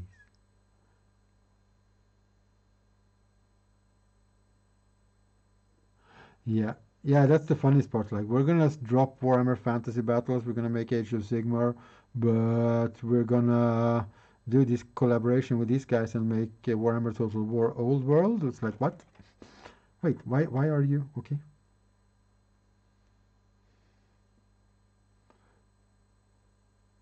It's like making a game in their old setting. And another reason why, and this is a reason why they wanted Age of Sigmar as well. Because, in Age of Sigmar there are no orcs, right? Because they are orc, which is not something everybody else uses, so they can copyright it. Yeah, sometimes they're really smart, and sometimes they just get a little bit too ahead of themselves and do things and don't realize the consequences. And yeah, but in general, they're a pretty good company when it comes to marketing themselves and protecting their intellectual property and so on. But with the world today, with 3D printers being so readily available, you also have to change your company a bit, maybe, to adapt yourselves. The problem with that is, oh yeah, Dwarfs and Lizardmen, yeah. New names, Seraphones, and whatever else the 19 factions of dwarfs are called, or something. Now there's like fire thingy slayers, and then there's the other ones, and then there are the dwarfs that are still with the humans in the free people's army. But yeah.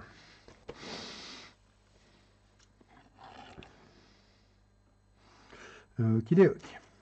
And now we are looking for the next roly pin. And that is not a hollow one. Is that this one?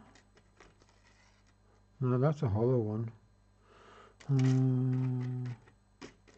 Do I not have any big ones of those left? Okay, we're gonna have to go through the scrap box.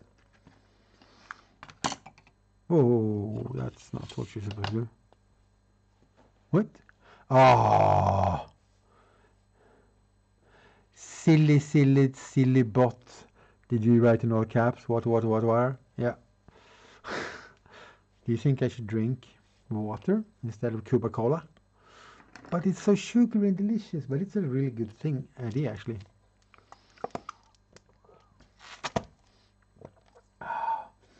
I need to fix that move, but I don't care if people write in.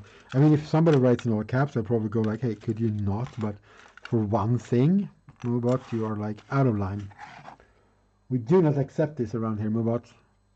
Your behavior is not acceptable. Okay, there's a little bit of build up here. Let's remove that paint.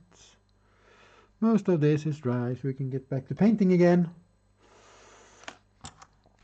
So let's let these cylinders rest for a bit and get a layer of paint on.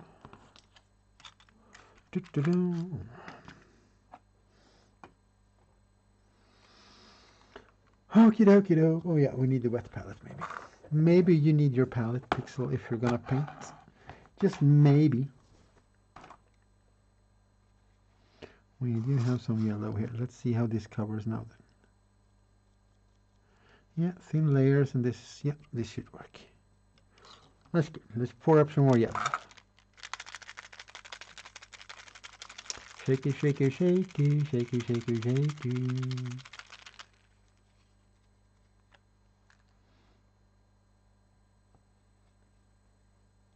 But this is a very watery color because it had dried out and I put some water in there and I think I might have put in a bit too much water. Give me a piece of paper so I can wipe up some paint.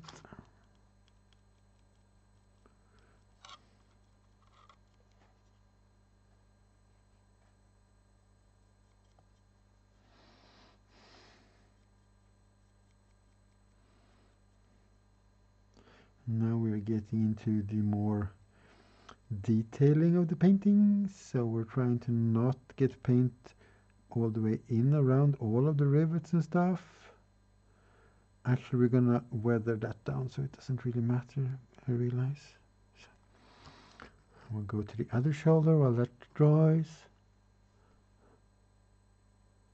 It's too, oh god, yeah, go to, yeah, you might want to go to bed, depending on when you get up, I guess. But yeah, thank you guys. It's been awesome to have you here. I hope to see you more times.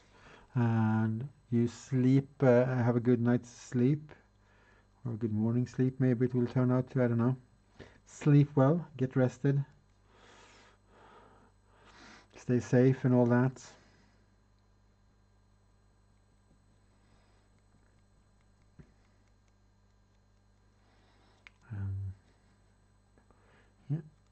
Yeah, and I'm on for, I don't know, maybe an hour and a half, I think, more or something, unless I get caught up in the painting. So we're not finishing this guy today, that's for sure. But we're getting most, so we have gotten him to the point where we can actually paint him, and that just makes me so happy. Oh, there is some build-up of this watery airbrushed paint here. Need to remove that so it dries, so I can paint on top of it.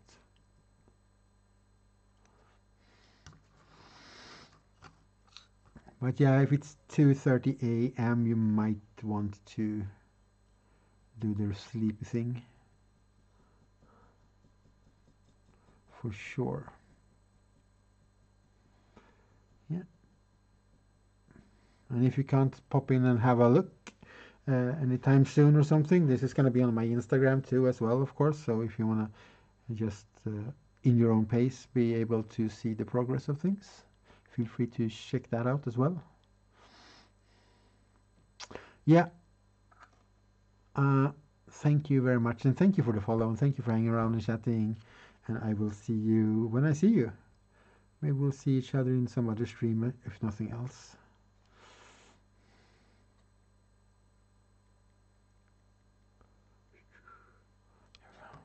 That needs to dry before I can paint more on that.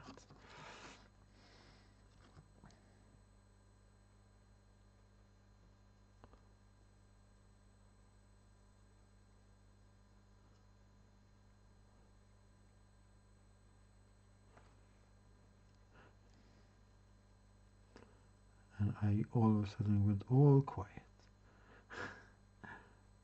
Really not what to say. We're just spreading some yellow lovely paint here.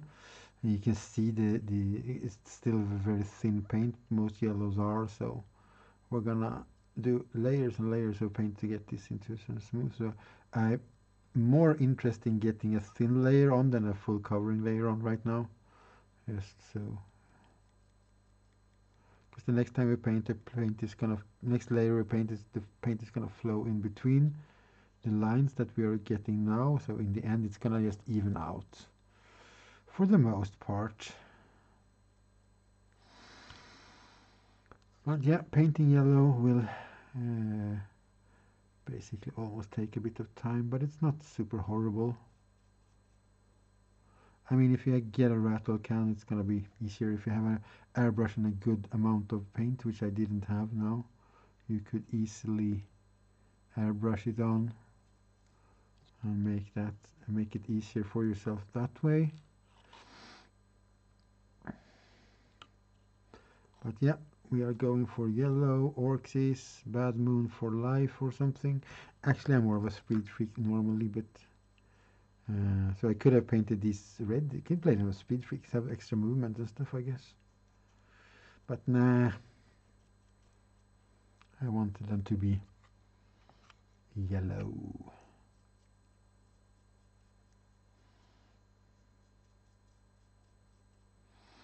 The yellow that I airbrushed on is hardly visible at all. It was so thin. So even with an airbrush, you're probably gonna need to do a lot of layers of paint when you're doing yellow, unless you get a super highly pigmented good yellow.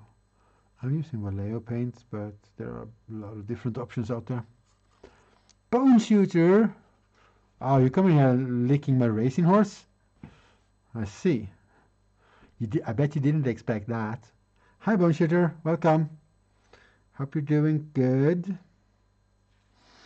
Yeah, I wanted a different horse command, so I figured that you, how you or Brush would be the first one. Actually, Brush emoted just like that he wrote through horses. How is your favorite? I'm good. I'm good. I'm finally getting to paint one of these, start to paint one of these guys. I'm super psyched. Had some problem because I don't have that much yellow, I realized, so I went for a normal acrylic and sort of tried to airbrush a base color of yellow. And now we are brushing on the first of what is probably gonna be many layers of this pretty thin Vallejo yellow. It's also very thin because it had dried out a bit a while ago, so I reinvigorated it with some water, and it was a little bit too much water.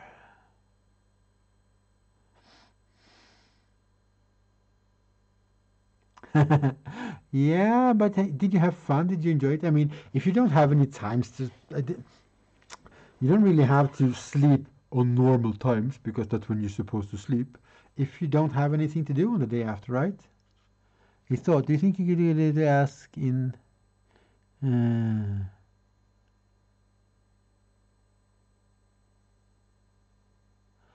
Oh, yeah, yeah. Somebody might have, but it will just take you like a day or something to get it if you order from like Alpha Spel, depending on which colors you want, I guess. Because they send with DHL and they're usually 1 or 2 days delivery. They're really good at it.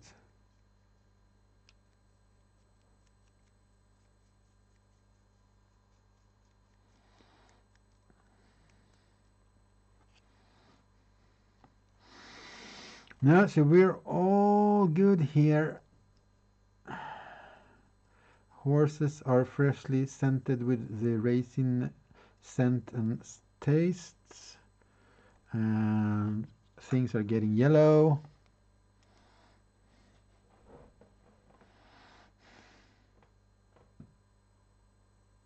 Oh, that is cool. That is very cool. Getting some people over that threshold and helping them out. That is, yeah. We've been talking about helping people a little bit today on today's stream, actually, and how I love helping people, making a difference, a positive difference in somebody's life just for a second, is just so rewarding. That's why I like this streaming thingy.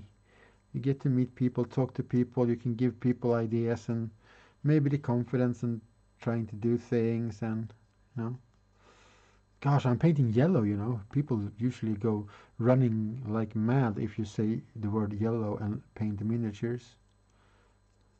I actually like painting yellow for the most part.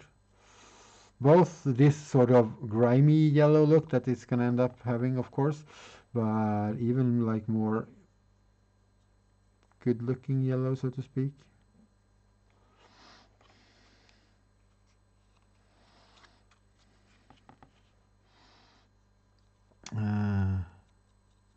Yeah, but I'll bring the colors home when I come home, and you can keep using them until at least Monday. And also, I need a new yellow, so I might wanna get in and ordering a bottle or maybe two of some kind of color as well. Anyways, but yeah, you could ask in the local miniature Facebook SAS page if somebody has paints they don't use. I'm not sure how many will have paints they don't use, but you know, you will never know if you don't ask.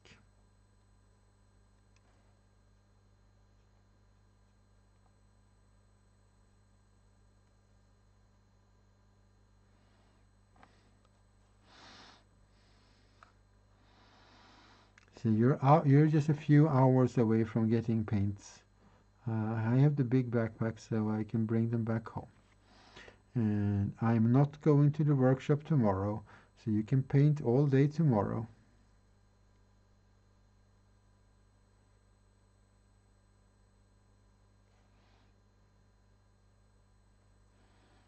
At least.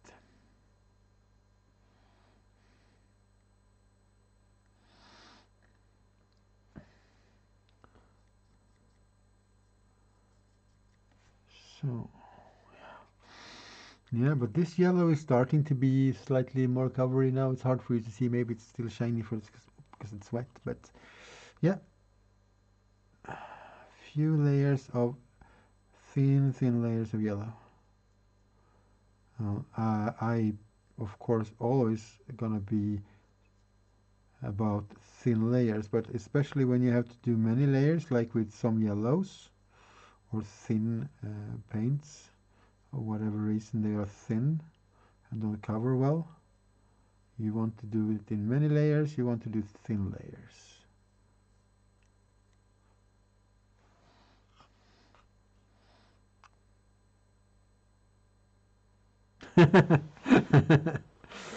Well, you just has to know them words, you know. You have to get them words to the right place in the right time, and everything is romantic, I suppose.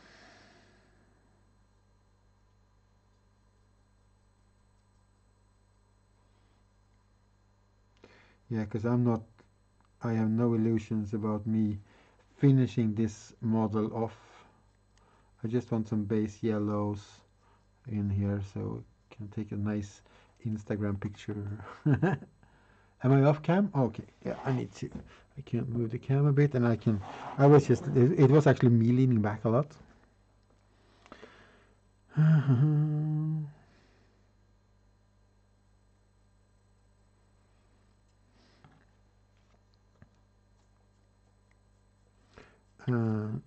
So at this point, when I know it's going to be more and more layers of this color on here.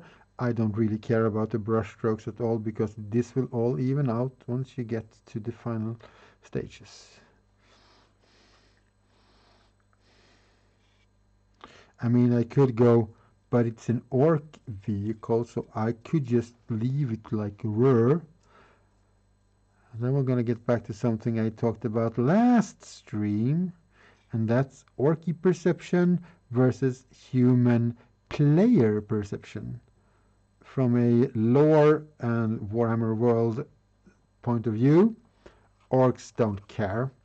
But if you don't care, you're gonna make something that it's gonna read like you don't care, not like orcs don't care. You can't just shove everything off to it. Oh, it's orc. Well, you can. You should if you want to, but if you really want to go for a look that sells it, because that's the perspective we're talking about now. I'm not telling anybody that they can't mop around with their own plastic playthings as much as they want to. You should have fun playing with them, and you should try and have fun painting them. And if you abhor painting, don't have time with painting or anything, hey, I do commission painting, so hey, hook me up, call me up, fix a message to me. Or anybody else who paints models for a living, for that matter. Maybe you're closer to somebody else. Maybe you like somebody else's style better. Ooh, what Age of Sigmar models did you get?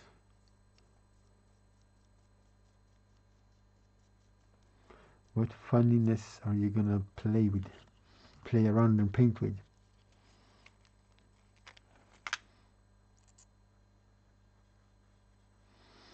Yeah, but when I come home, I think we should look at some painterinos because, yeah, I definitely gonna need a yellow.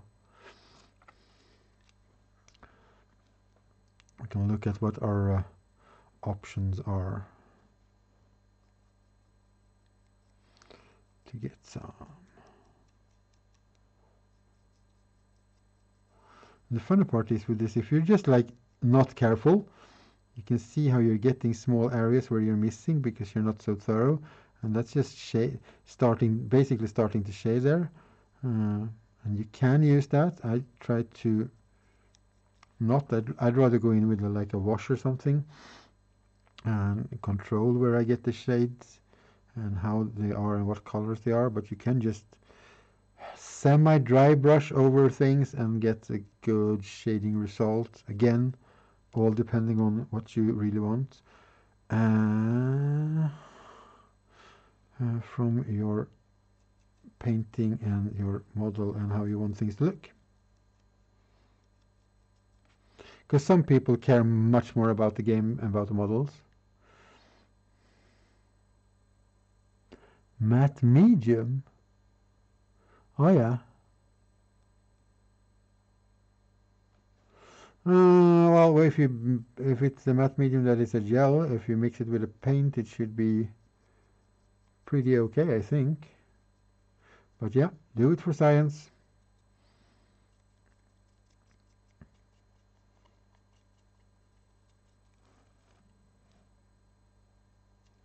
Yeah, so I'm not at all careful where I put my paint right now. But most of this is going to be yellow, which we're going to weather down like crazy. So if I get some yellow on the metallic part, it doesn't really bother me too much at this stage. You know what? You know what? You know what? We're not doing it this way anymore. We're bringing out the wide artillery, just like we did when we did the base browns and oranges. We're just gonna, because we can. Yeah, that's right.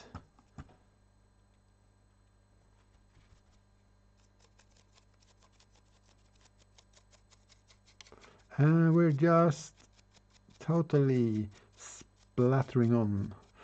This will get the paint on thinner as well. It's not dry brushing, but it's getting closer-ish to it. Just brushing over everything. And maybe trying to avoid some of the places like these joints and stuff where I know there's going to be metallic. We don't have to like aim to put color on there, but we don't have to like, oh no, we got color there, we're gonna have to fix it right away.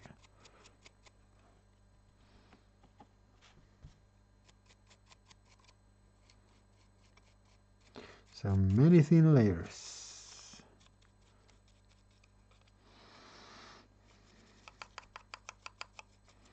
And we'll shade and we'll highlight. So this is basically our mid-tone. This is the actual color, what it's gonna be. And then we'll do shading in the recesses with some brown and purple mix, I'm thinking. It's gonna be nice. And then we'll take some lighter yellow, or mix up some lighter yellow, or what we're gonna do for some highlights, and then we get to the funny part on weathering the shit out of this, basically.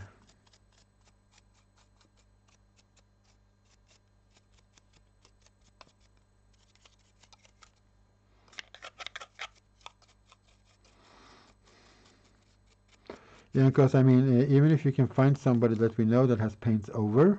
Oh, da! Hello, lurk. Thank you for the lurk. Even if somebody has paints that they would be willing to get rid of, you don't know when they can come over or so. Just because they live in the same town doesn't mean they have time right now anyway. So I don't think it will help out that much.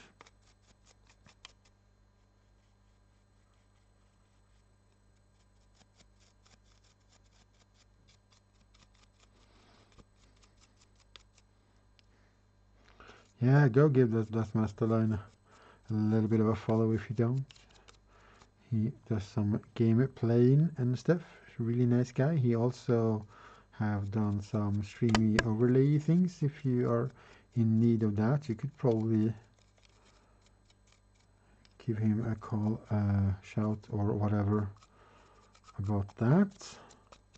Hey. And the best part, the top part, is more or less dry now, so we can just keep going around and around. There are some places where we need more yellow anyway. And once I get tired of brushing on a million layers of yellow, which I apparently won't do today, because that's like a lot of yellow now.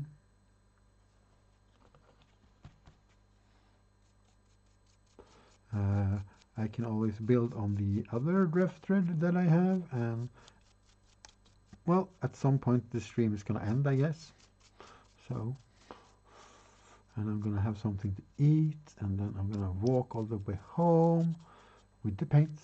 Don't worry, and the milliput. Don't worry, the milliput is in my pocket. And cuddle some kittens. You know, chill out in front of my computer. Maybe watch some streams. I don't know who's on. What's today? Saturday. And that means there's a bunch of people on that I could watch later if I want to as well. Ah, and we'll have to raid someone before going away as well. That's nice. Raid Roonies. Say hi to some other Streamerino people. I'm just violently brushing this in now, and I don't care, and I do care, but at this stage we don't have to have it look pretty. We need to have thin coverings of yellow, and you can see in some places, even though it's also because the paint is wet, you can see how it's actually starting to look more and more yellow and less orange, and it's going to be a nice coverage. I mean, you can paint it up and you can start doing the weathering, sort of. You can start with the shades and everything. I just prefer to do it like this. Just cover it up with the paint color, and then you go in and highlight and shade and do all the grimy bits. Not just telling a story of the machine, it's also like living the story. It's like, okay, at some point somebody painted this and it actually didn't have that much rust. That's, with orcs, I don't know how true that is, but kind of, you know.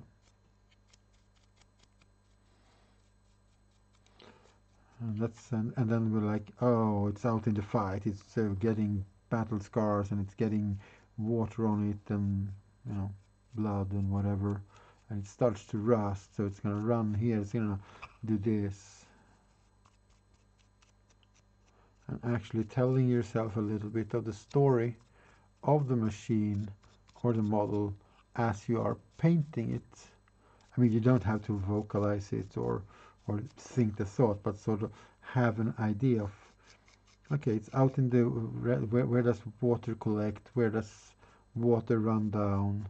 What's going on? Why is this paint? Why is this color here? Why has this happened here? What made this happen?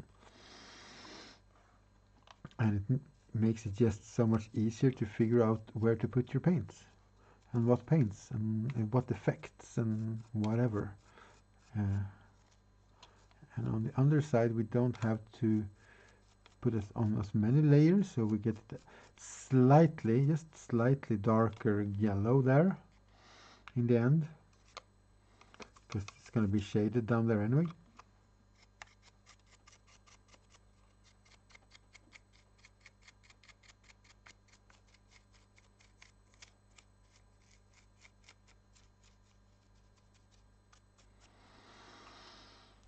I see a bad moon arising, because yellow is the bad moon clan, and it's their primary color.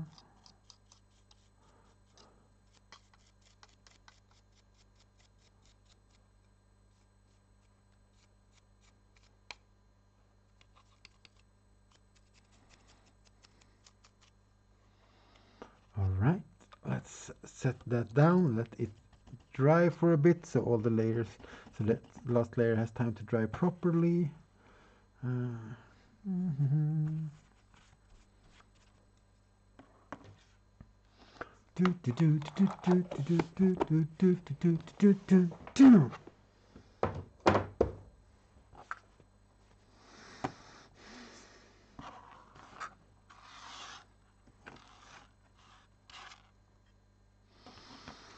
Oh yeah, we were going to go through the leftover box because I need some rods that I don't have any large amount of, and that means it's in here because I know I have some. I don't have any here, right? No. Nope. Nope. Right. Let's make some noisy noises then by pouring out a bunch of plastic stuff. That's not the right size, and it's not a rod. Oh, is that the right size? Yeah, that's one of the sizes anyway. That is a good size for this.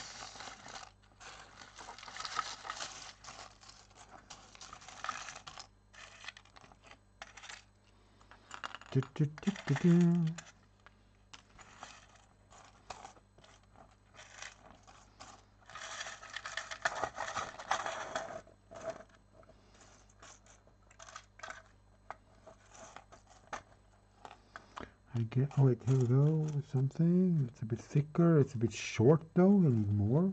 More? I need more. That's too thin. I'm getting hungry though. I am getting hungry. Maybe it's time for a short snack break. So I can focus for the last hour or so of the stream.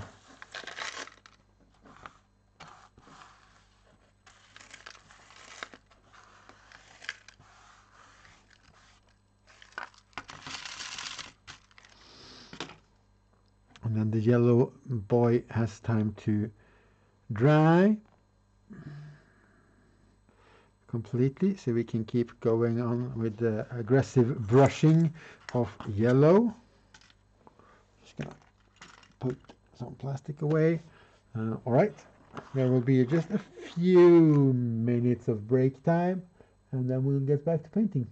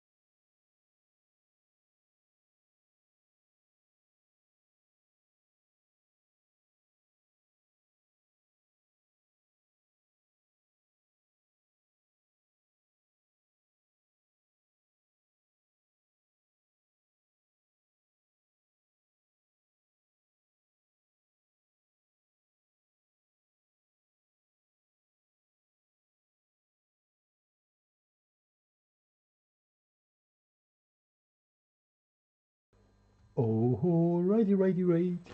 Let's get yellowing again. Because now it's dry.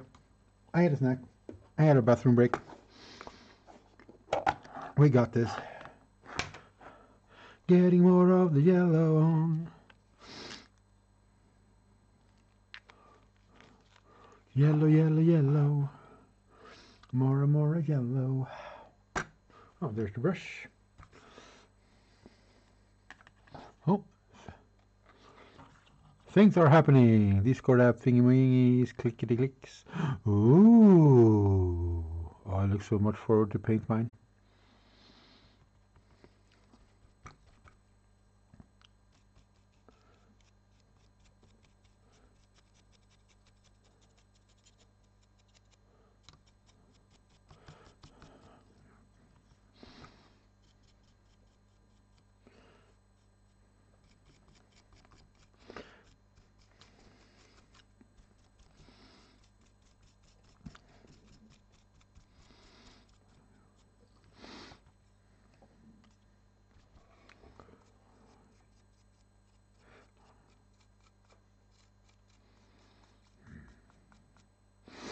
Getting all the yellow on. Look at it. It's starting to look really yellow now.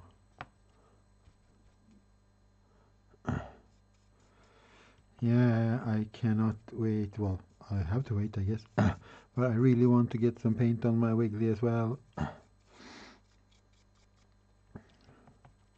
Because it's so cool. I'm really looking forward to do the paint to it. Oh.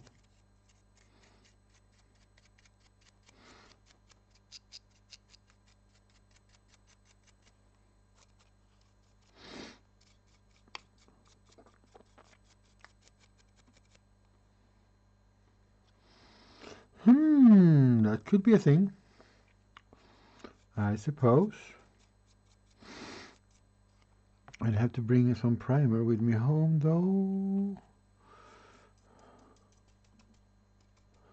Just stipple on the paint where it doesn't really want to stick either. Because enough uneven layers will make one huge even layer. In the world of averaging thing. The gesture worked okay, yeah? Now, well, I'll bring one home with me in case I want to paint it today. The question is, should we sit like somewhere we're not putting paint on there. What are you doing, Pixel? Where are we gonna sit?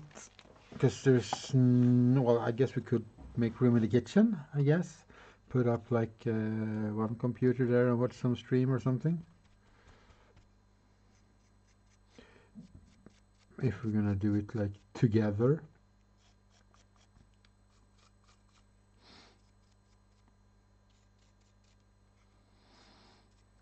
Or do you have any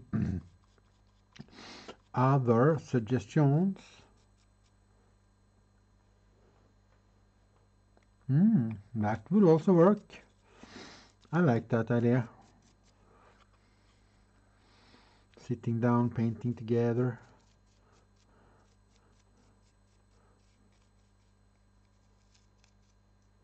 Oh, that cable has come loose. I guess I'll have to glue it back in then. Let's try not to get too much paint in there. Cleaning motivation. Oh, you see, even better.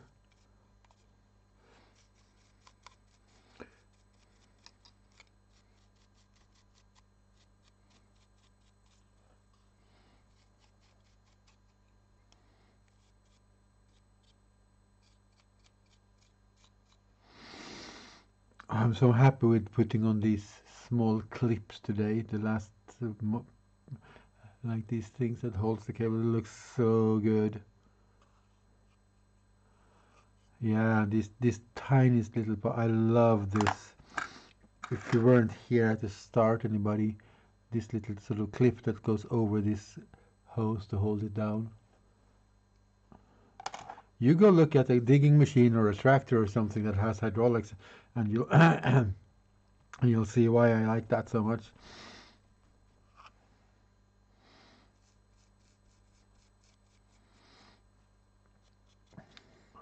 I have looked at plenty of machines to look exactly how they have done things, and then I have orkishly mimicked it. So I haven't really done like, oh, this is the exact measurements or whatever. I treated it as an orc thingy, and I looked at it and like, oh, it has a thing with no real, an orc wouldn't have a real concept of what the thing did, but it's there, so therefore it must be there for the thing to work.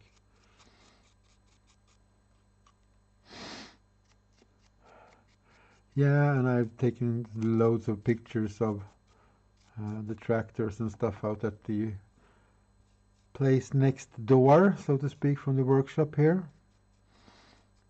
during the summer. And yeah, so these sort of clips or bands that goes over, it holds down. Yeah, to me that makes 90% of this model now. That tiniest little bit.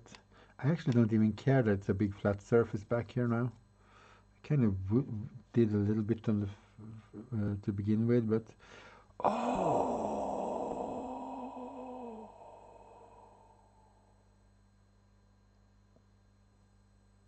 I didn't want to put two cables like this because a hydraulic cylinder should have two hoses, not cables. I could have put one on the back side to fill that out. Such a numbskull pixel. I'm not going to put in the extra now, but yeah, for later use.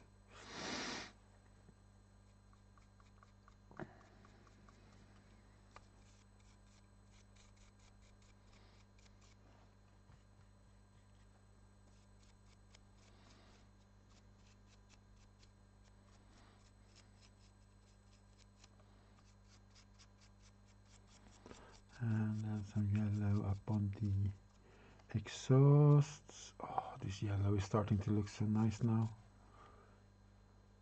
It's a little bit weird on the camera, but good enough.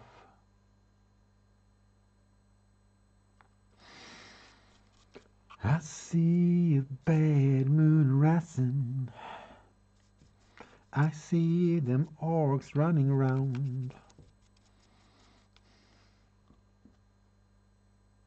Cleaning lurk. Okay. I don't know why I read that whole thing out loud exactly as it was written, but so it is.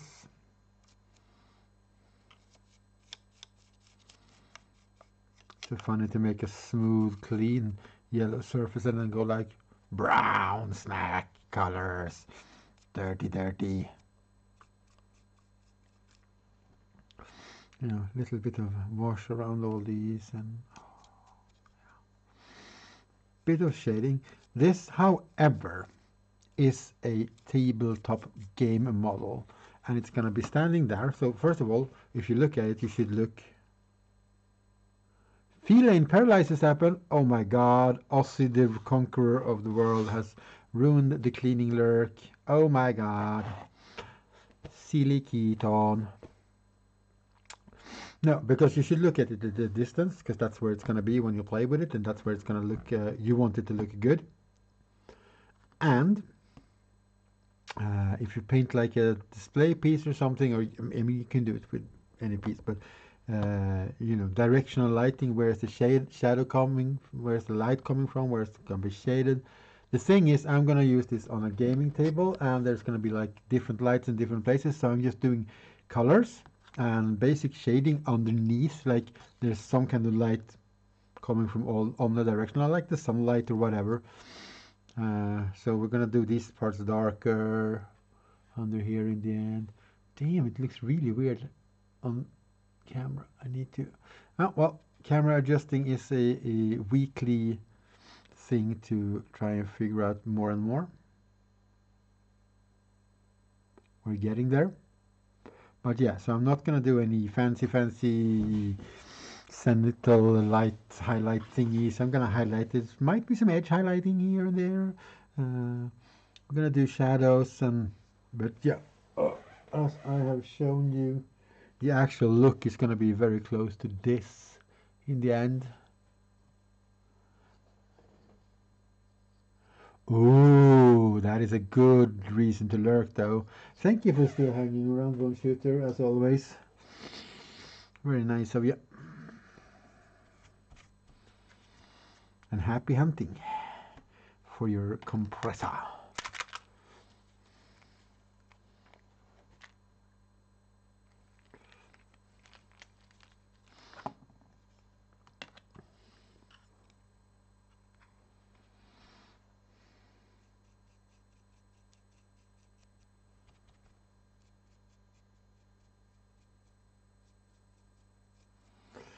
That said, with all the highlight talk, I'm still going to be a bit mindful about it.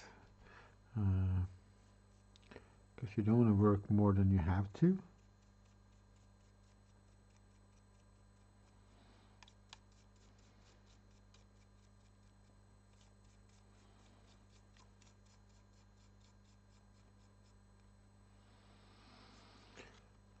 I get all the shiniest colors around the face, maybe, because we want like to have a see that there is like a face plate there when he comes walking across the table to eat all your space marine boys and stuff.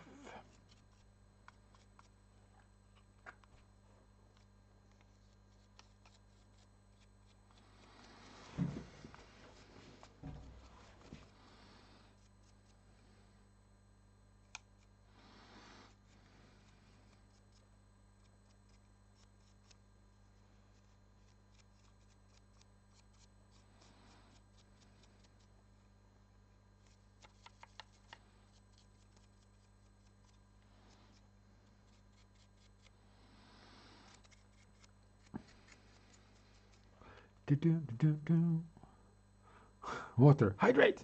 Okay, I need a hydrate command maybe, or a water command, but I do appreciate the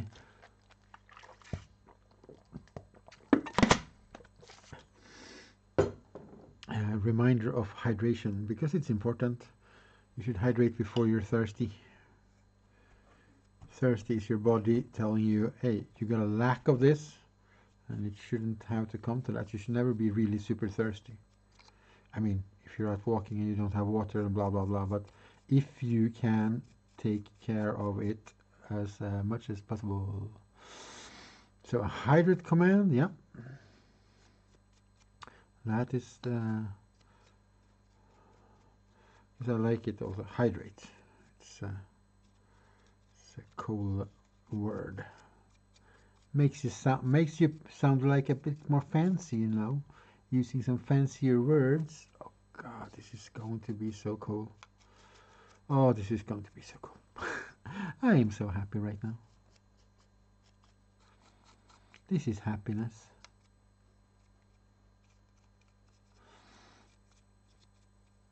I wish Orky was here so she could see that you can paint yellow.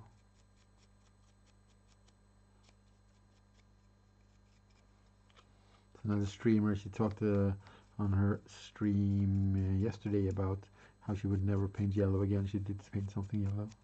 I mean, you're gonna have to have patience for this type of yellow painting, I guess. If you don't want to, if you don't have that kind of patience or don't care about having that kind of patience, I guess yellow is kind of off.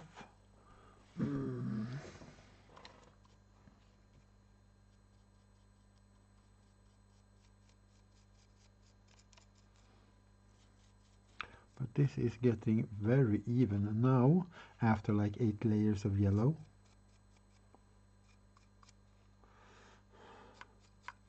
But many thin layers is the key if you want your yellows to be.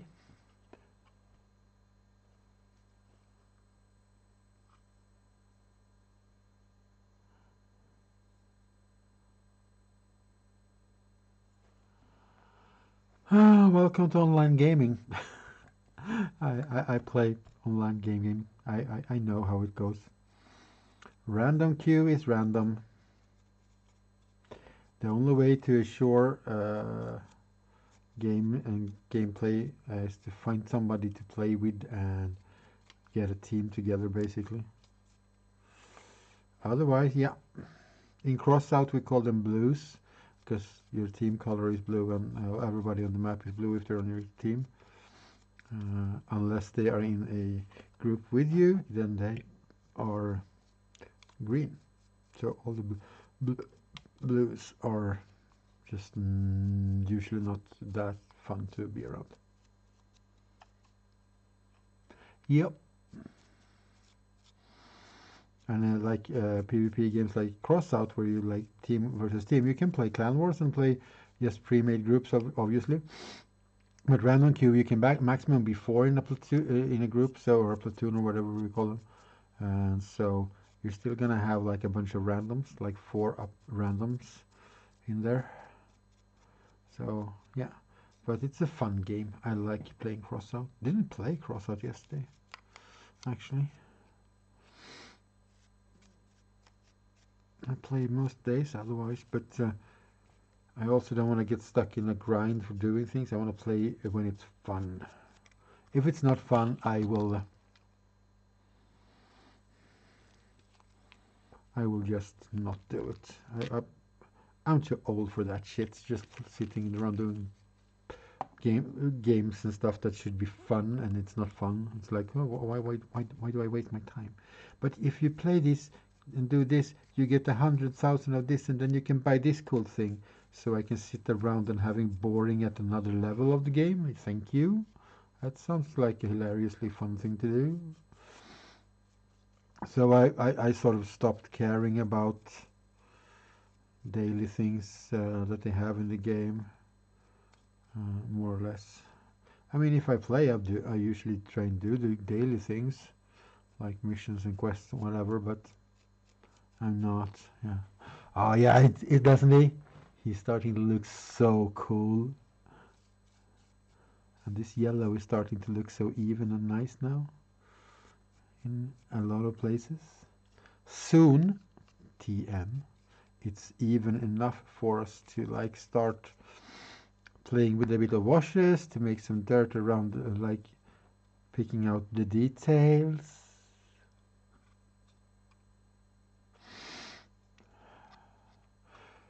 Yeah, but if you like farming for stuff, I mean that's good then. I mean that's part of the game that you enjoy, right? So that's good. And I don't. Especially not in Crossout. It's like, oh, you need this much scrap. I hate crafting in Crossout. No, I don't. But it's annoying. I don't hate it, but it's annoying, the way it works.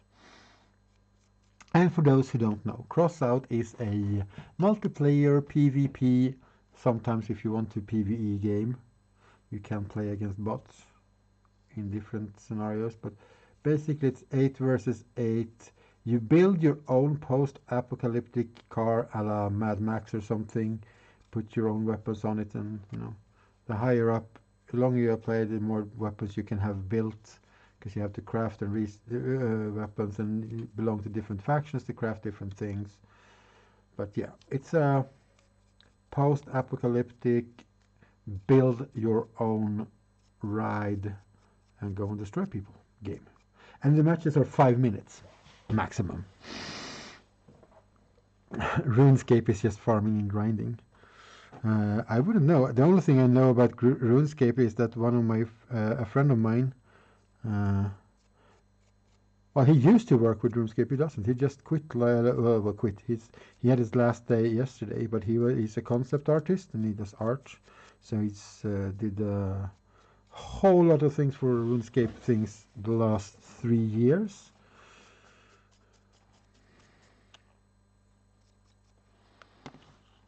Yeah, 5 minutes. Because I used to play World of Tanks and it's like 10 or 15 minutes. No, 10 minutes, I think. And then World of Warships is like 15 or 20. It's like forever. Even those games are pretty cool, but no. 5 minute game, and that's the maximum time, and it most likely never gets to there. It's over in like 3. So it's an intense, very fighty game, and then it's matches, and then it's done. I like it. And the good thing about it is you can just play it and then not play it, I guess. Oh, I tend to like, oh, I play this game, so I play this game now. I don't play anything else now. I didn't bother about.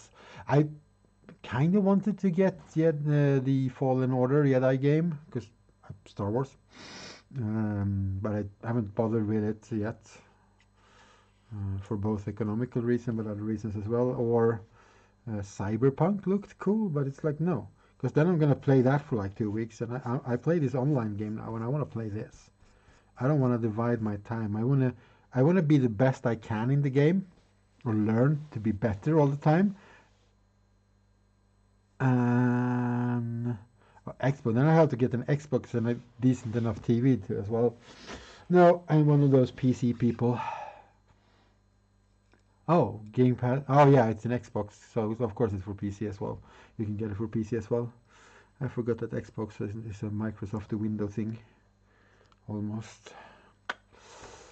Yeah. Now, so I play one game at a time basically, because I want to be able to do that to my maximum of my abilities. And usually it's online PvP games. We have done some clan war stuff, but not so much. I don't. I'm not competitive, but when I compete, I want to be as competitive as I can. So I get so stressed out playing that mode, and it's just not what I want. I much prefer to just play the random queue and take it for what it is. Even though I tend to get annoyed at the blues every now and then.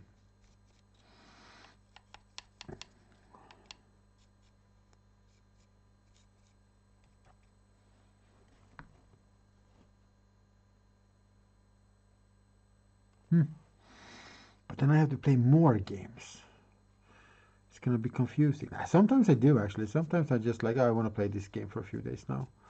Go back. My Steam library, I don't know how many games I have there that I actually haven't played. I subscribed to Humble Bundle for quite a while, and so get a lot of different games there. But like when I played Atlas, didn't play anything else really, because it takes up a lot of time. Yeah, and I just was at first I was like, oh, I have to try this game sometime, and then I looked at it and it doesn't look fun, and then I was like, I don't have to try this. I got like 20 games and I liked two of them, and they still cost less than they would if I would have bought just the two games. So I'm not gonna stress out about that. There's some lines there I'm trying to even out. Otherwise, I think I'm pretty much done with the yellow layers. Maybe a little bit more yellow back here, actually.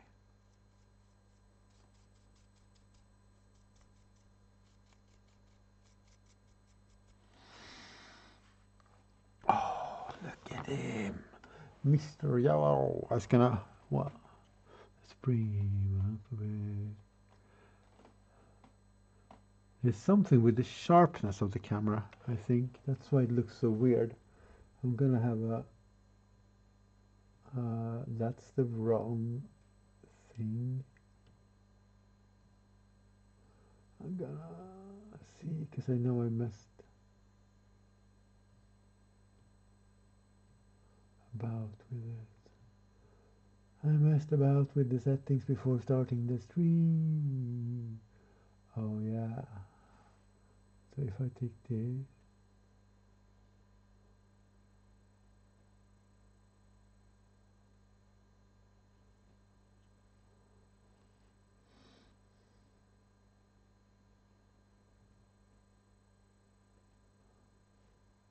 it's a little bit pale.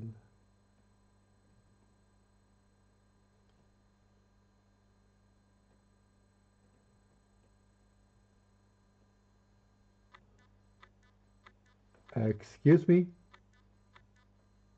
There we go. Thank you. Camera says like, nope, I'm not going to do anything now.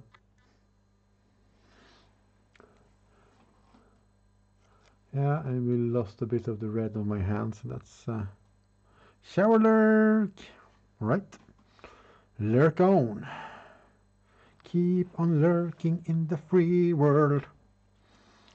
Yeah, so I need some more paint there and some of the other places, but I need that to dry completely before we start messing about with that. So that means we are going back to his fellow ready boy.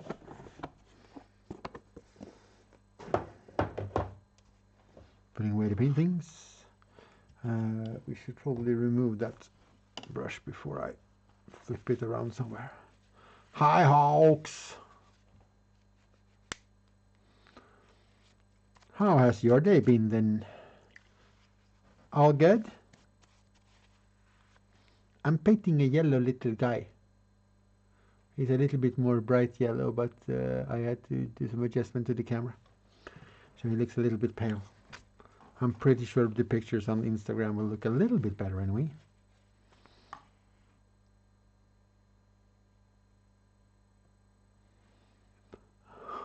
So that's also a lurk. So okay, I guess you keep lurking.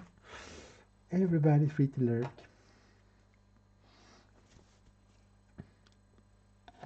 And now he lurks again.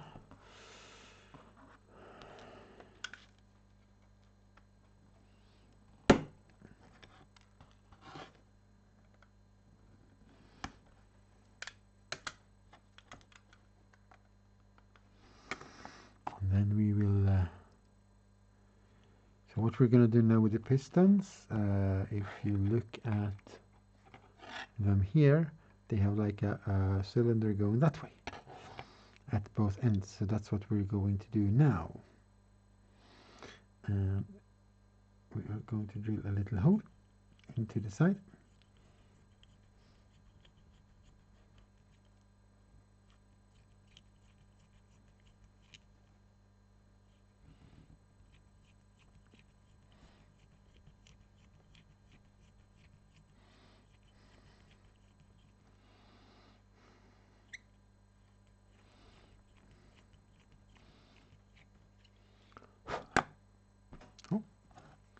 And then we're going to cut it off on the other side here of the little drilled hole.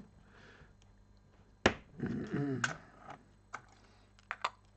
then we're taking one of the cylinders and we're dipping the metal rod into glue. And then that little metal rod goes into the newly drilled hole like that. And then we will make one and put on this side, but that is a flat surface, so to glue a round rod to it might be a little bit problematic. So we will take a file, a round file, and just file down. Let's see, yeah, you can see it's sort of a U shape down there, which will fit another piece of this rod, which we don't need to drill a hole in.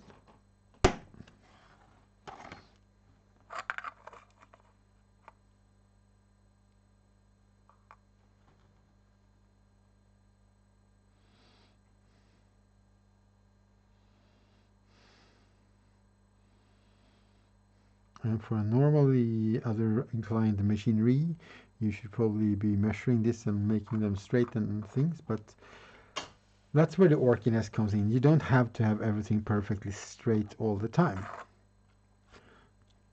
Just don't overdo it and use it as an excuse to not do a good job.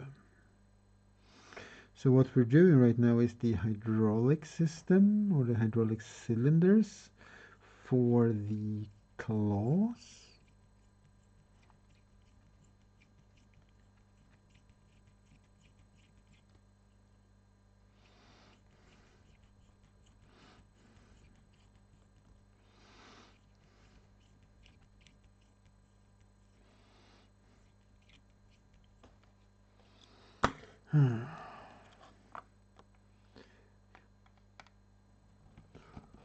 And cut.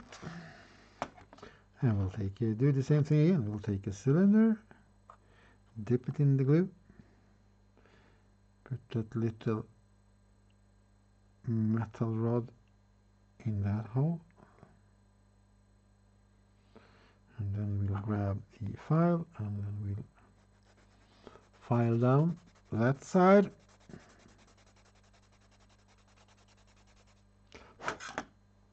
Oh, I glued it to my finger.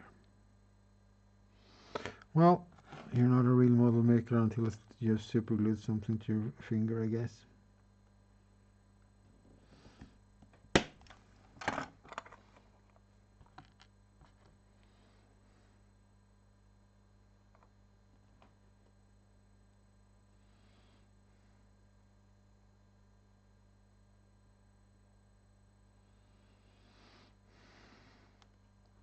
And then we have two of them. We can remove this for now, and then we're going to glue these onto this. What other tweezers down here somewhere, maybe? No, I'll have to find them somewhere.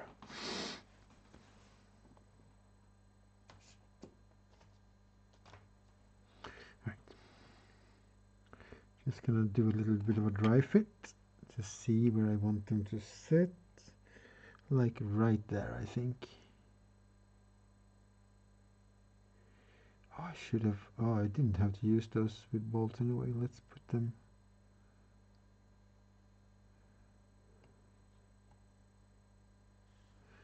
Like right there. Add some glue.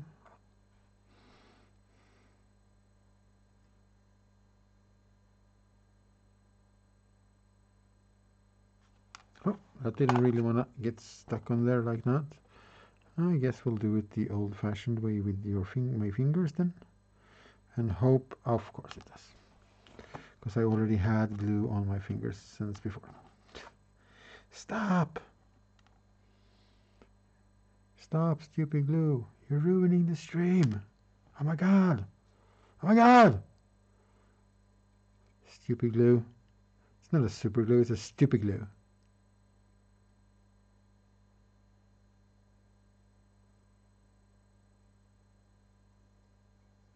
There we go.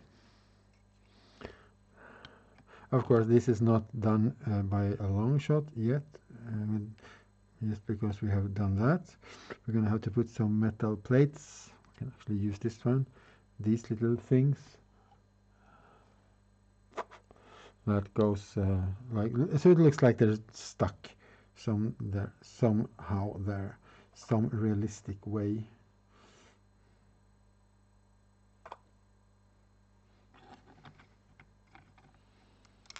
No, I don't want to drop it because now I'm going to get glue on my fingers again.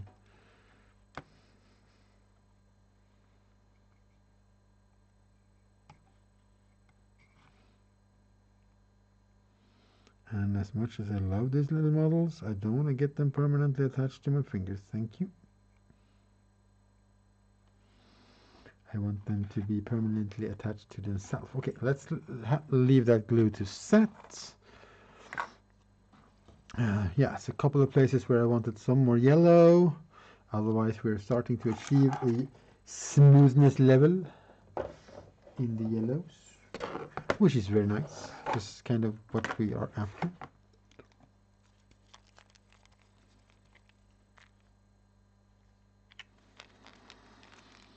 Oh my god, is it 22 minutes to 6 already? Well, this day has gone by. Guess that's what happened when you're having fun and chatting with your new friends and everything.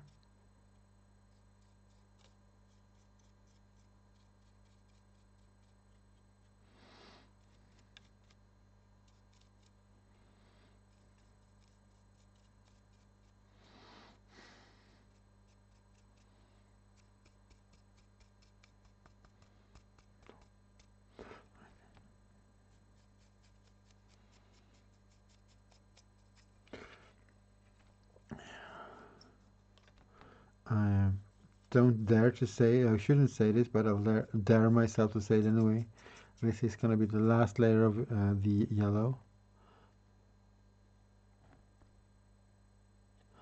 Yeah, you have your piles that are pretty, because you started cleaning in there so a while back, and I think you haven't gone through the piles and too much after that, so I think it's pretty semi-goods.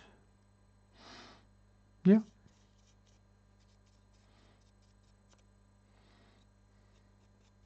that is very cool.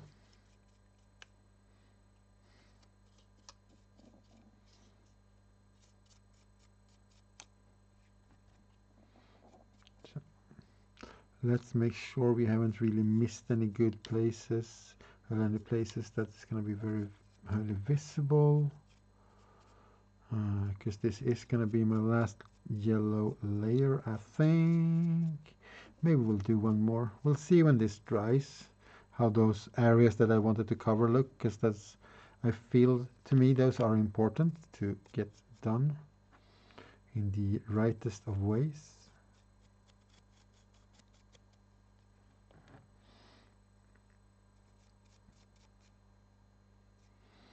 You have not destroyed the system. That is affirmative.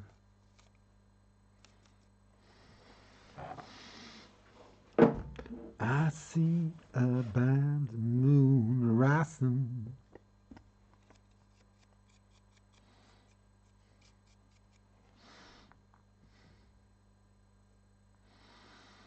And these parts are going to be metallic colors, so I don't have to bother if they look how they look right now.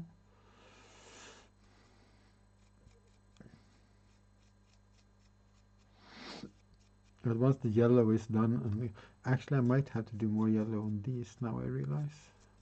They're going to be pretty sooty and rusty though, so I don't know. Yeah, that spot looks better, but not good. Not good, not like I want it anyway. In between there a bit. Rub, rub, rub, rub. Rub, rub, rub.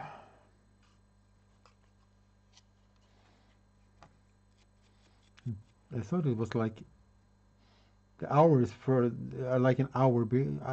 I'm lagging like an hour in my brain because I thought it would be like soon 5 and it's soon 6 o'clock. That is pretty cool. Is there any done meat left at home? Or do we have to done some meat? Might have to done some meat actually, so I have food for tomorrow anyway. There is meat. Cool. But I still might have to make some to have food for tomorrow.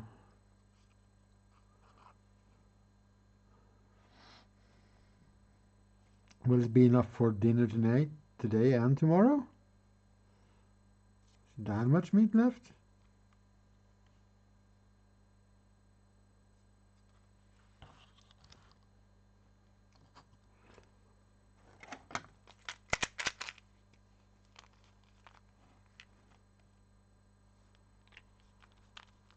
Not tomorrow. Okay. So I'll have to make some tomorrow food somehow then later. But that's fine. There's defrosted meat as well that is not done anything with. That works out nice anyway. Oh yeah, I wanted to make the potato thing today as well.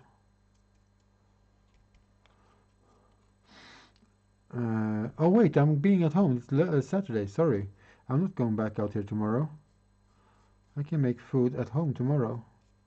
So there will be meat and potato thing is tomorrow then. I'm an hour behind and then I'm a day ahead. Yeah. I'm gonna do some quick templating and cut out some leather bits to bring home.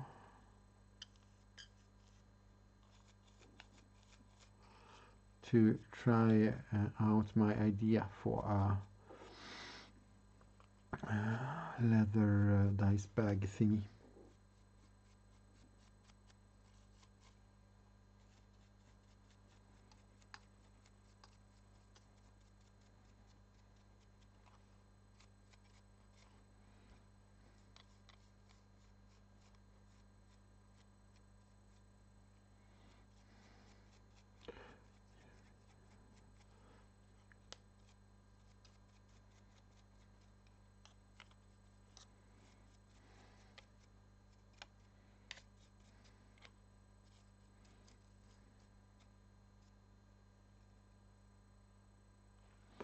And a little bit on the front of the chimney. Well, I keep calling these chimneys, but they're exhaust pipes. I guess it could be whatever. In the world of Orky Work. In the world of Orky Works.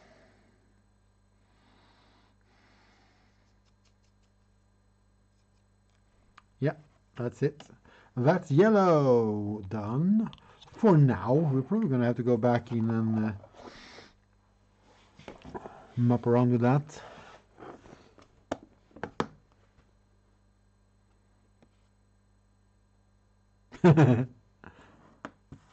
Yeah, well, about that.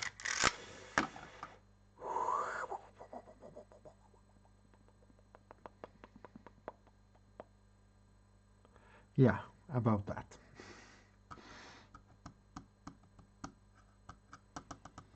Okay, let's go for something totally different, like gunmetal gray. Let's not get a lot of metallic pigments into the wet palette though, because if that gets into the water, and yeah, no. So gunmetal gray. Now that's a size. Is this the size 4? Yeah, there's the size 4. And we'll get some basic metallics on some of the places, like the claws, but not the actual parts otherwise, like these flat metal bits. Just get some.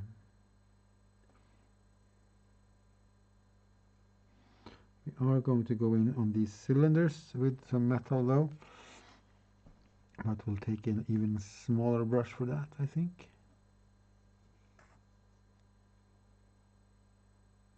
Because I'm thinking if I just block in the metallic colors, that's going to be pretty good place to end the stream. It's going to make for a pretty picture to the Instagrams. I want this. Oh, this is the old brush. I'm gonna have to get myself another one.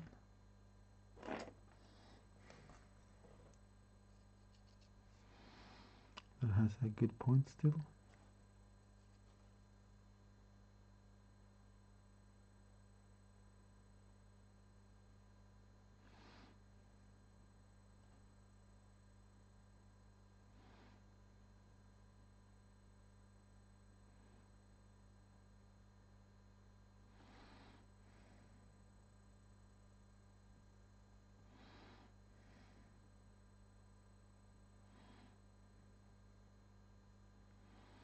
Super focused. The streamer got quiet, you know.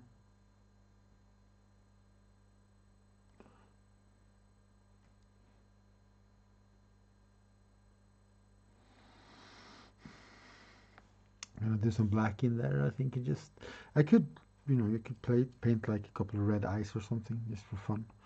But that's for later in that case. This is gonna get checker marked and the teeth are gonna get like white or something. Ah, you see? No worries.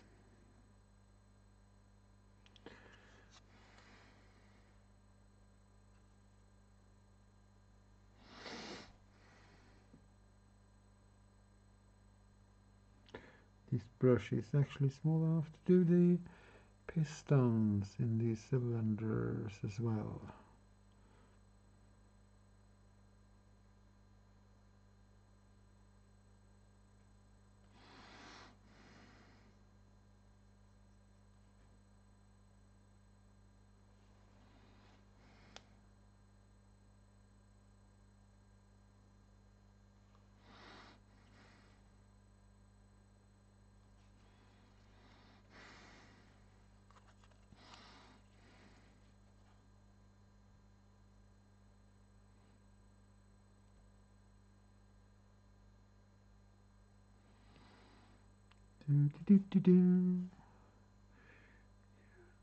But after the metallics,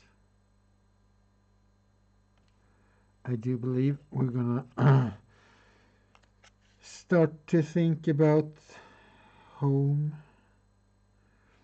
and so on. Well, not after the metallics, after these steel parts.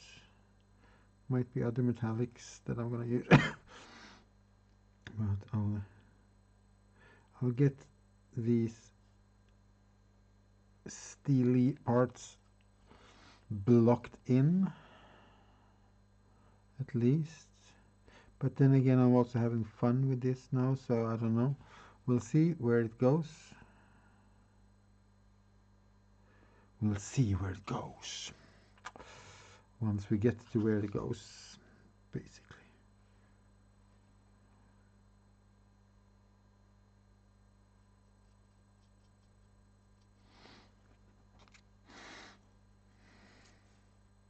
And then the finished paint job will have to wait. Since I only do this project on stream, I won't be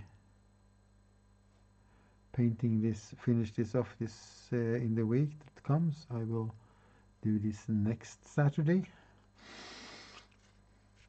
If you want to see how I grime things up and weather things up and do all the runny splotchy thingies that goes into something like this, because there's a lot of work left to do. Getting out of the screen again.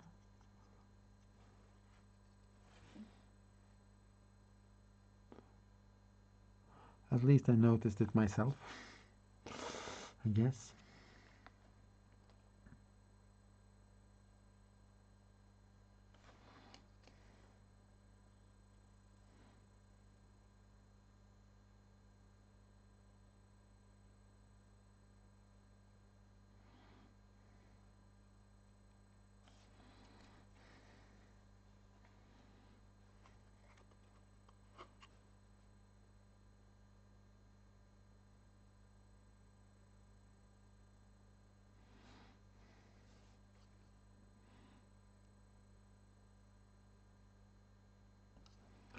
And that's those saws. Oh, the top of that saw hasn't gotten any colors yet.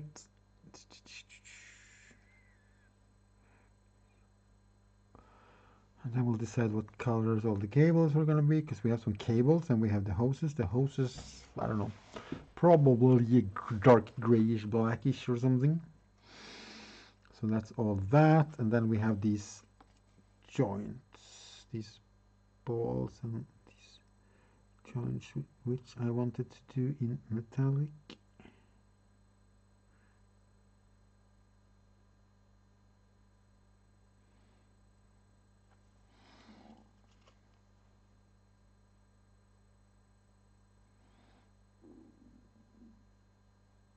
Oh, crap. Well, that's bound to happen at some point. Got some metallic paint on the yellow. Let's try and get rid of that as much as possible. You just thin out the paint before it dries real quick with water like that, and then you just take a brush, wipe it out, and put in the dry brush in there, and it sucks up the water, and there's basically no trace of the metal color now. So that's nice.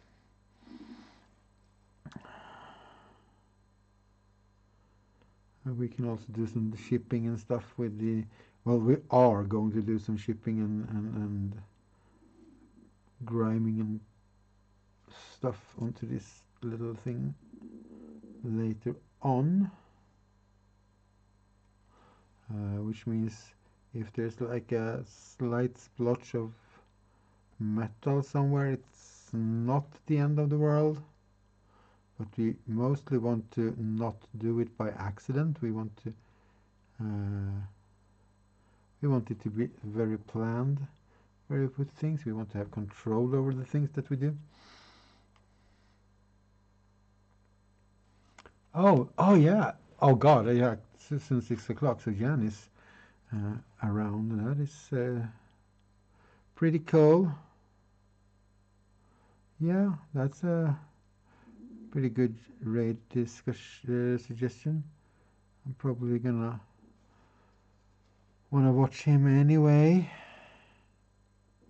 once I'm done and while I'm eating and then cutting up leather. So even if I'm, oh yeah, so I really should stop soon then, because I have things to do before going home as well, and I don't want to be too late home. I mean, I don't have a curfew or anything, but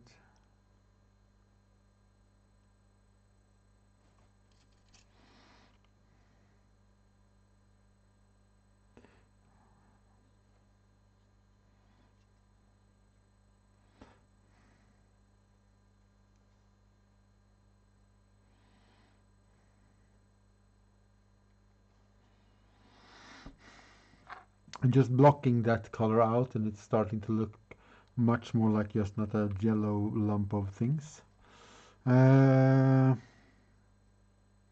What else do we have to do?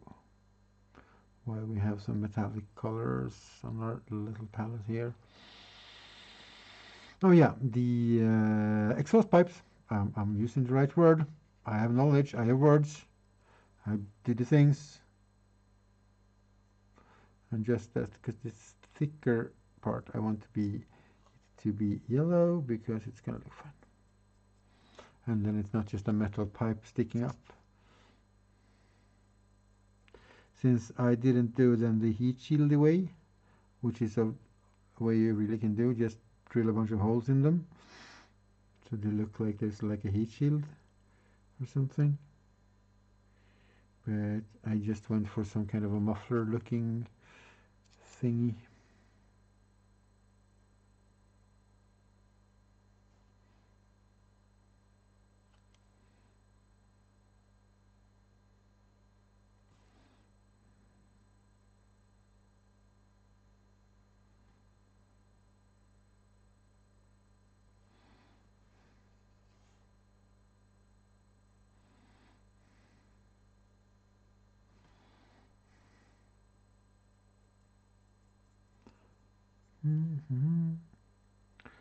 So this metal layer, a little bit on there.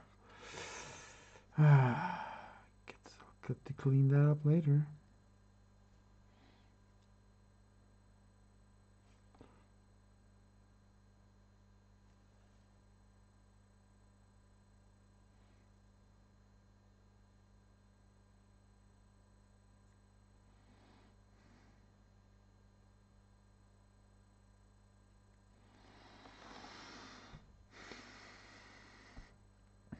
Yeah, I was considering making these in metal, but I don't think I will do those joints in metal. I think they will be yellow. It will be nice with some brown and then ink and stuff and washes and just have running things running down there.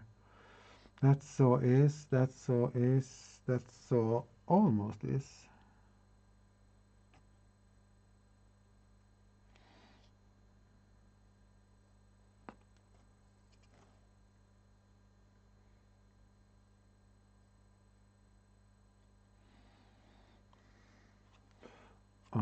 This piston isn't blocking out all the metals now. All the metals. And I want to do, just for the picture's sake, if nothing else, I want to do the eye slit in black. So let's put that back there. Let's put that back there. Bring up some black. Bring up the wet palette for normal paints.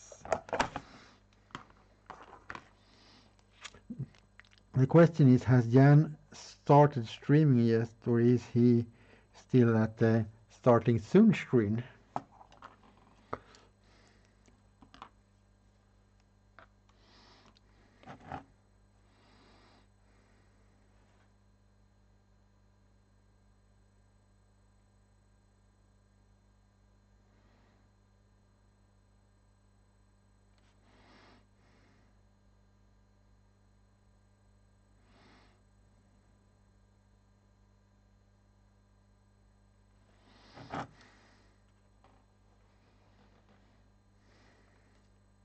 Yeah, I thought so. That usually goes on for a bit, but it's okay. I have a few things to pop around here. So if you're still around and you wonder what we're talking about another streamer here on Twitch that paints models.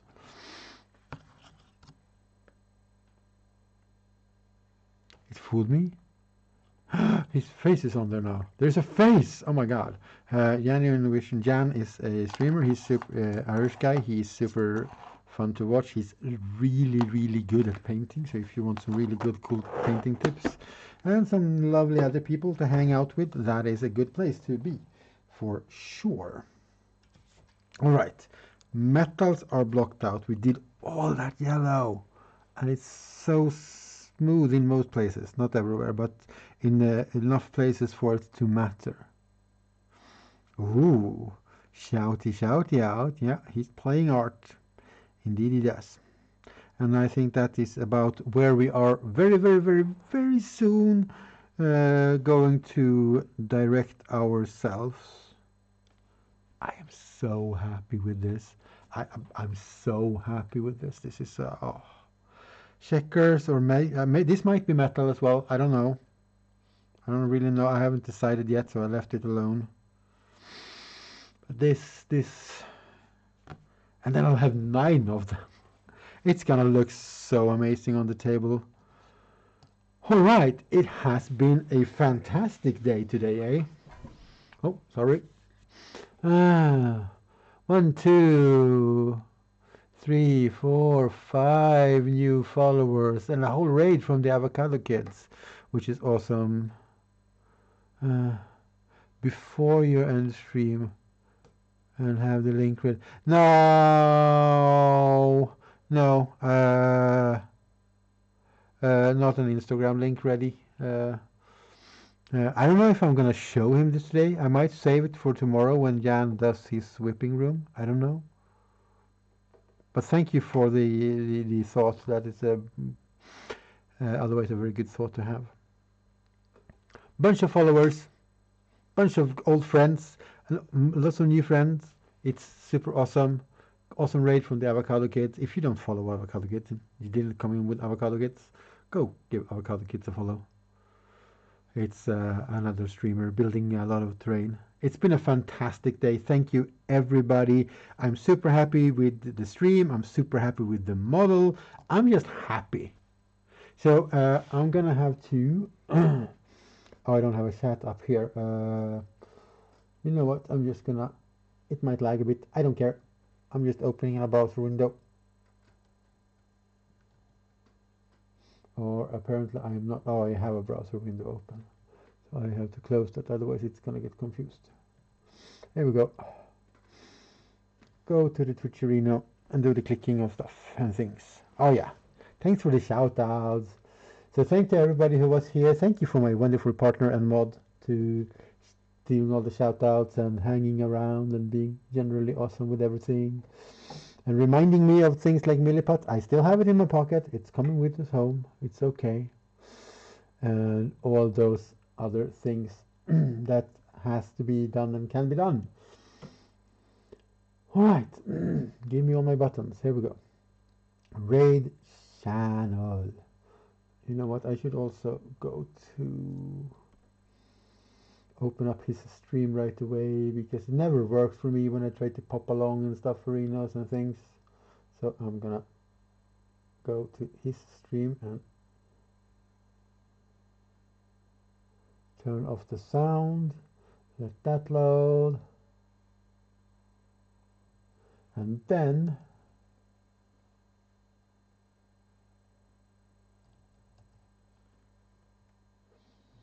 click there. There's the live preview. I'm just gonna start the raid. And yeah, if you want to, feel free to hang around and follow us to Jan, Irish guy, phenomenal painter, good community there as well.